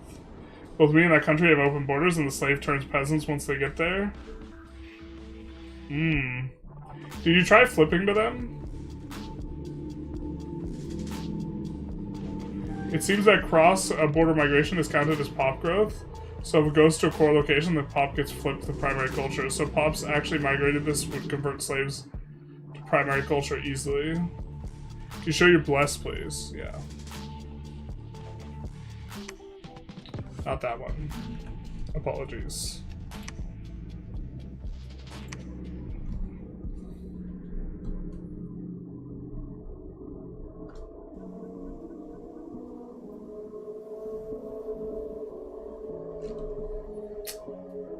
The idea is make our expand a lot better with a bless that scales pretty well with an imprisoned pretender and decent scales.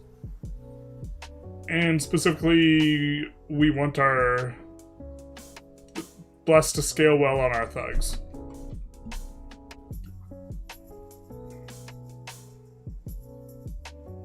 But Blur and Blood Surge get to be really, really potent. And then Underground Spirit Sight is effectively one attack and defense, so it's kind of nice for expanding. We got kind of a shitty roll Underground because we had G-Baba right next to us and had a bunch of Trogs, so that was a vibe, but... I think we go Conjuration like 5 now. I mean, eventually we want Evocation. Where's the Evocation? What do we need for Blade Wind? Level 4.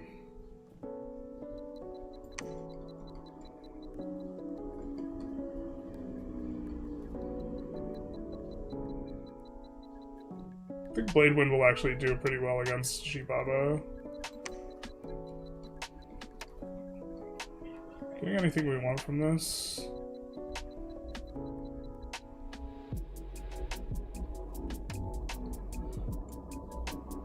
We're gonna need Thaum to move around our god, who's gonna spawn pretty soon, though. What do we need?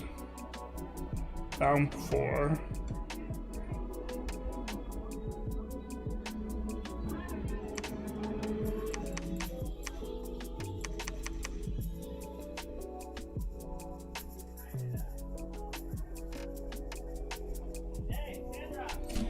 I feel like there's a hole in our strategy here for research somewhere.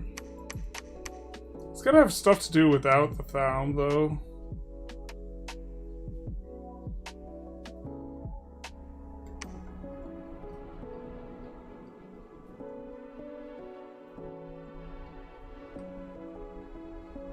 Don't mind regeneration.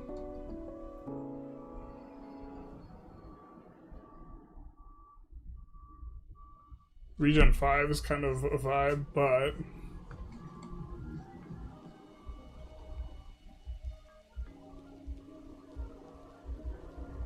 we do want to go for Foul Vapors eventually. Yeah, you know what? I think the Evocation 4 is actually what we want.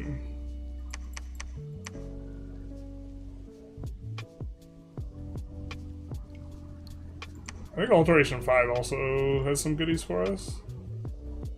Group Stone Skin.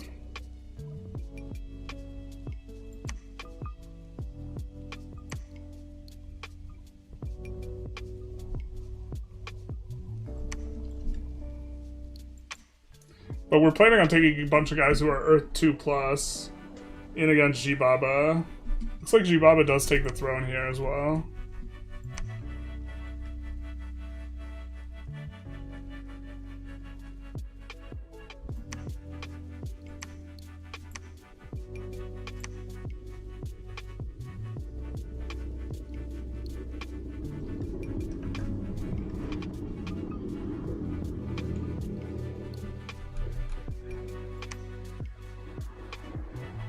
Basically, once that Palisade finishes, I think we want to rumble.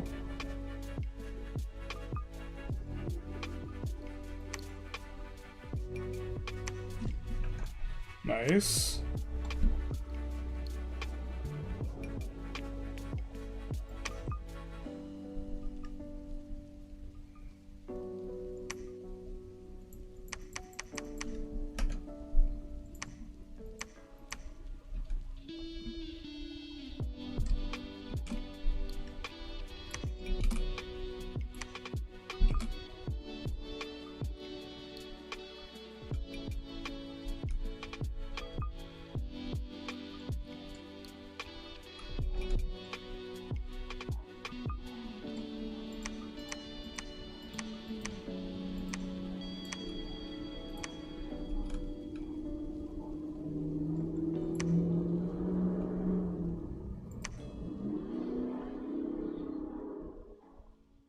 What are we doing not going for that? I feel so stupid. We should just go for that.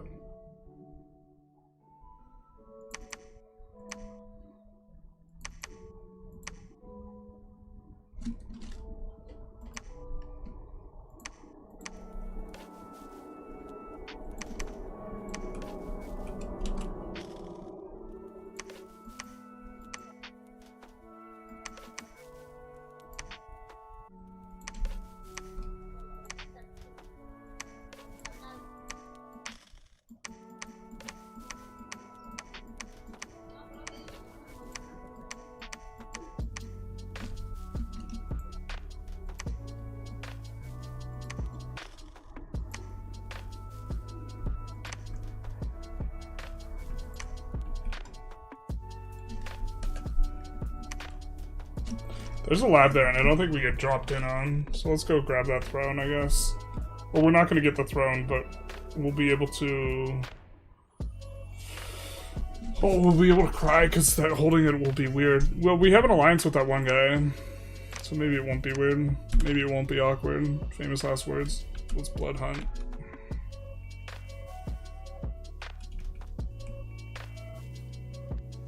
Oh, did we not grab the trogs? No, we're grabbing the trogs right now.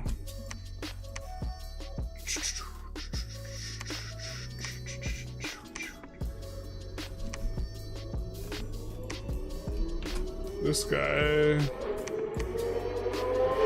We will have meow. Monthly forge the homunculus there.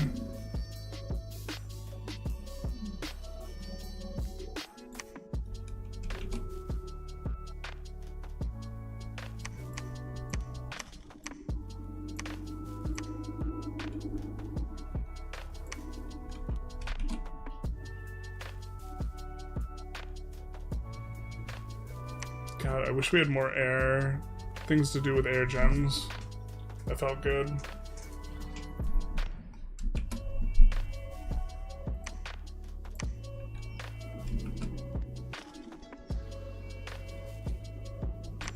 we have any decent air summons? Maybe we do. I think we're underspending.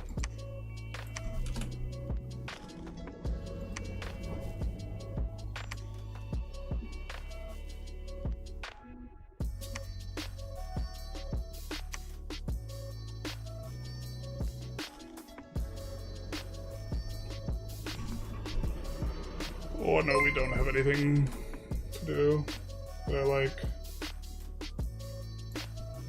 Feels bad, man.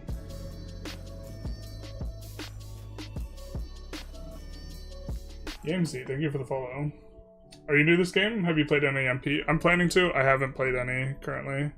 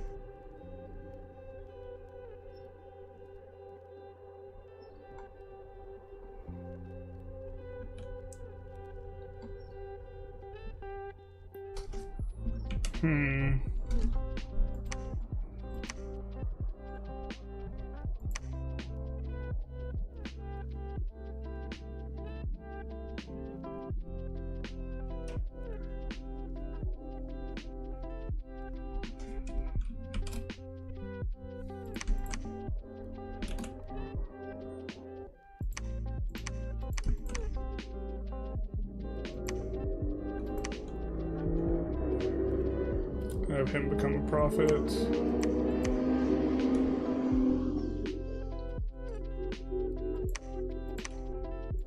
Build up the lab.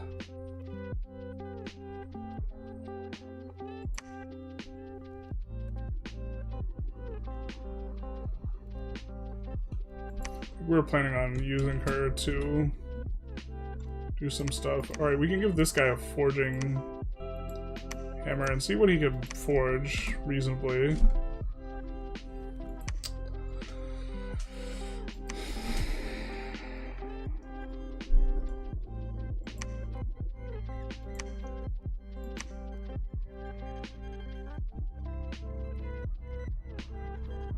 We don't have like inherent lightning resist, so I don't know if I like chain shock.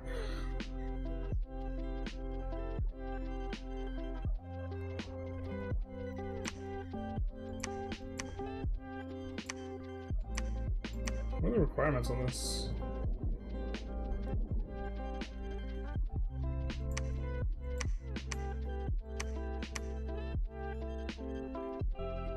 Boots of the Messenger is reasonable, but we want specifically air stuff that we otherwise can't really forge.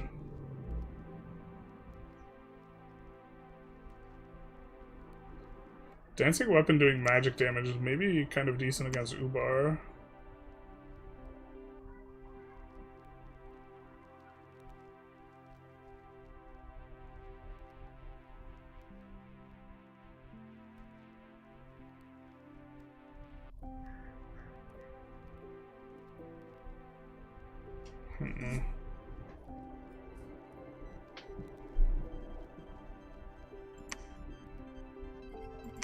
Seems reasonable.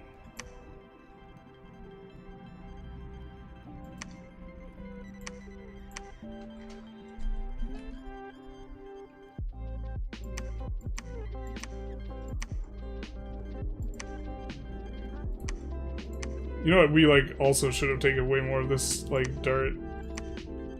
I'm like asleep at the wheel here.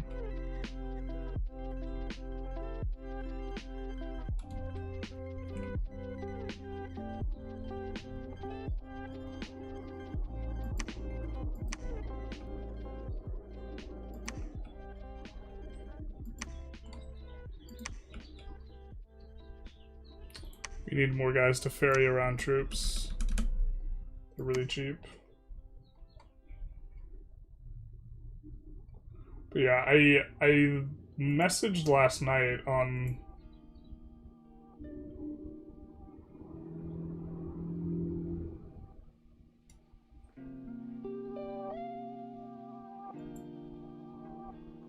creating a new game on the Clockwork Hounds Discord, looking for a newbie game, which I would be interested in.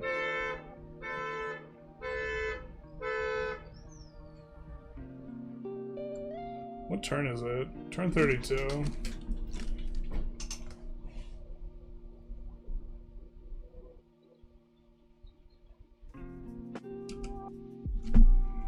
Okay.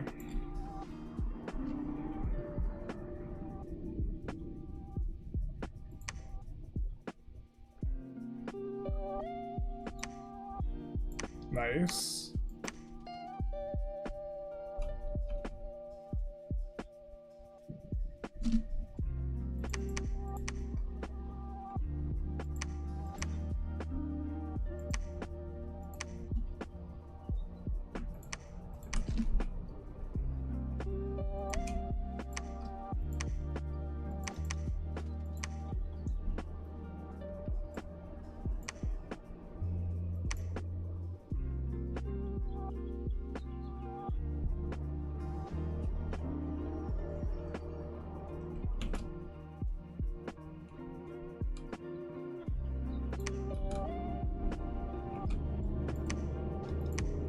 Research with this guy, give him the homunculus.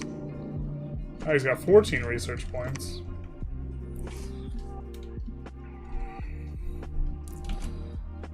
Yeah. How much research are we getting a turn? 350. So we're gonna be well into evocation.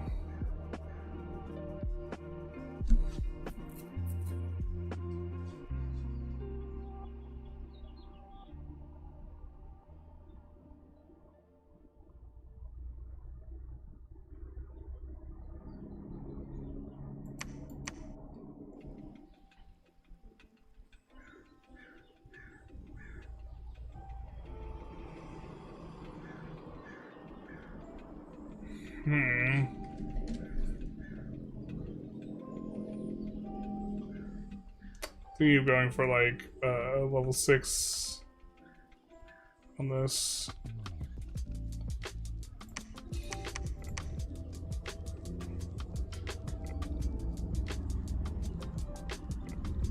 Let's do that.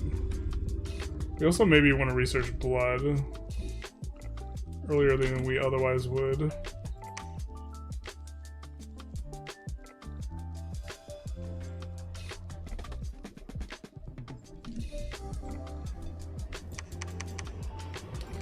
Construction 6, though. We don't hate Legions of Steel. That's actually decent for us.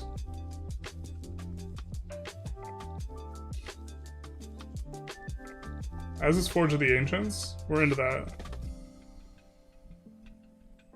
Let's go Construction 6. I think that's better.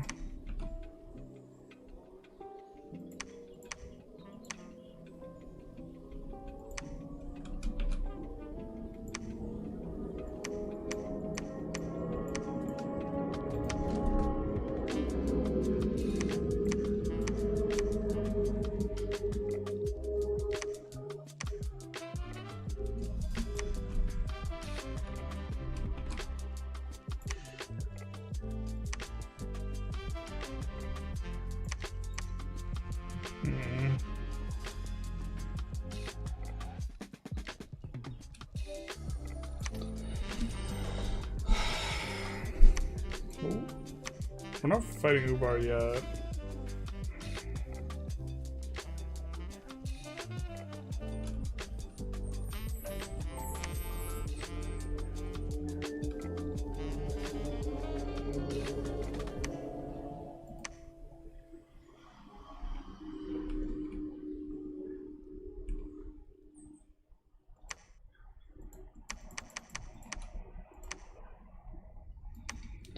I have a fort here soon.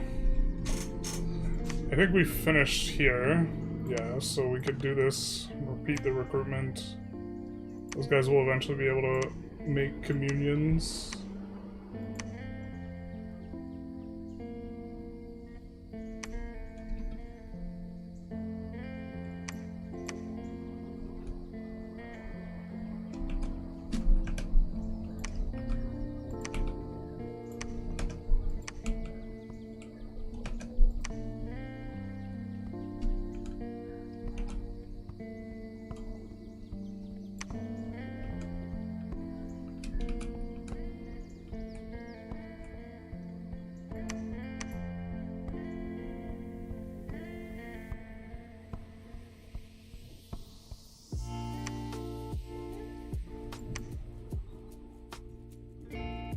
Pick that up.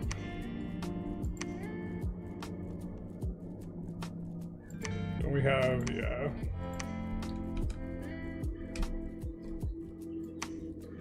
Back ride, dude. We also have 2 boosters.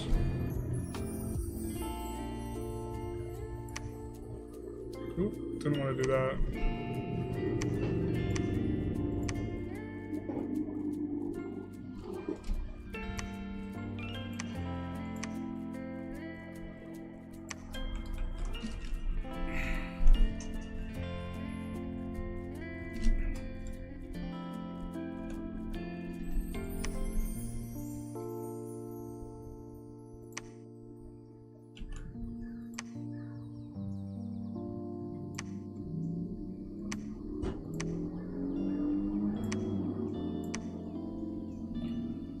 We could do Divine Blessing.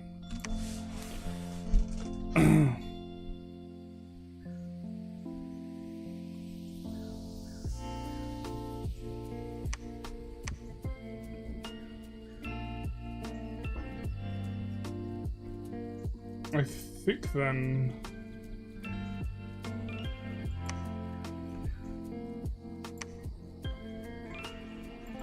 Let's give him some gear.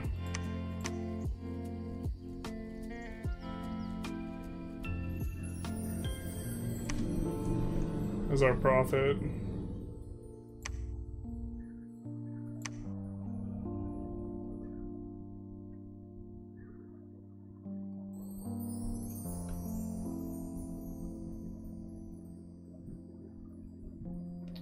He has a ton of protection now.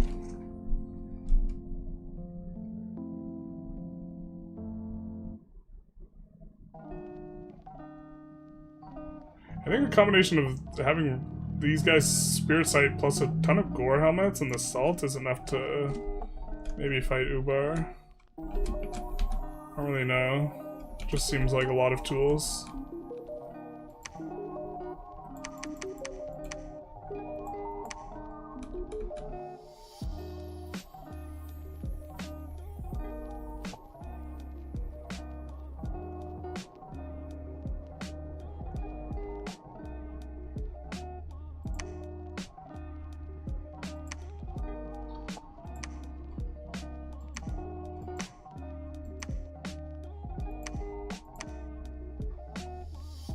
$300 unrest.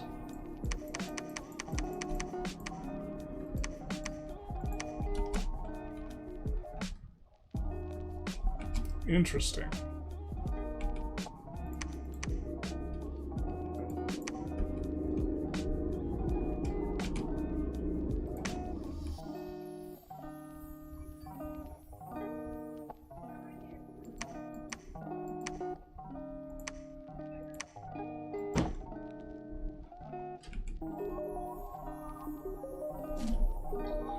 We need a temple here.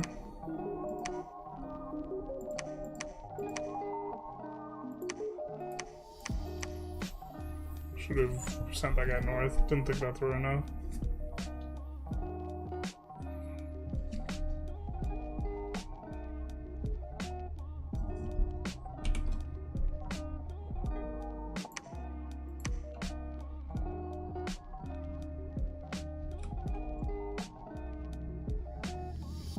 Just upgrade it immediately.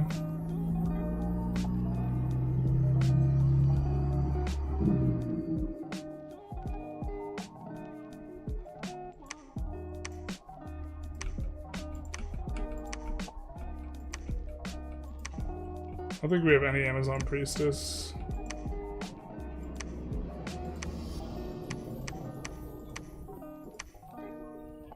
You can blood hunt out of there though. Do we want to recruit some of these guys? Do have like a ton of these defense. We could use more troops up here.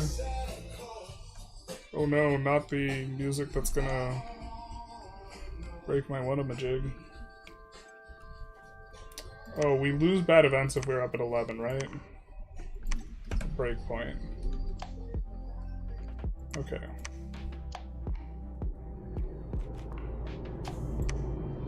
Let's try this.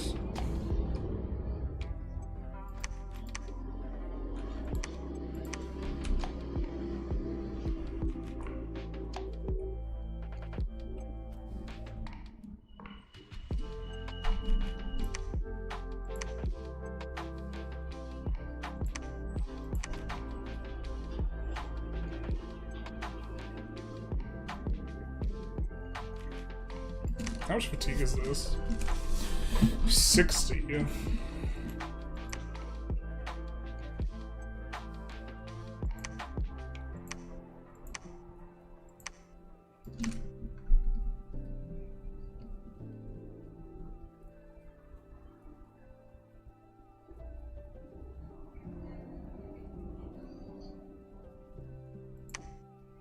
I think we go with some blade winds.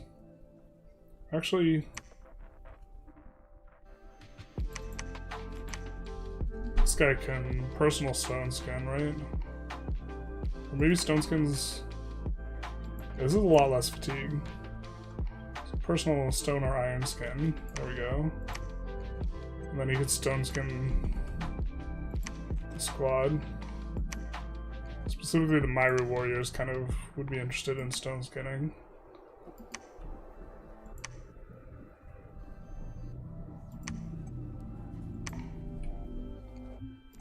And then let's give out some equipment.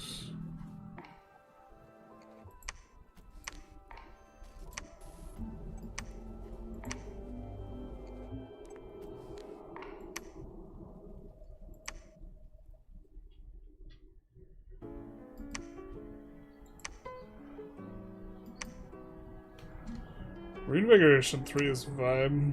Could also give him more earth path.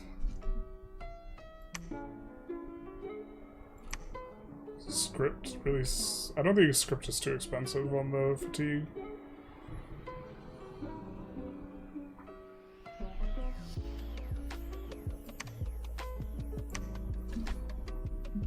Do we want to give him a piece of gear or anything? Probably not.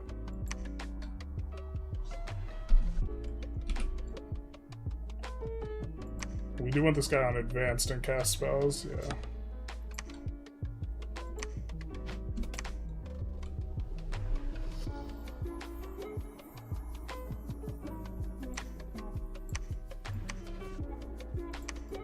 I think we could be in a little bit tighter here.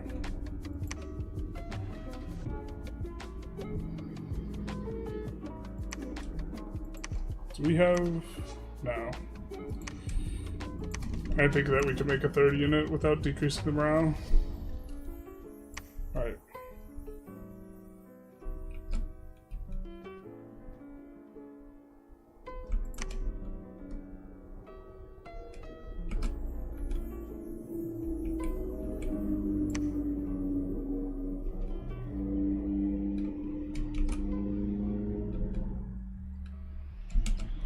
Nice roll for us.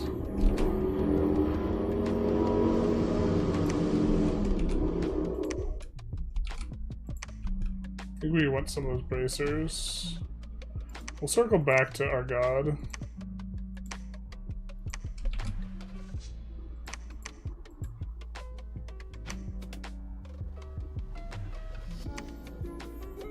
I think we will want more than one pair of earth boots.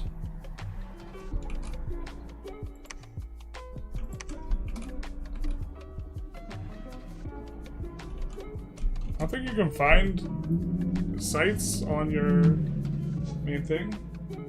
Take your break from EU5. A little bit. I'm gonna publish an EU5 video this evening. I've been playing a lot on Reddit Dominions lately, but they mostly play DE, which would not be great if you're new to the game. Try Immersion or Dominions Game Hub if you don't have any luck.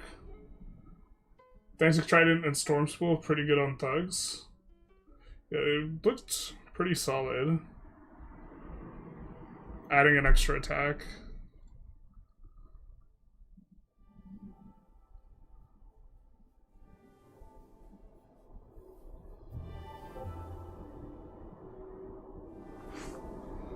We had stuff to do with this guy though.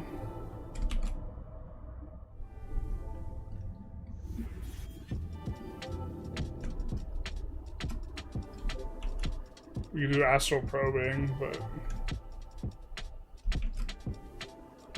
I think we have boosters we want to forge. Like this.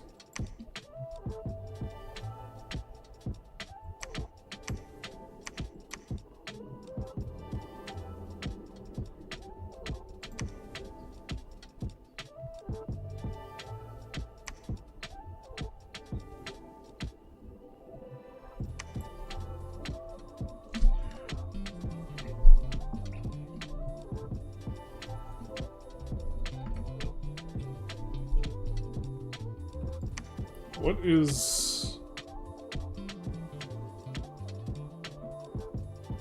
level 6 for foul vapors. Where's the Gaia one?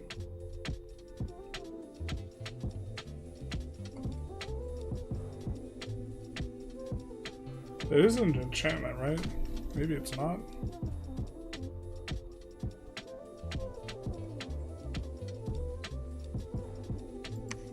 Is it an alteration? Mother Oak. It is an alt. Okay, we'll go alt 5 after this.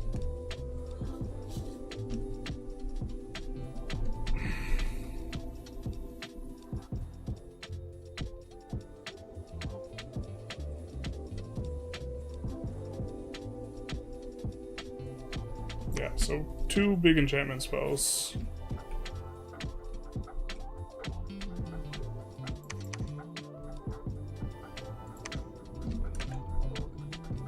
I think we'll take this to the surface. And hope that we don't get jacked up on the way. So, there would be a lot of, in fact,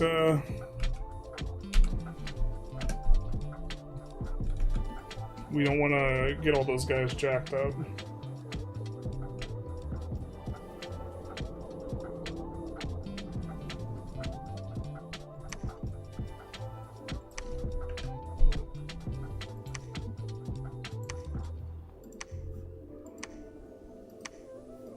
Haunted village, but we haven't searched anything yet.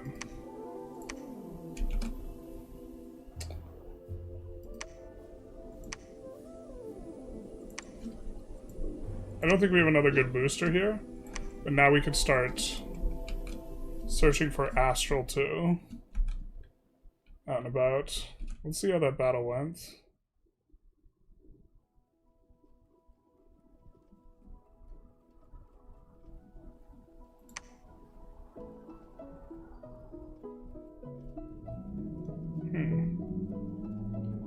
Throne of Fortune.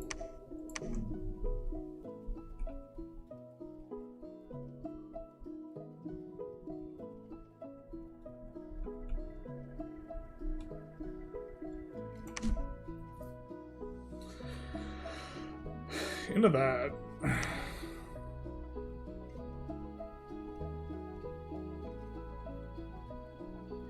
Do need to claim it.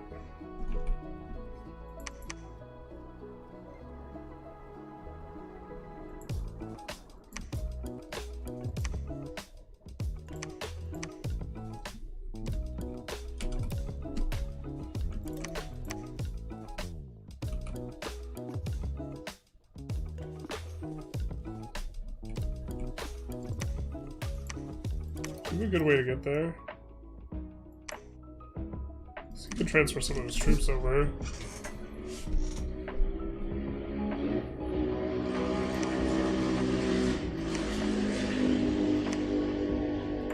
I think we'll get this guy back where he wants to go.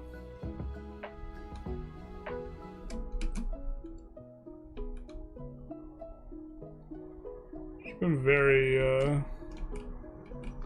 chill so far. This guy also, I don't know what's up with how much patrolling there's going on here.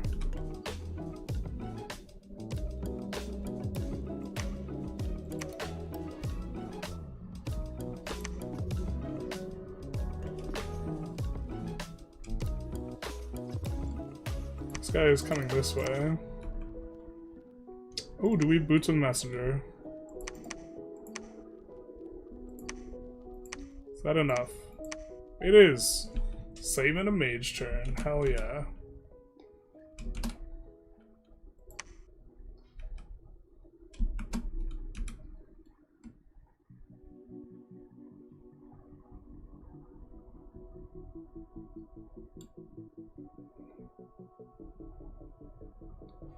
Not exactly a choke point.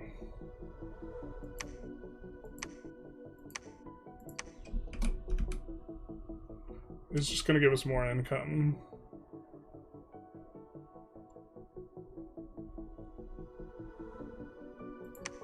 I'm gonna send this guy to scout. We have another homunculus, or another couple homunculi. They can't be taken off though, so in theory we want them on our researchers that are less likely to get into rumbles.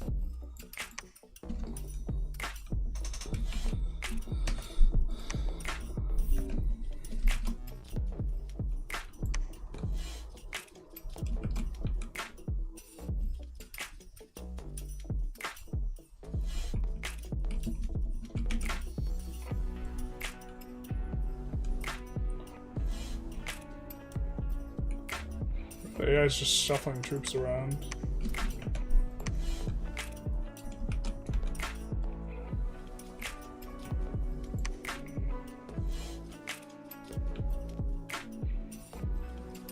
No, not the chest wound. How'd you get that?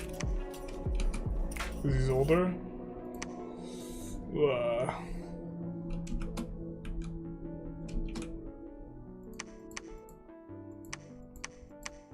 We want to empower one of these guys with blood once they get there.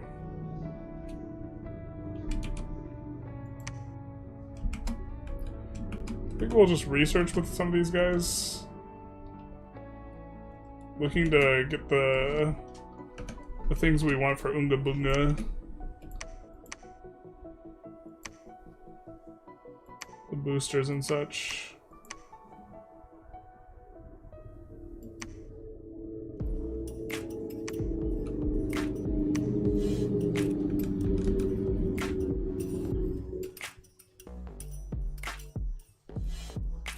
You can fairy trod in and out, maybe?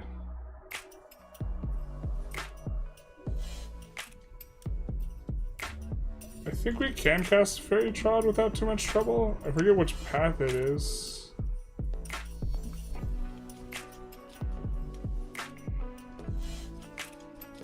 I'm not even sure what it does, to be honest.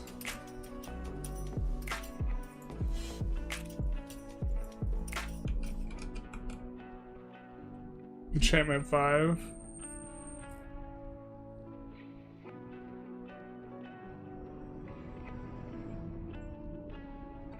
Here, let's show the class what we're reading.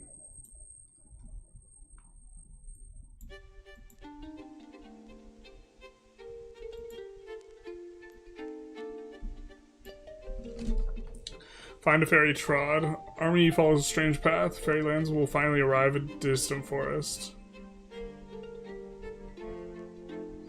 Well, we can't fairy trot our commander, I don't think.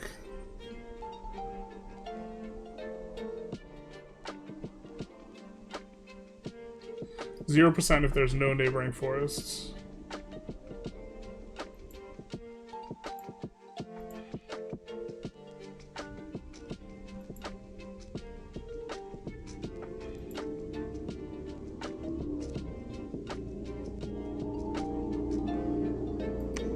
I think we wanted construction for casting Forge of the Ancients with our commander. Oh, we don't even have 5.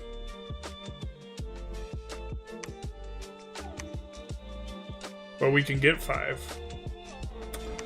Yeah, with Earth Boots and the skulls may be less important. Yeah, but with Earth Boots and this, we can get one of our guys up high enough to cast it.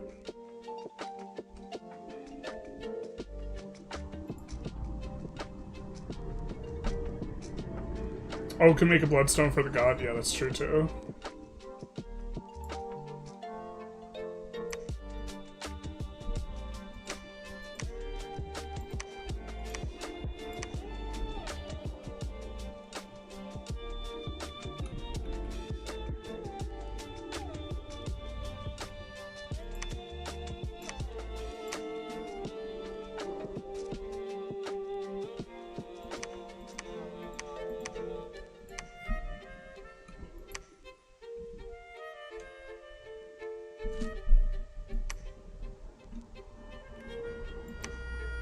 That's cute. He's underwater too.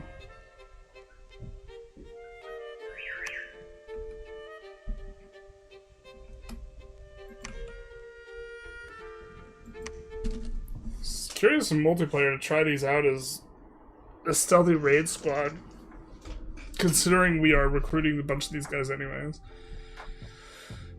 They're really cheap, but they're super chaffy. Feeling they would just die really fast, but maybe that's okay.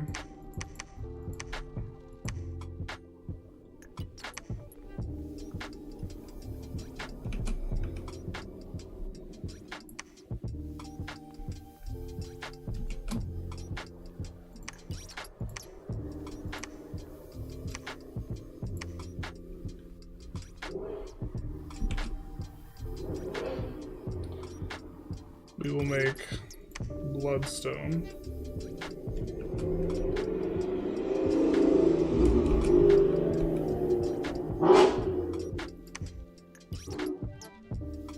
With this guy, I think we'll look to get him underground kind of quick. We probably want to forge another one of these boosters so that we can scout areas a little bit quicker as this guy finishes.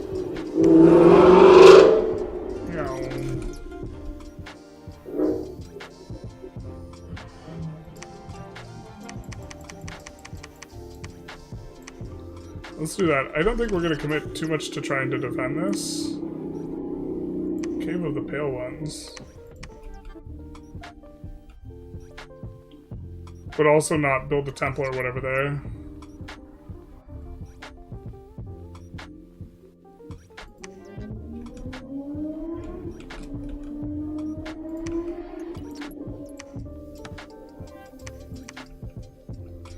And in multiplayer, we'd have to figure out a better way to defend these forests a little bit.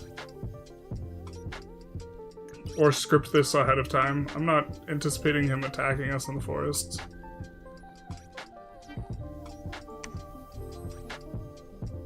This guy with the long deads and the zots.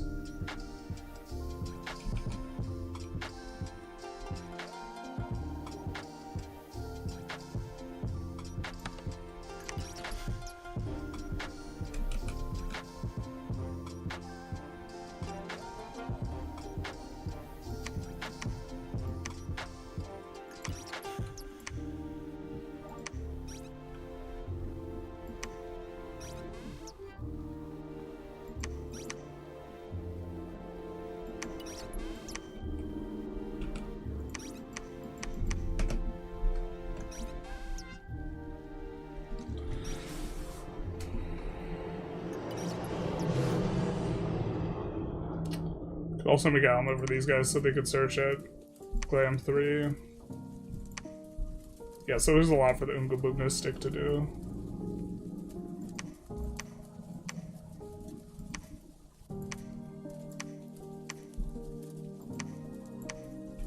Don't have any run fast boots for him.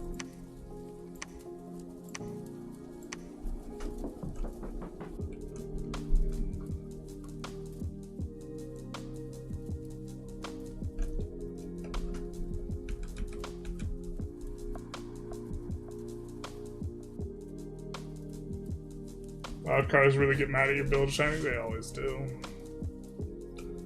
If you kill the mage who casts the enchantment, that breaks the enchantment, right? Ah, just in time. Shibaba decides he's done with us.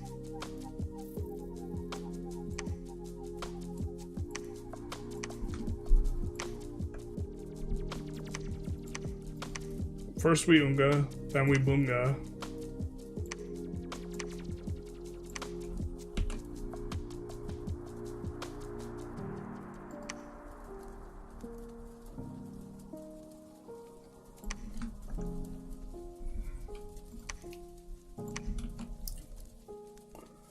First we Unga, then we Bunga. Now let's do that.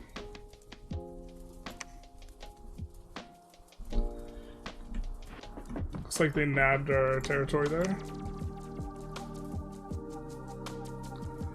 Put another gentle in the mix.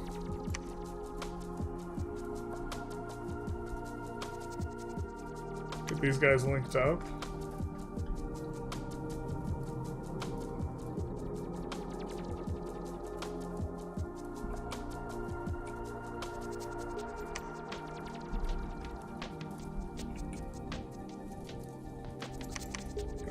Bunch of trogs here for us to pick up.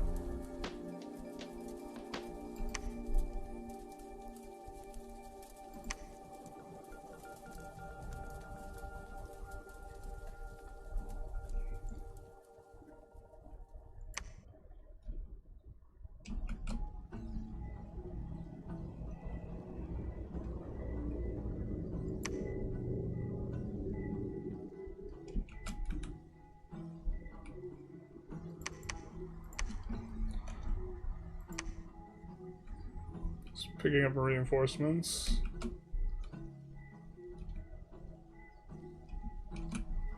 Search with this guy. Research until we can get another booster.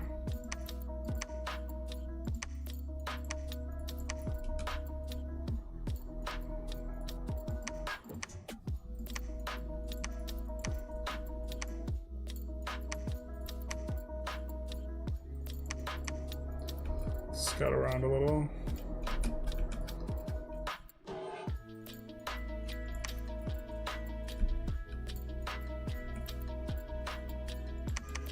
Jesus Christ.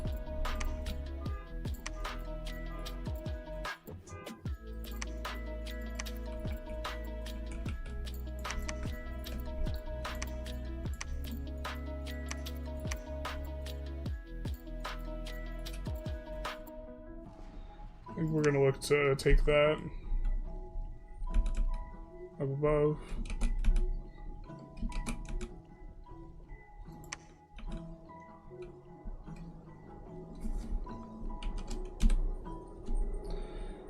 Oh, we could try Dom killing this guy too.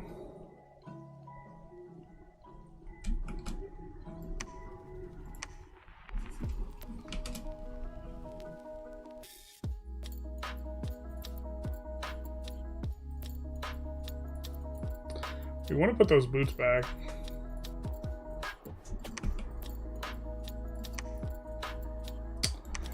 We could use her to do astral convenience long term, so I think we're into this.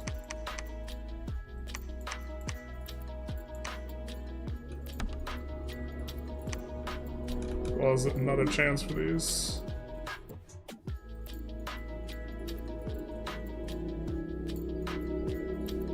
Ubar's probably starting to feel a little bit frisky too, so we have to watch. Oh, was that our stuff?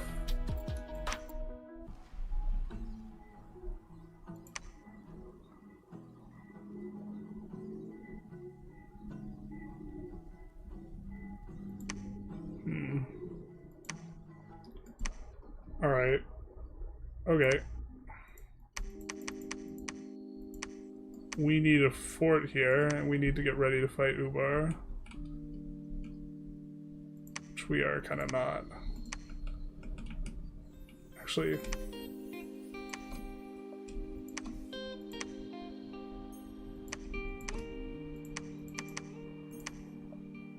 let's do this. This guy can stop preaching. Go back and gather some troops.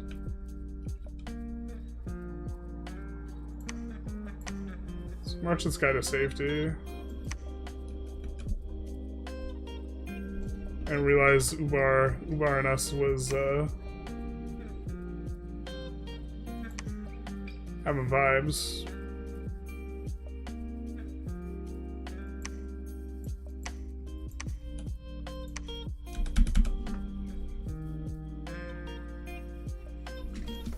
If the cluster global dies, then the global also goes down. Usually best to do it with the guy that you're not fighting with, or that you'd be really confident won't die if they go out. Yeah, so the pretender's like just the obvious candidate.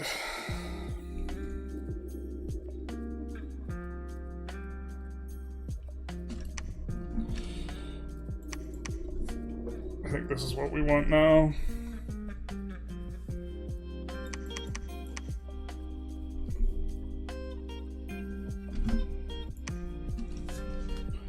Chasm of strange lights. Nice, nice. A lot of income there.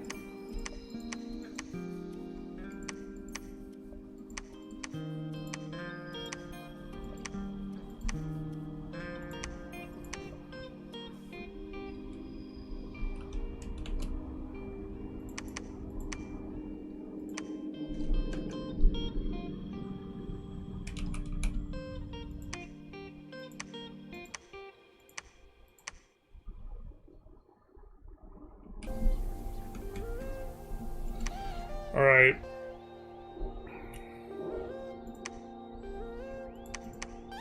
It's time to get some things set up.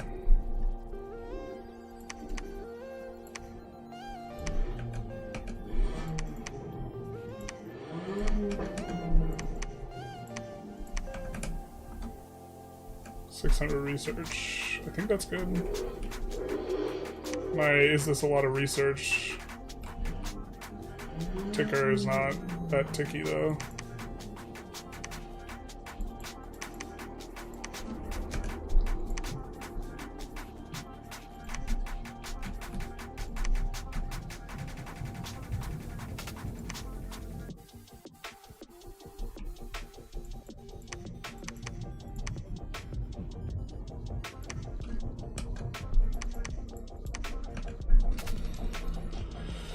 Okay.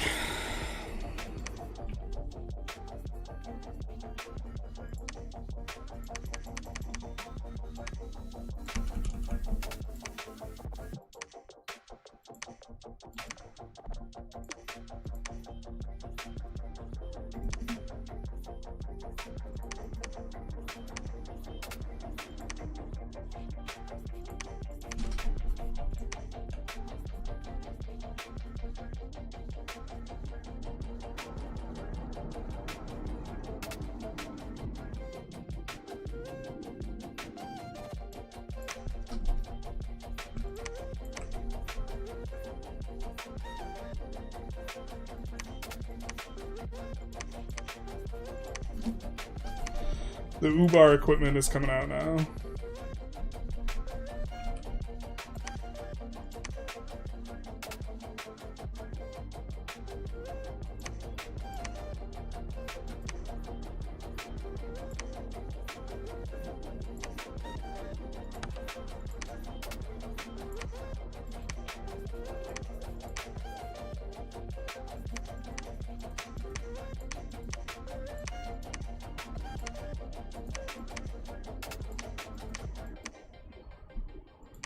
The anti-Ubar gear.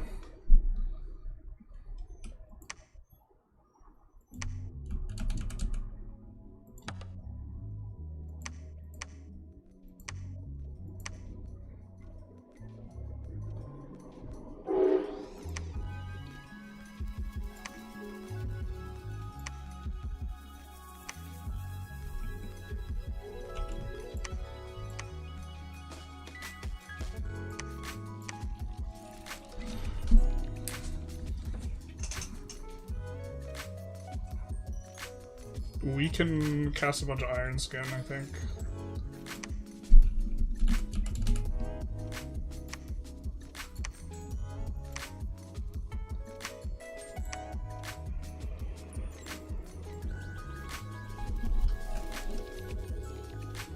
Should we kit this guy out too?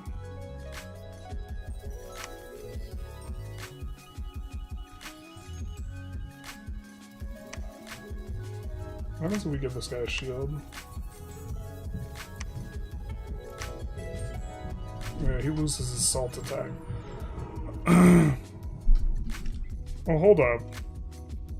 Is the Dancing Trident even doing anything?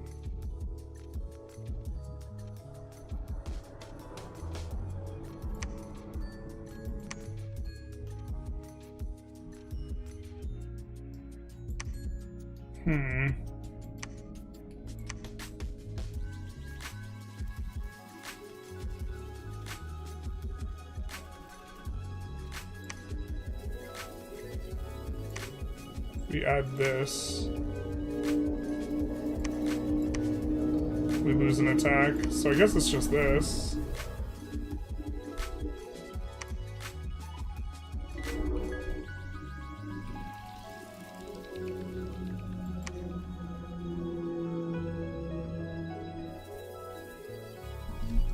Gross.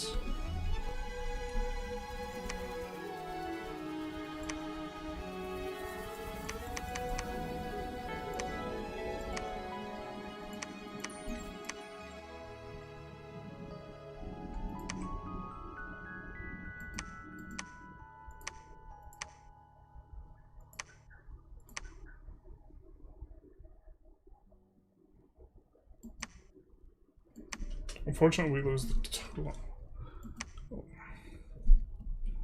we lose some stuff there.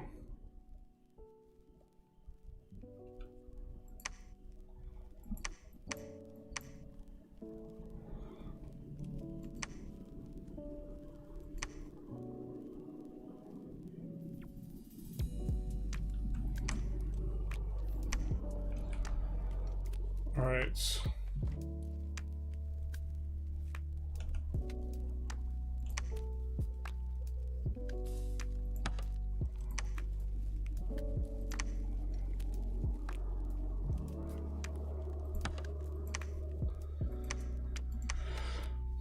Let's get these guys pulled out.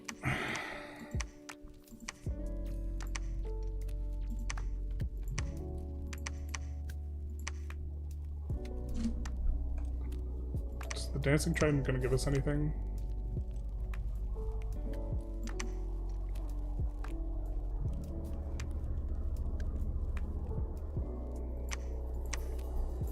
Or is it just the magic trident works, it just doesn't look like it works?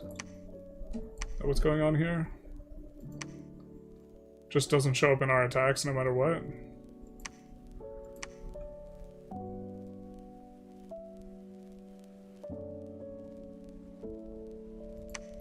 I think we'd prefer to just take bracers on these guys.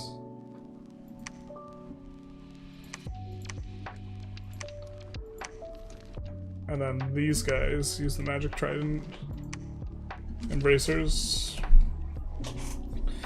Make these guys really tough to kill. Protection's 24. And a ton of reinvigoration. Now, let's fix up her script first. Summon Earth Power, and then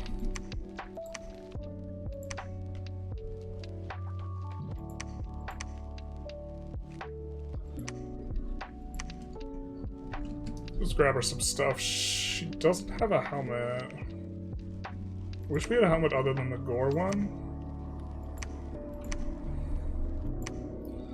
But this makes her nice and defensive. And she'll get a bunch of extra reinvig.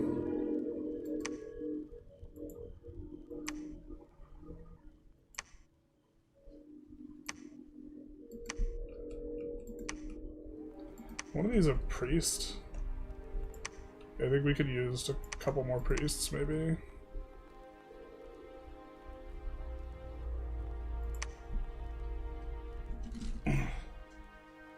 Usually best to do it with that guy you're not fighting with, or you're really confident they won't die or go down. It doesn't show up, it's normal. Got it. Perfect. Thank you. So she can summon Earth Power, then Strength of Gaia, which will give her Strength Bark Skin Regeneration. And then she's going to use Enlarge. And since she's in the same square as the other dude, it's going to enlarge the other dude. Moss Body. Which is this self or Area Effect 1?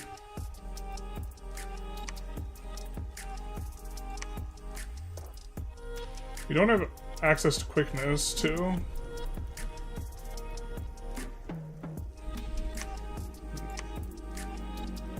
But I think we can cast Regeneration.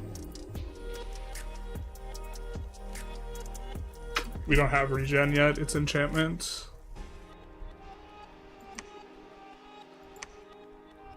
Give him Elemental Fortitude.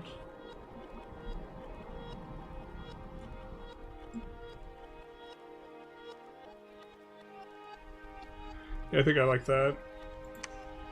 So this boy's been fluffed. And then this guy... Actually... You can cast some of this stuff. What has he got? Air 1.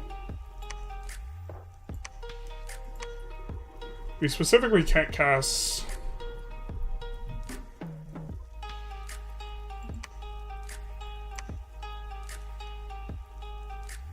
the high nature stuff.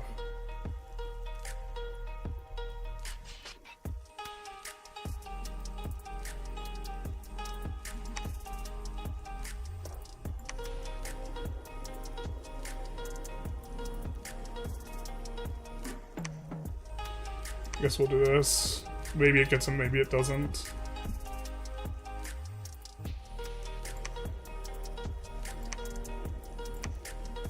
We'll do the elemental one.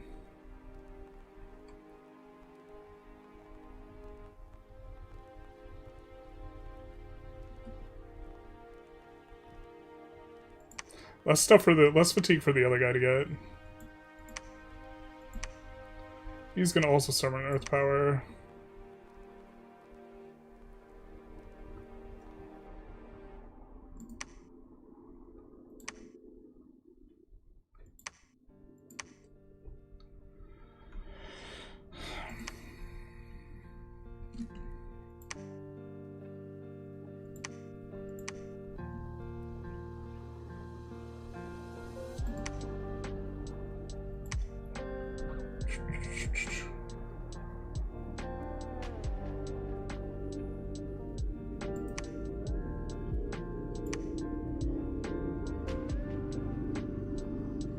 know if Shibaba has lightning stuff.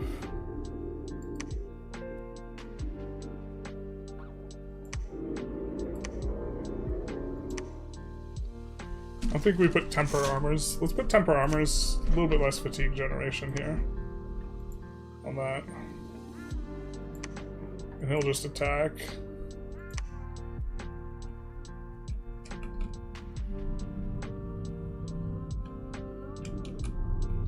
We'll search with the 2 forest and 2 water getting in and being new.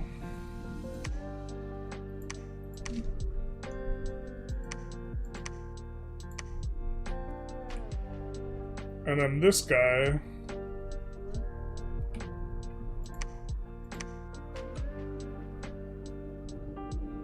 We'll use for blessing. Make sure everything gets blessed up. Alright, she searched here, here.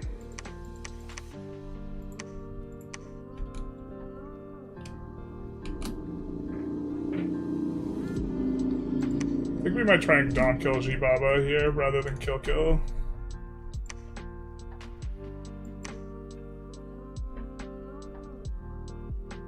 So start making temples.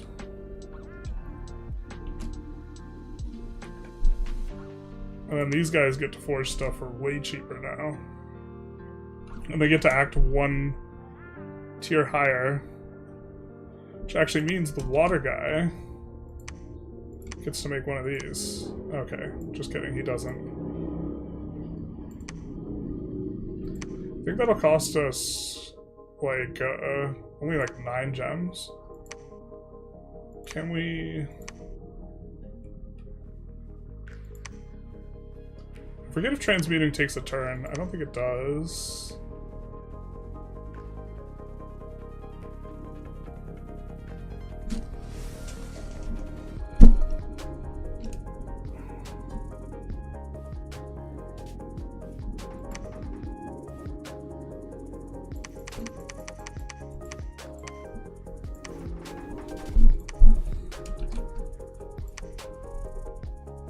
Nice. 9 gems for a robe.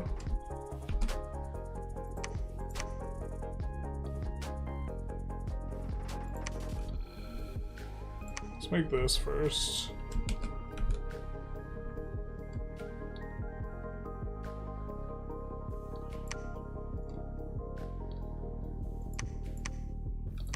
Let's swing back and scout Ubar.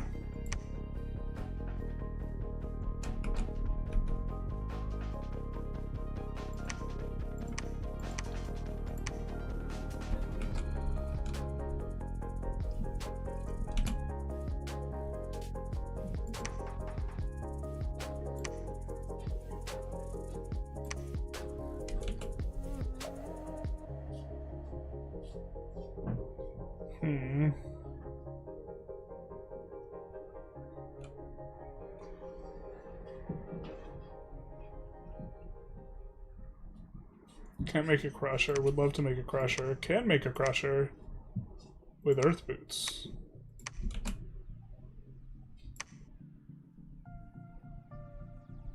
Oh wait, what am I doing here?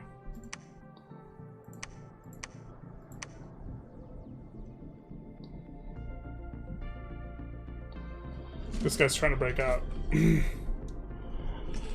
Okay.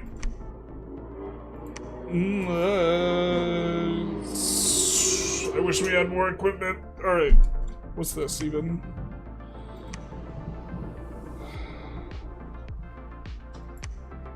This guy have any amount of prot? He's got 0. Okay.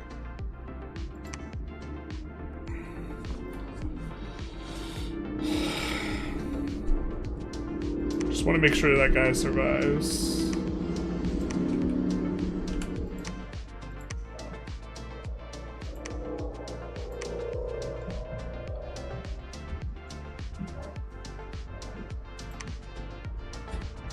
He will need a couple gems to do this, but that's fine.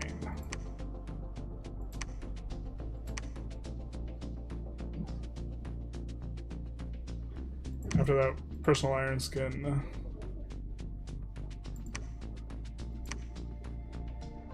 And mirror image himself.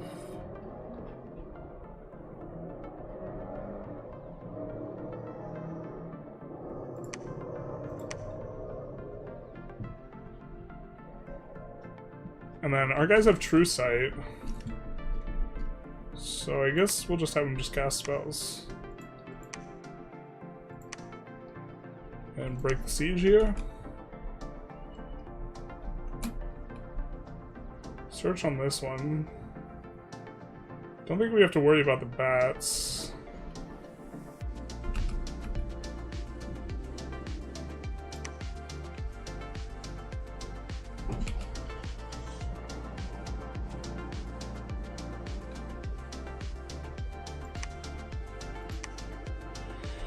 Now we have to make another squad.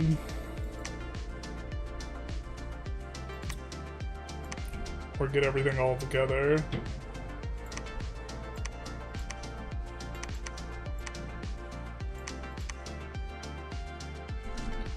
Alright, who's going?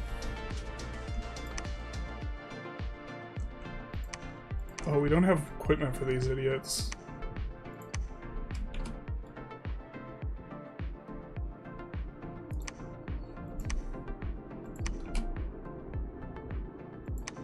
Don't have equipment for the idiots.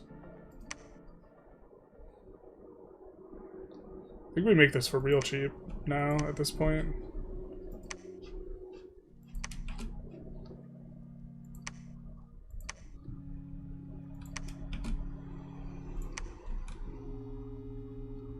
Okay, so maybe we don't risk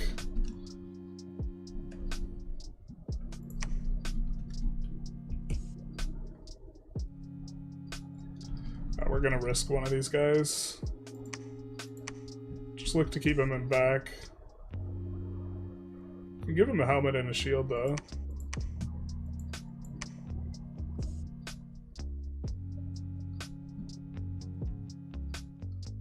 He's gonna be casting defensive stuff anyways.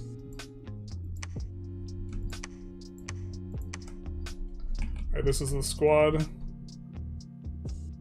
These guys already got spells. We maybe want a bow for him.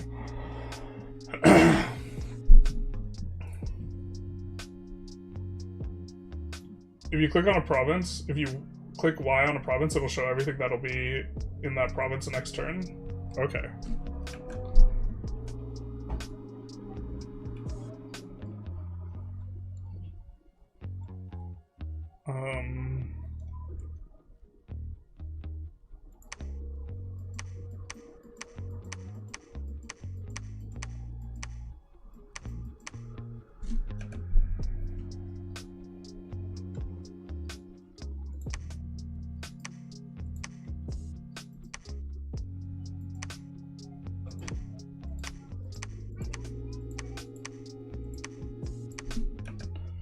The other gentle we're taking with us.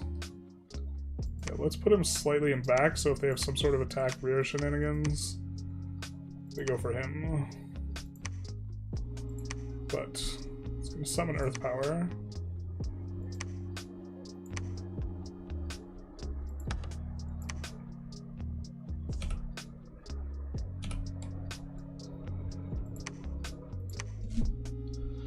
And then I think we're going to feed him enough gems to do a big spell.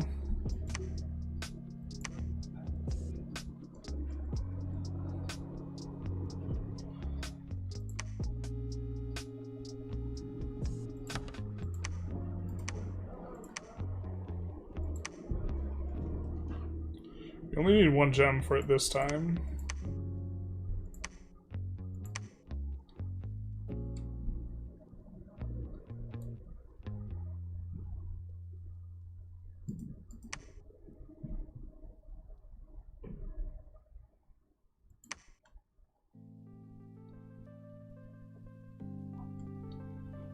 Then after that,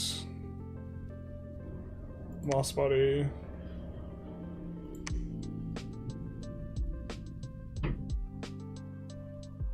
Personal Iron Skin.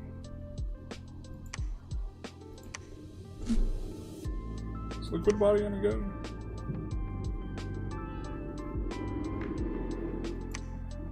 Yeah, we're fine with that.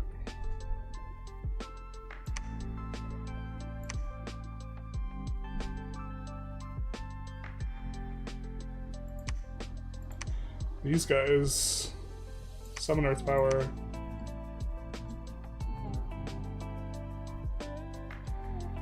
And then personal iron skin.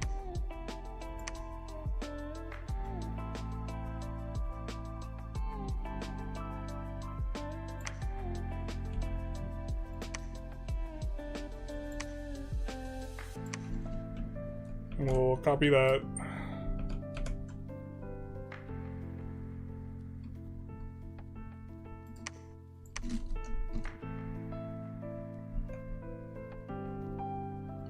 I don't know if we want to risk her too. What do we have that we... I don't think we have anything that we're particularly into. Maybe protective winds?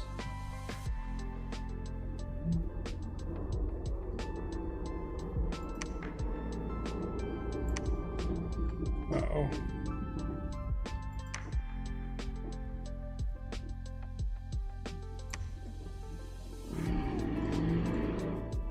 We had something that interfered with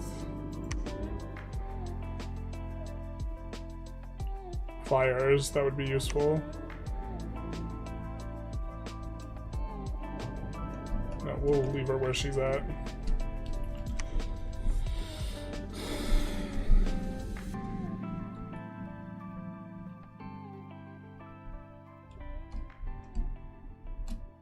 And then this guy, we will give the earth boots to. So he can summon Crusher.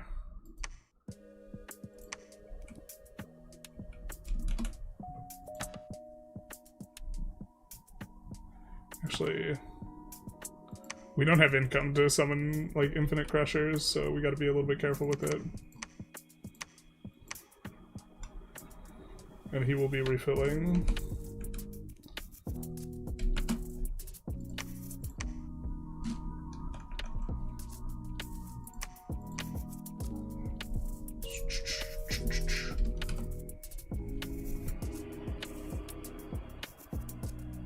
How to sort all items. Alright.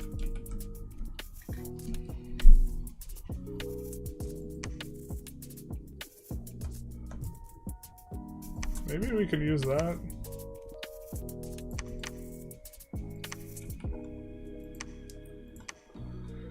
I don't know what level 3 spell we'd maybe want. Excuse me. Winter's Chill, actually, we can mess with. No, wait, that's not what we want. Like Winter's Grip or something. Yeah, we don't have access to it. Yeah.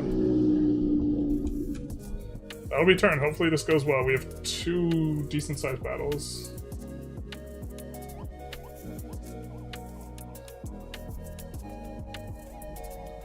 Alright, a lot of battles.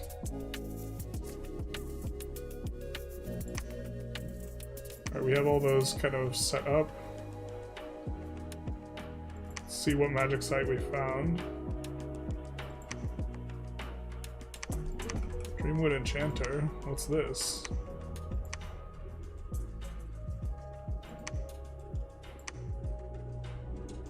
Not worth getting for us. Alright. There's a battle here.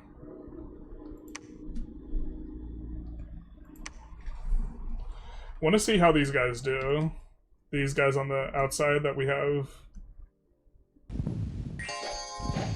holding a couple times and then coming in.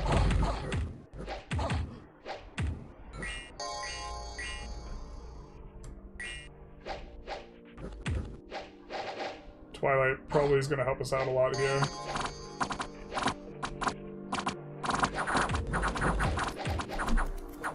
Oh! Why'd these guys not attack? I guess this works. The Jinn warriors fly in. But then, we have True Sight. These guys should be decent at smacking the gin. Is this guy not on attack closest? He must not be.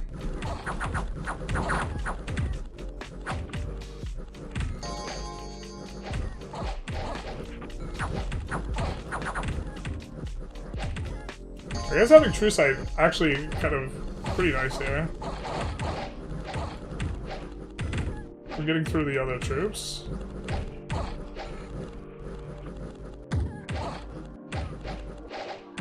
I've also always wanted to make EA Tianxi work, but I found I do better with MA or LA, where their broad magic path works to their advantage against less deeply magical. Column 7 is late. Yeah, we struggled with that. You must be watching this like more from the beginning though.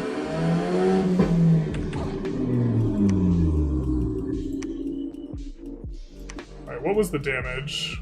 We lost the Crystal Mage, god damn it.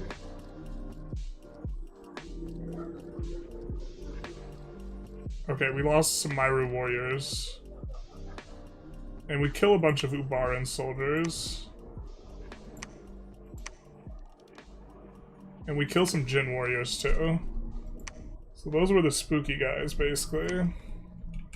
Alright, well, we could go back to recruiting these guys every turn.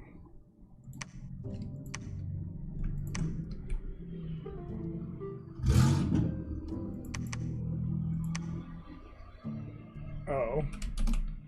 Nice script, buddy. Nice script. I'm saying it's nice because it wasn't very nice. Yeah. That's the one. Okay. Well, I think that this kind of worked. These guys actually performed really nice. Spirit Sight. They don't have magic weapon, but we have a lot of them. Alright, so this is our second offensive battle. So this was this one.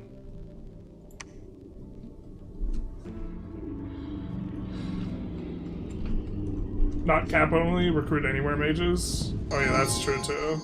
So here was the buff thing that we had going on, where we're gonna cast a bunch of stuff together. Strength of Gaia. Enlarge. So now these guys should be... Is that not how enlarge? Oh wait, just prepping with enlarge. There we go. So they're still in the same square, but they're now size 6. So they're violating the rules. So we're up to 40 hit points. We don't have regeneration because that's an enchantment.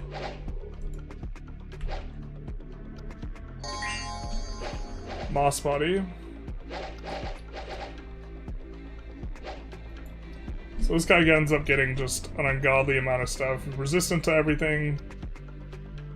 Reinvigoration 6.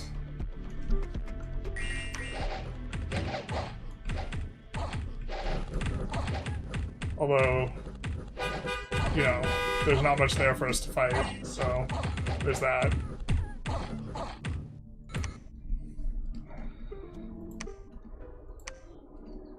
But that's the plan.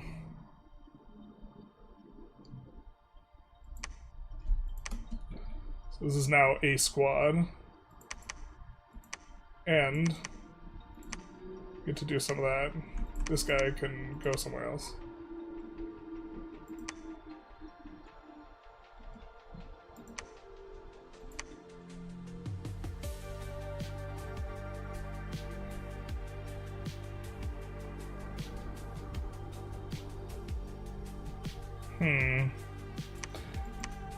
Only place they could go is north, maybe. So maybe...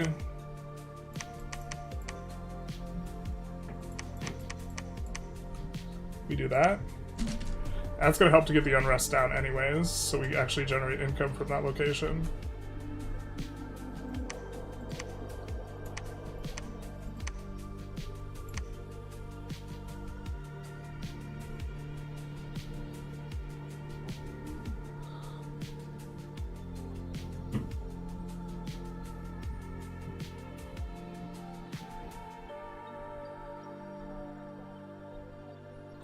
We're gonna have this squad help out, but let's look at our other battles first.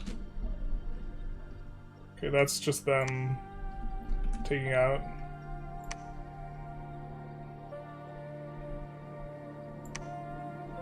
It's them rotating over. Underdark's gonna be a big one. Yeah, it's them taking that.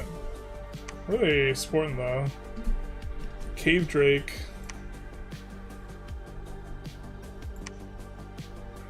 You have to be on the lookout for poison versus them. Okay.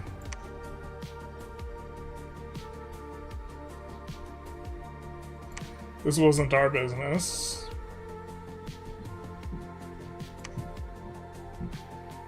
And then this was a big battle.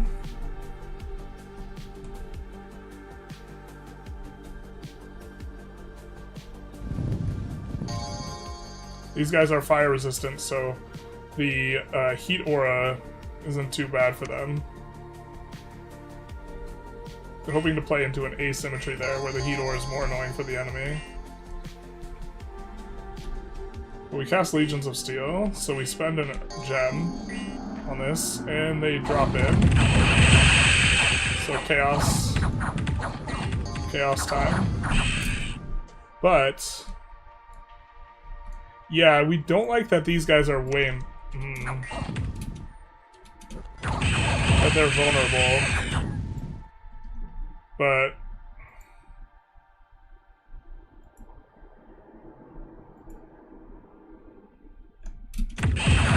maybe it's fine.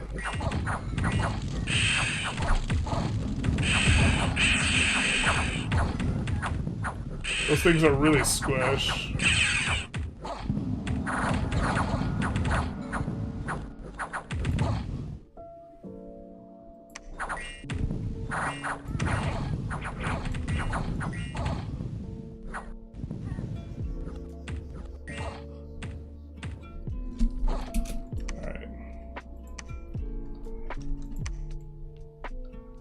We lost Trogs. Trogs did a lot of damage, though.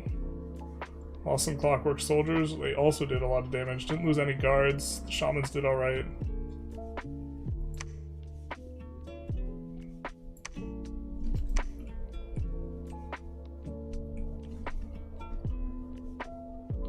$290 units. That's a big amount of units.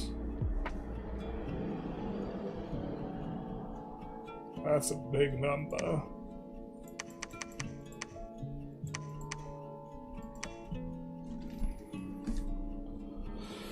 Whoa.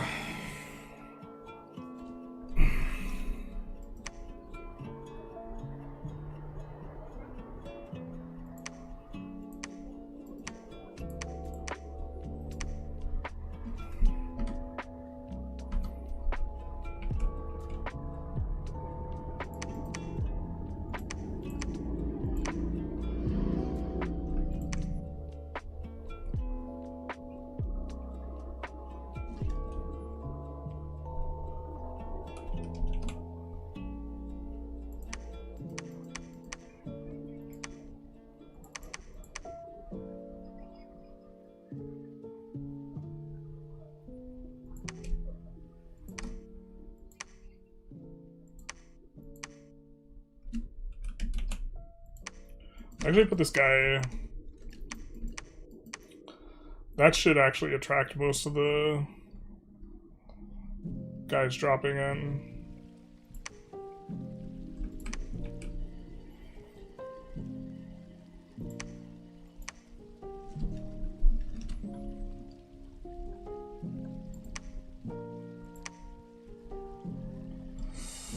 Oh, who has the stick?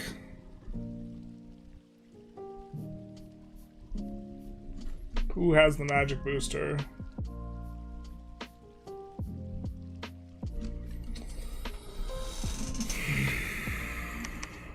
Who has it?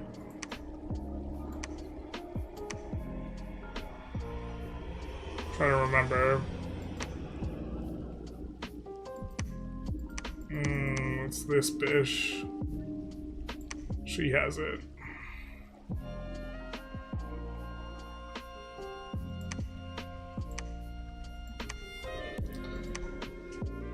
Okay, we could still cast Howl if we want to, though. We just have to spend extra gems.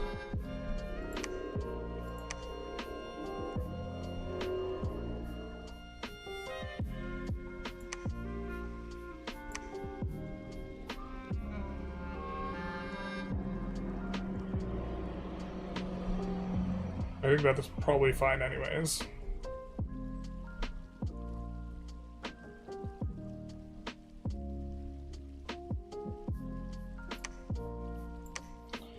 But maybe makes more sense for us to do Strength of Gaia into Hal.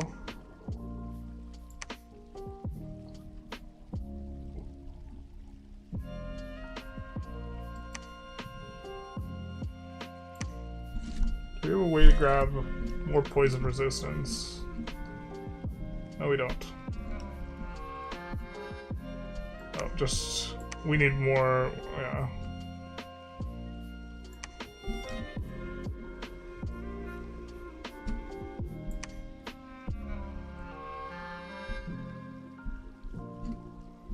Where's personal iron skin?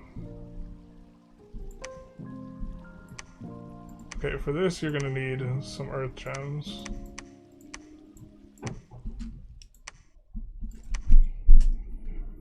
Or sorry, you're gonna need some nature gems.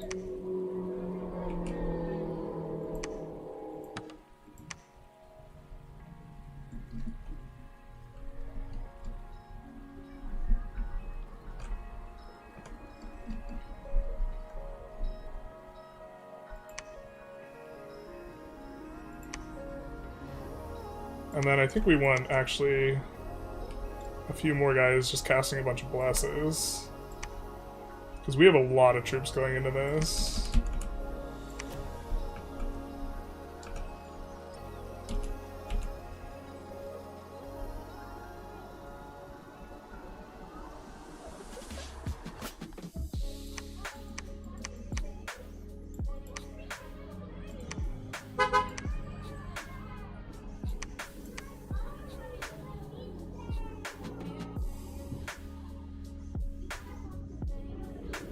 I think this works for us. It's gonna generate a lot of fatigue, so we could give them these. I think we need to conserve a little bit. We need our prot.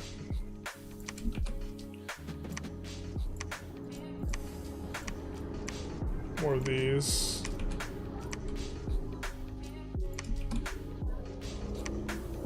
And more armor. I think we have a couple helmets.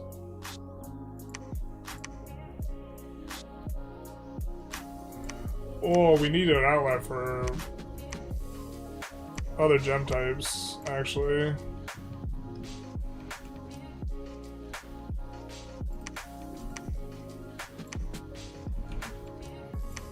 We forge some stuff that's going to be useful for us.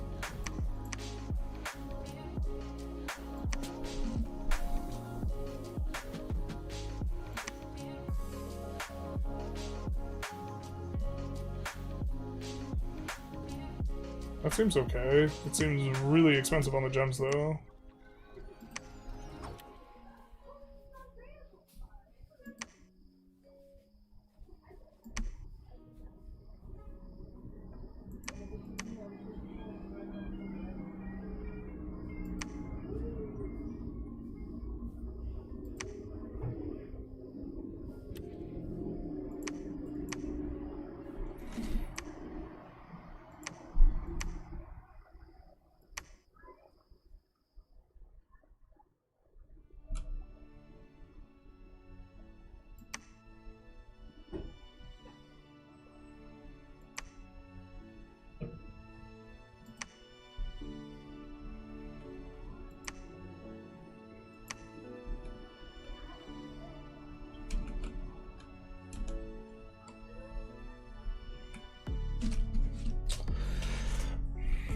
How common is that roll? For us to roll? Oh, just 100%. Alright.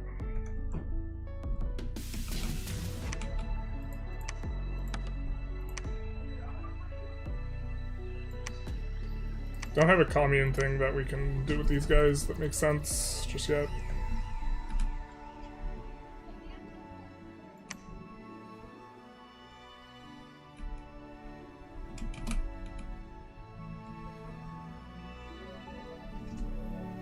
Well, these guys started without a cave?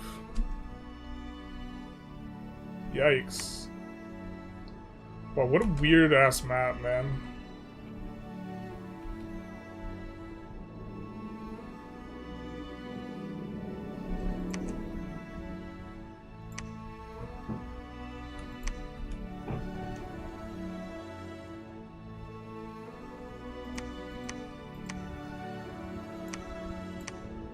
Guess we could do this. Actually, we prefer... No, can't do that. Alright.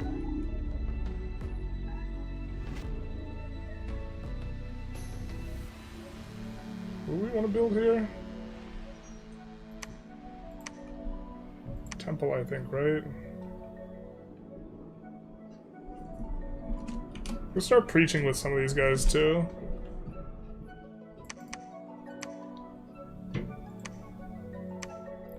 They don't have a homunculus or a research item they're preaching. I guess that's just the one guy.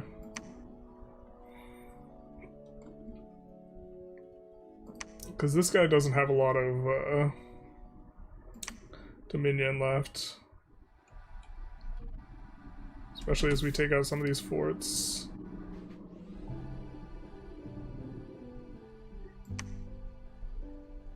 I think we want to conserve our nature gems here if we can.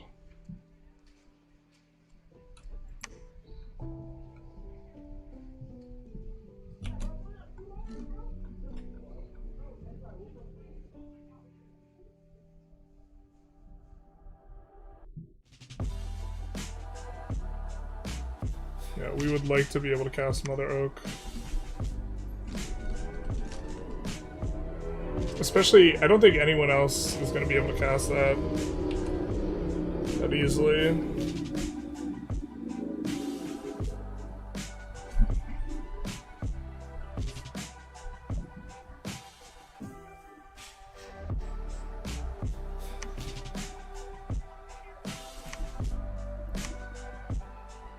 Don't have enough astral gems. Shoot.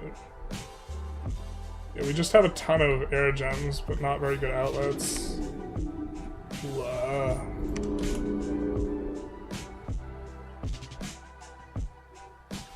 I mean, this is a good one now.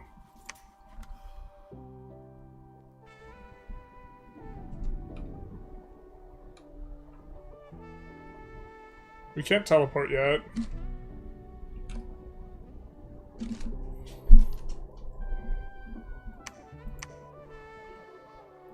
Can make another glamour hoodie.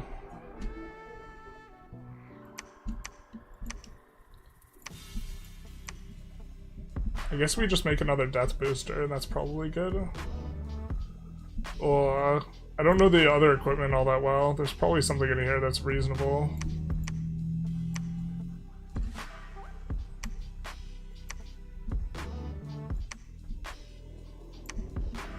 Maybe a horror helmet's actually okay for us. I imagine the G-Baba guys don't have that much.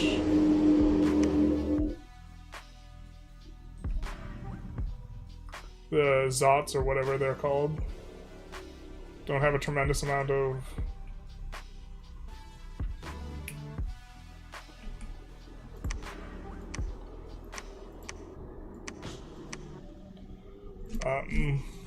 what is it? Do we have enough to enlarge even? They don't have a tremendous amount of morale. I think enlarge is...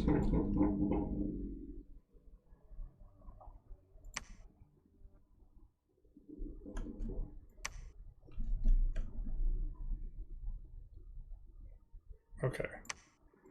This guy is summon earth power. Lead, and then... I think they're both advanced cast spells because we don't have equipment on.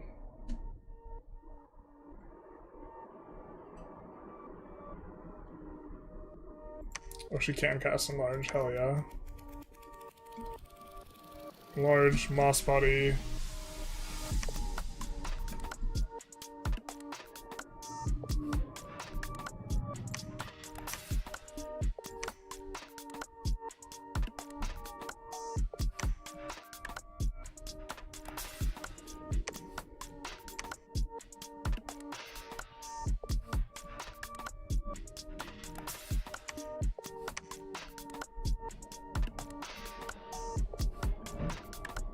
Personal iron skin, probably.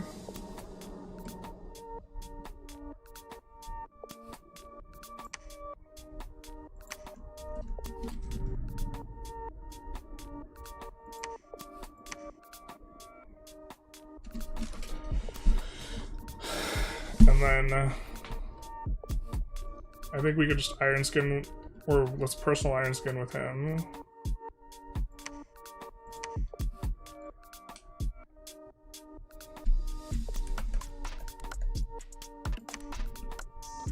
And then we can just Iron Skin a whole bunch.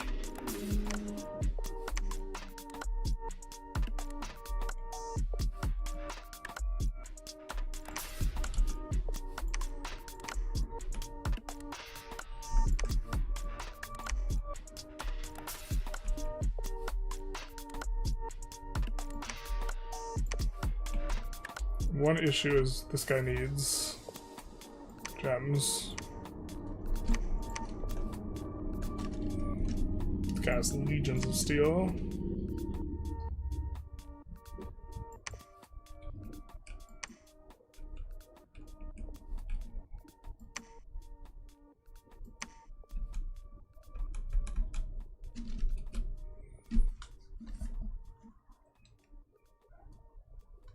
I think that's it. Oh, it's gonna be another kind of big turn.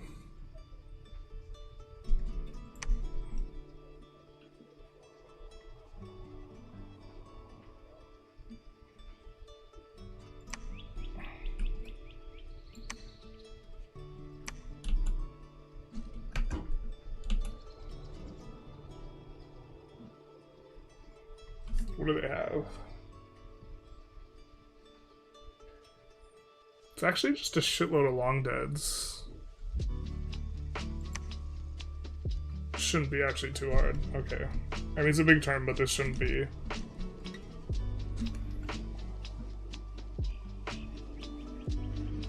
Shouldn't be too bad.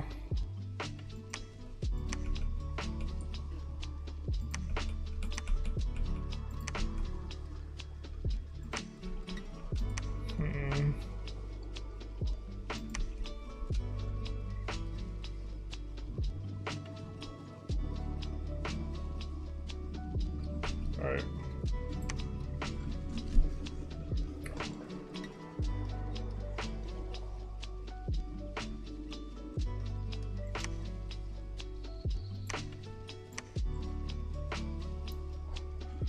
Nice.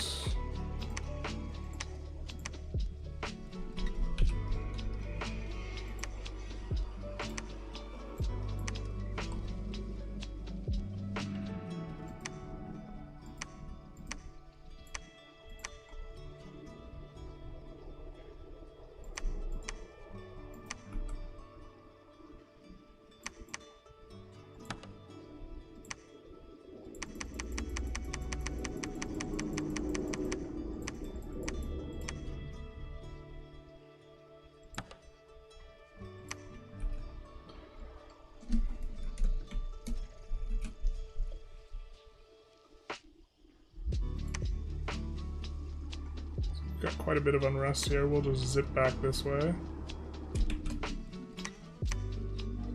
Could also forge this with our turn.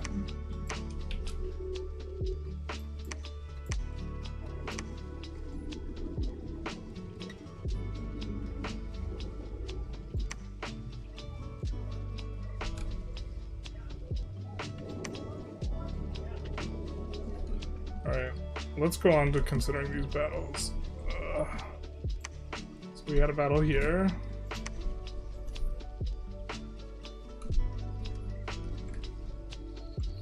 These guys are set to attack.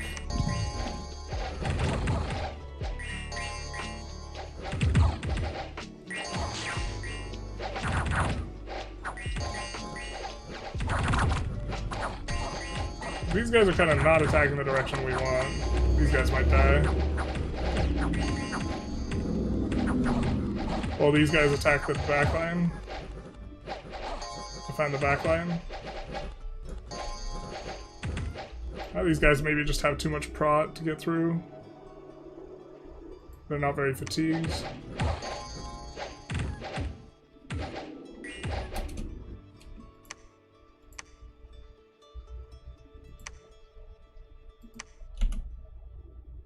We only lost 2 Myru warriors. Maybe that works.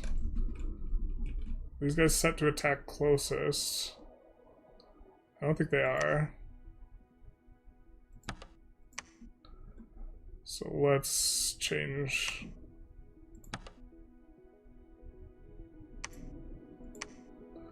That a little bit.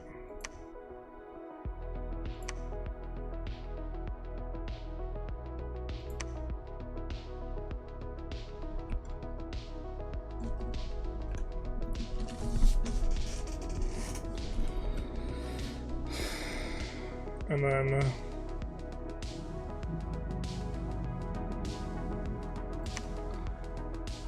could work on making a fort here.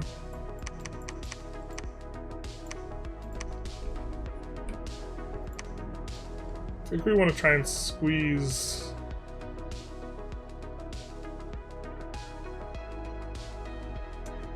Alibaba.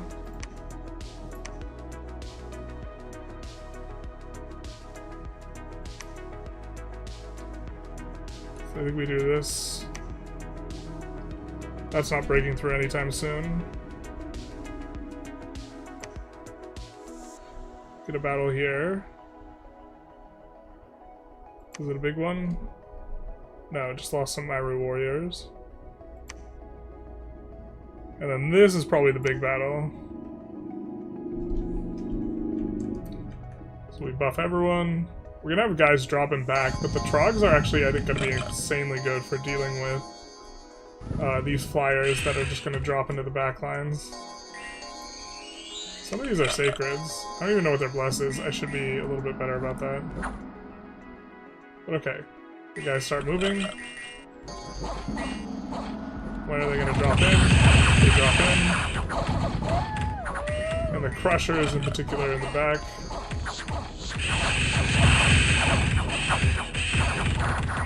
So we do get a surround.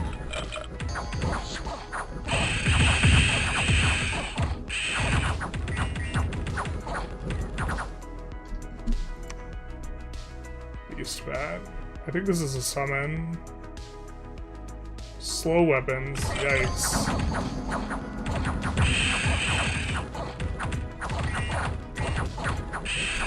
It's kind of a vibe. We really don't want the Myri warriors in on the bats, to be honest. The bats look like they flee, though.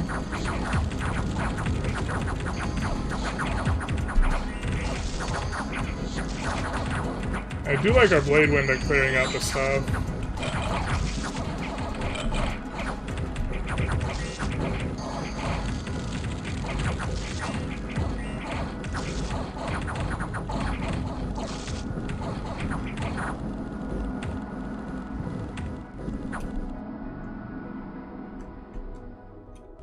Takes us a while to get Hal down.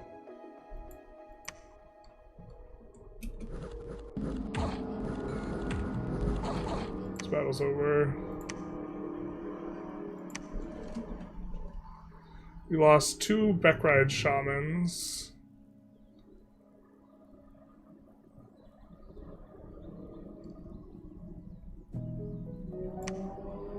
Kill like 400 dudes.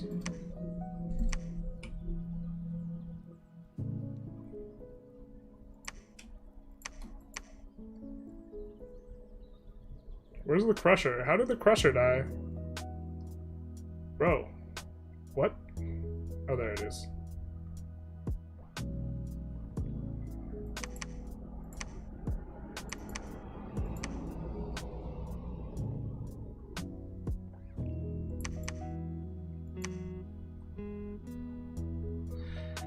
I think we're gonna have these guys just hold an attack. And not attack closest, so they will just walk forward.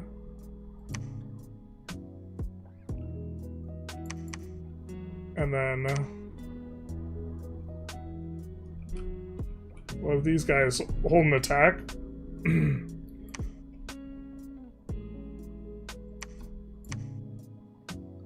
While the other ones are holding attack closest.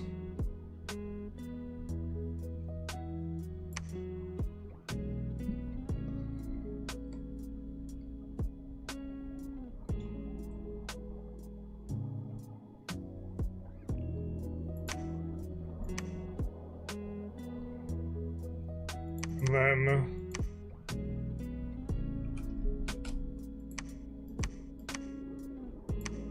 30 Draconians will do alright.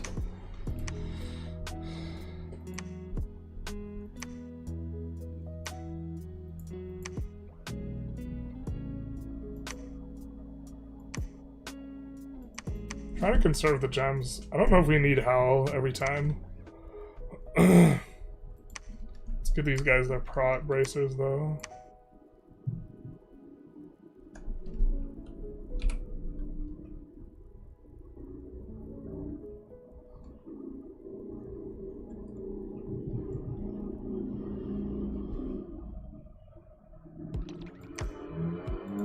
This guy we will have to give more gems to. Actually, let's give him a few gems. Because we might have to use multiple battles on him.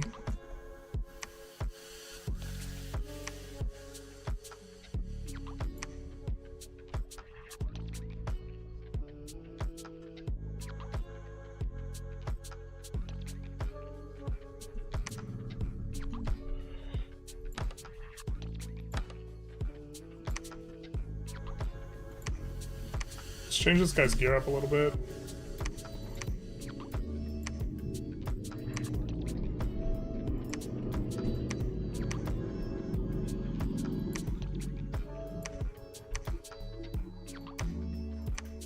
Gonna put him far and back.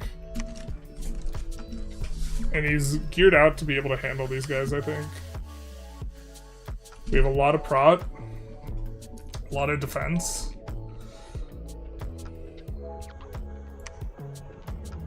We'll do alright.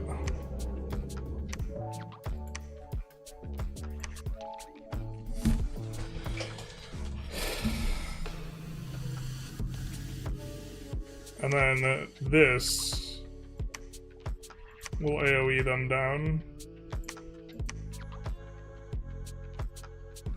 And if not, he'll just get in. So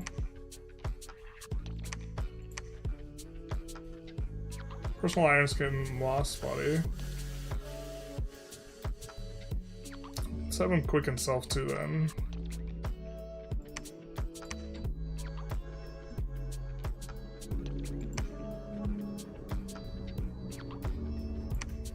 And Liquid Body.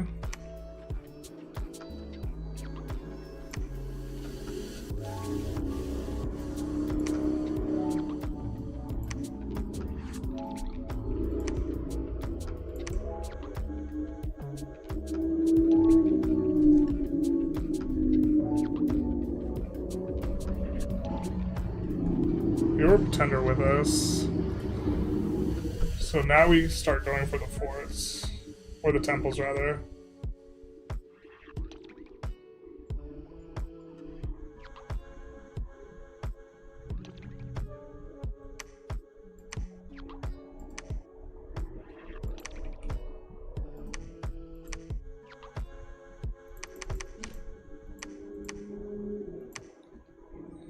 Okay, builds a temple there. We're gonna build a temple over here.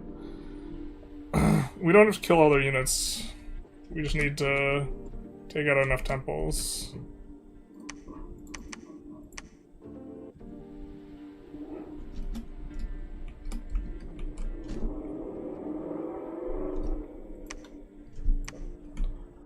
Actually, you know what? This guy that's getting in there, let's not give him that. Let's give him the Horror Helm.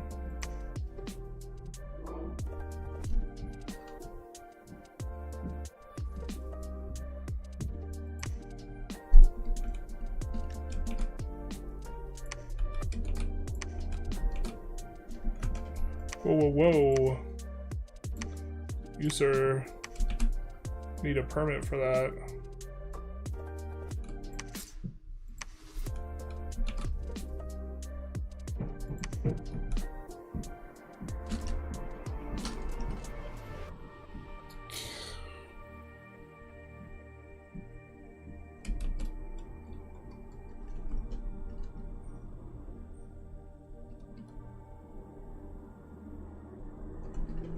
Are we researching Thaum yet?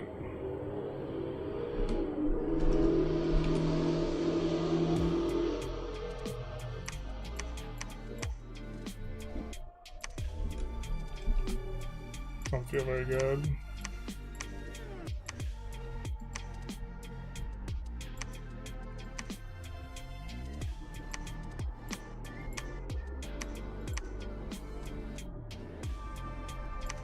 I think we have one of those.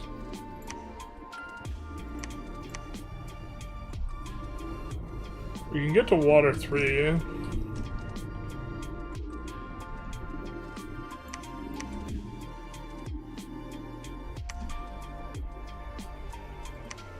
Do we have gear for this guy? Not really.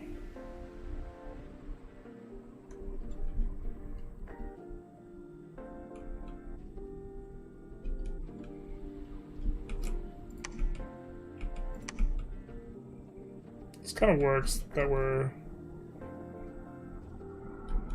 recruiting from both of them.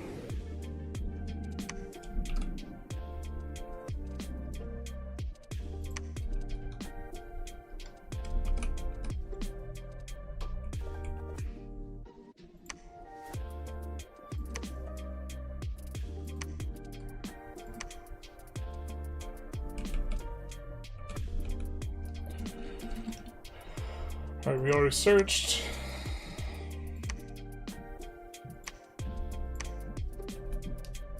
Try to keep that guy safe.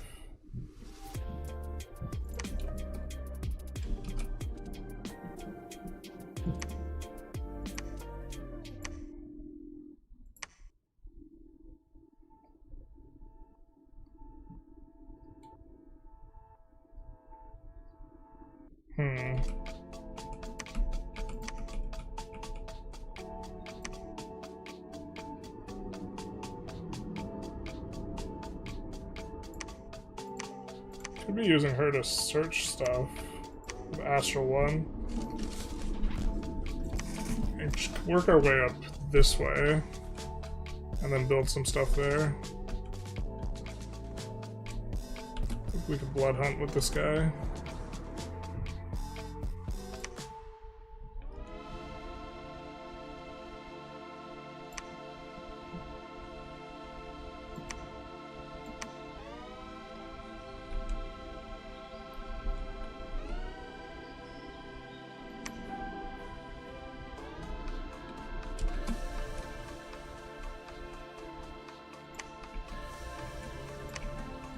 I have a script? He does.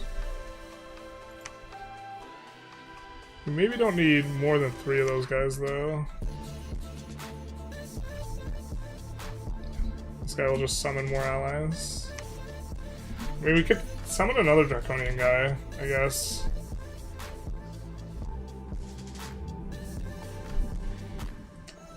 Oh, I know what we could do with her.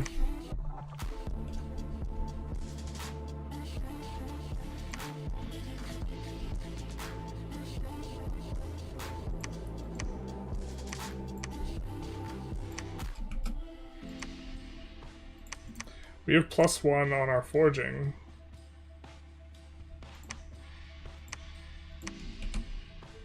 So, even though we don't have 4 air, we can forge the air helmet.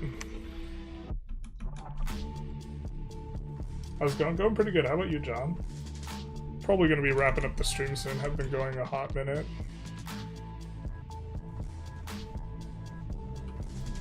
So, finish Conjuration 6.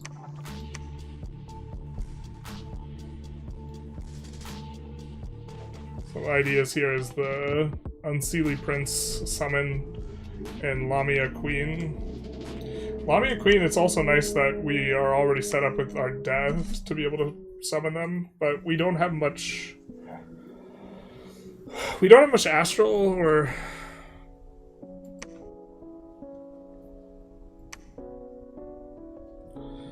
We just have a lot of air gems. This was actually maybe a little bit of a punt. We don't have that much glamour gems at this moment. But... yeah, shouldn't have gone for this, actually. Alright, we get a battle here. Fairly straightforward.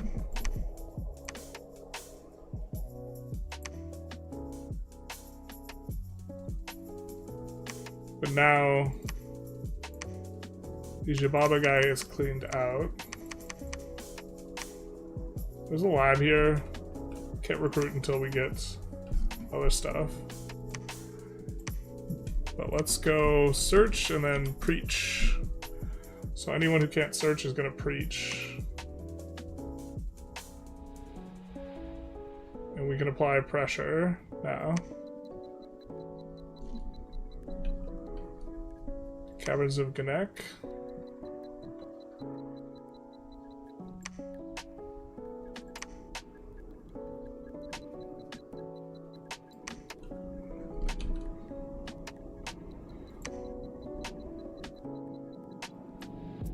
Come in with some gens.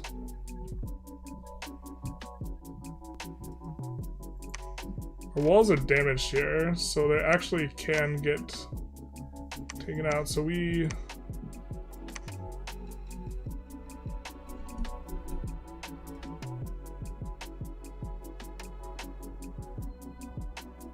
Troban, they can't harm our walls. Let's go relieve where they can harm our walls first. In the north. Don't know how safe it is for this guy to be milling about.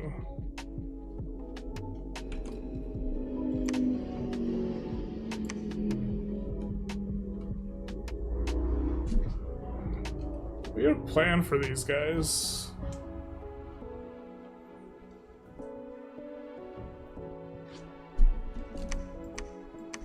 What the plan was. We have like all the Death One sites searched basically. I mean, could just give him one of these and start searching again some more.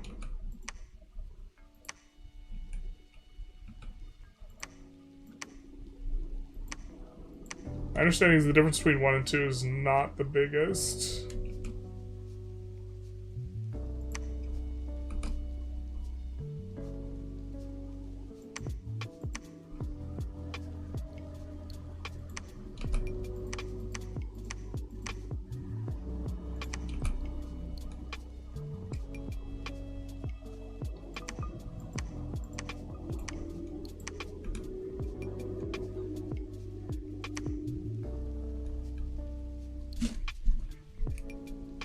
Units.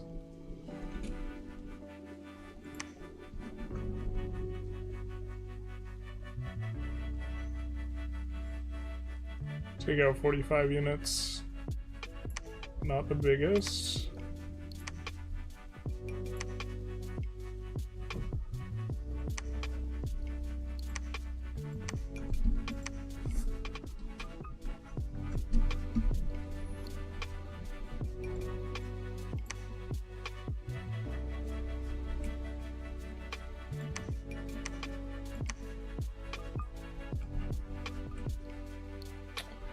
Oh, we might get access to...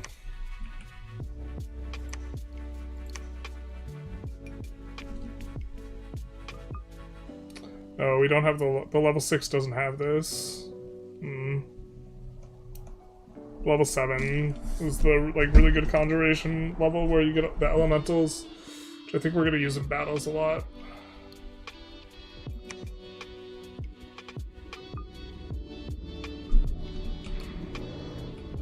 I think what we do is we took out the temple there. If we go for this, I don't think they have a very big relief force.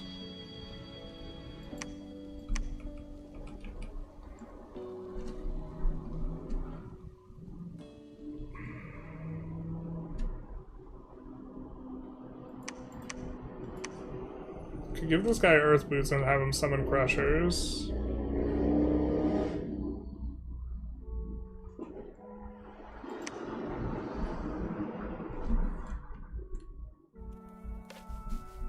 But what a shame. Glad I could catch a little bit at least. Would you consider making a bit of a tutorial for this game? I think I might make like a little bit of an introductory video to it. Yeah.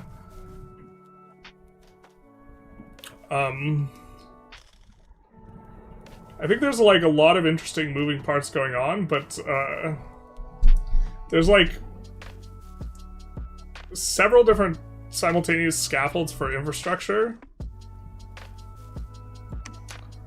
You have locations, right? And they give you income in gold and resources. The resources can be used locally to recruit certain types of troops, which are going to have resource requirements.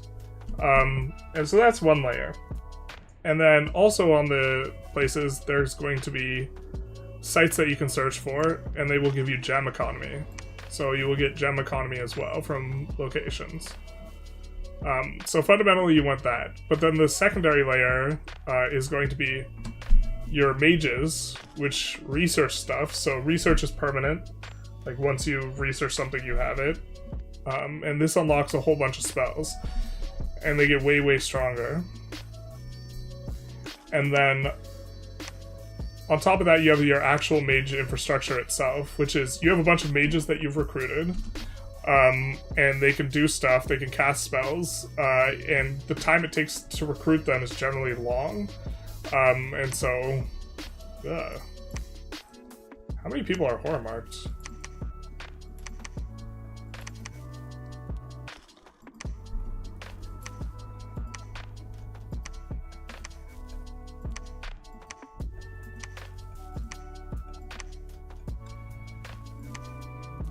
Let's see if anyone in our big armies is horror marked. The turns, like, so for example, right now, we are investing mage turns with these guys who have hammers that they forged, which is something mages could do. And they have a total forge bonus of 4, so everything is 4 gems cheaper, so it's using the gem economy. And we're using these guys' turns, which is our mage economy, to build items, and those items are helping us to win battles by making these mages just very, very raid bossy. They're difficult to kill, have a bunch of bonuses, this type of stuff. And then another layer on top of that is your blessing and your pretender god. So we have, for our blessing, all of our sacred units get this when they are blessed, which these are some bonuses. And that is part of our creation of our pretender god, who is a mage. And these are the paths in which he is strong magic. And the paths you choose determine what type of bless you can get, this type of thing. And so you're trying to negotiate these 3 layers of kind of stuff to build up power for this, which is, you know, a battle. So we have, generally speaking, our buffs are coming out first. So these guys are buffing themselves in earth magic. And we have an assortment of units. Some of these are sacred, so they will get the bonus. Some of them are just kind of normies. Although these normies have a function. They are producing heat, which will cause extra fatigue. So there's a battle system where there's a bunch of attributes and stuff matters and RPG-ish. These guys, for example, we summoned with mage turns. These guys we summoned with mage turns. The other guys we got mostly with production. Mages themselves generally take quite a bit of gold and fort turns to produce, so forts are another layer of infrastructure. But these tend to do really well into the back line.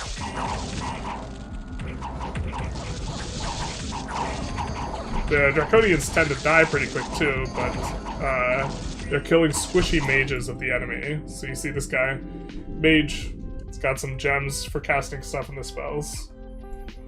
Sounds pretty deep in terms of mechanic, it is very deep. And I guess we could kind of conclude by talking through the pretender god we decided to go with.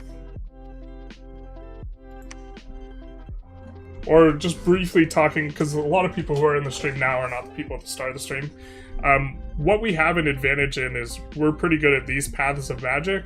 Usually you want access to blood and astral, but you can't have it all. But we have a really good economy because our forts and labs, which are location infrastructure, cost half as much. and we get increased income underground. We have these guys who are good at forging the items, so we're good at creating items, and then these guys also have a ton of life and really good stats, and these guys also have a lot of life and pretty solid stats. And so we're pretty good at creating these mage thugs which buff themselves up and then just get into combat. She's pretty good at shenanigans, although I'm underutilizing her.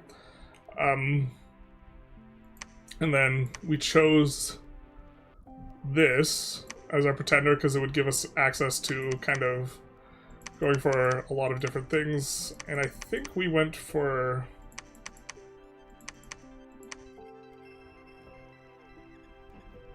we went imprisoned. I think we went 7. Yeah.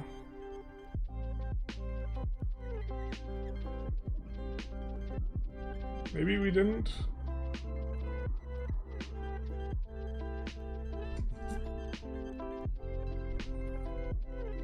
But trying to give us an easy way into both death and glamour, because we have good ways of accumulating these gems, but we don't have mages for them.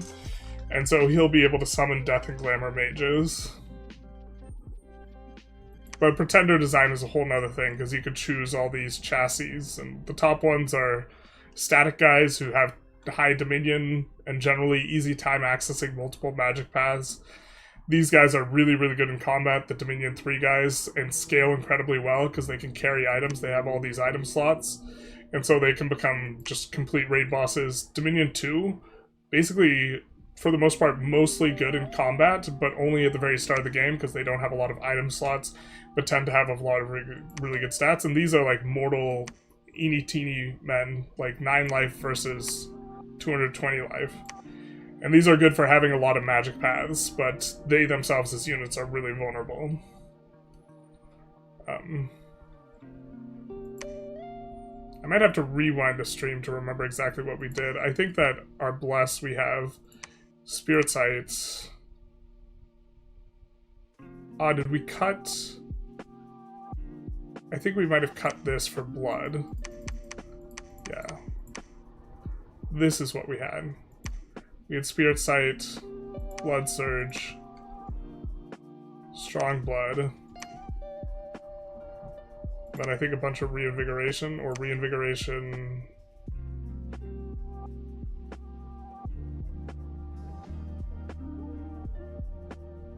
No, this isn't what we had, is it?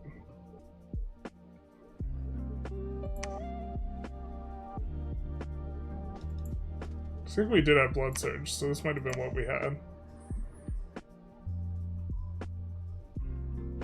No, our guy definitely has Glamour. What did we do?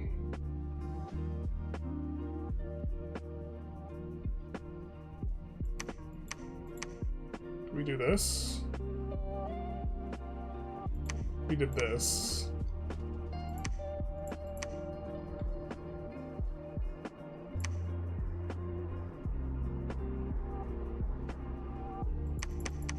And then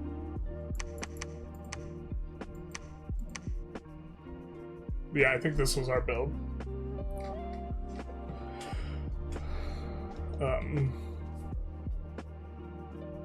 Where these make our guys get less tired, mages get tired, so having a mage have a bunch of reinvigoration helps them to stay casting longer. This gives sight, pure sight, which is good underground because it effectively gives us a little bit more attack and defense. This effectively gives us 2 defense for 3 bless points, which normally it's 4. This gives us poison resistance and disease resistance. One of our strategies is casting something that does poison damage to everyone on the battlefield. And so having that's useful for us. And this is just to make our guys good in combat. Whether it's our mages who are looking to get into combat and fight, or these guys who are kind of useful for expansion. So, and then something that gives more experience. And been trying to kind of nail down what we're doing here with this. I think that we have kind of maybe as the core of what we're trying to do is we're trying to get a lot of bless points from the stick, while also allowing ourselves to go deep into paths, have access to high astral for some spells that are difficult to cast, and allow ourselves to break into other paths of magic, because we only have air, earth, air, nature, and water, basically. This guy helps us to break into glamour and death much more easily. And to a lesser extent, blood. We basically don't get any access to fire, but that's okay. Anyways, I think we will be out. Thank you all for coming by. I hope you guys enjoyed. We're gonna try and get in on a multiplayer game and maybe make some long-form content on Dominions. I don't know if we continue this game. Feels like we're in really good shape. So, but then maybe people want to see a little bit more of late game stuff. So, anyways, take care everyone. Bye-bye.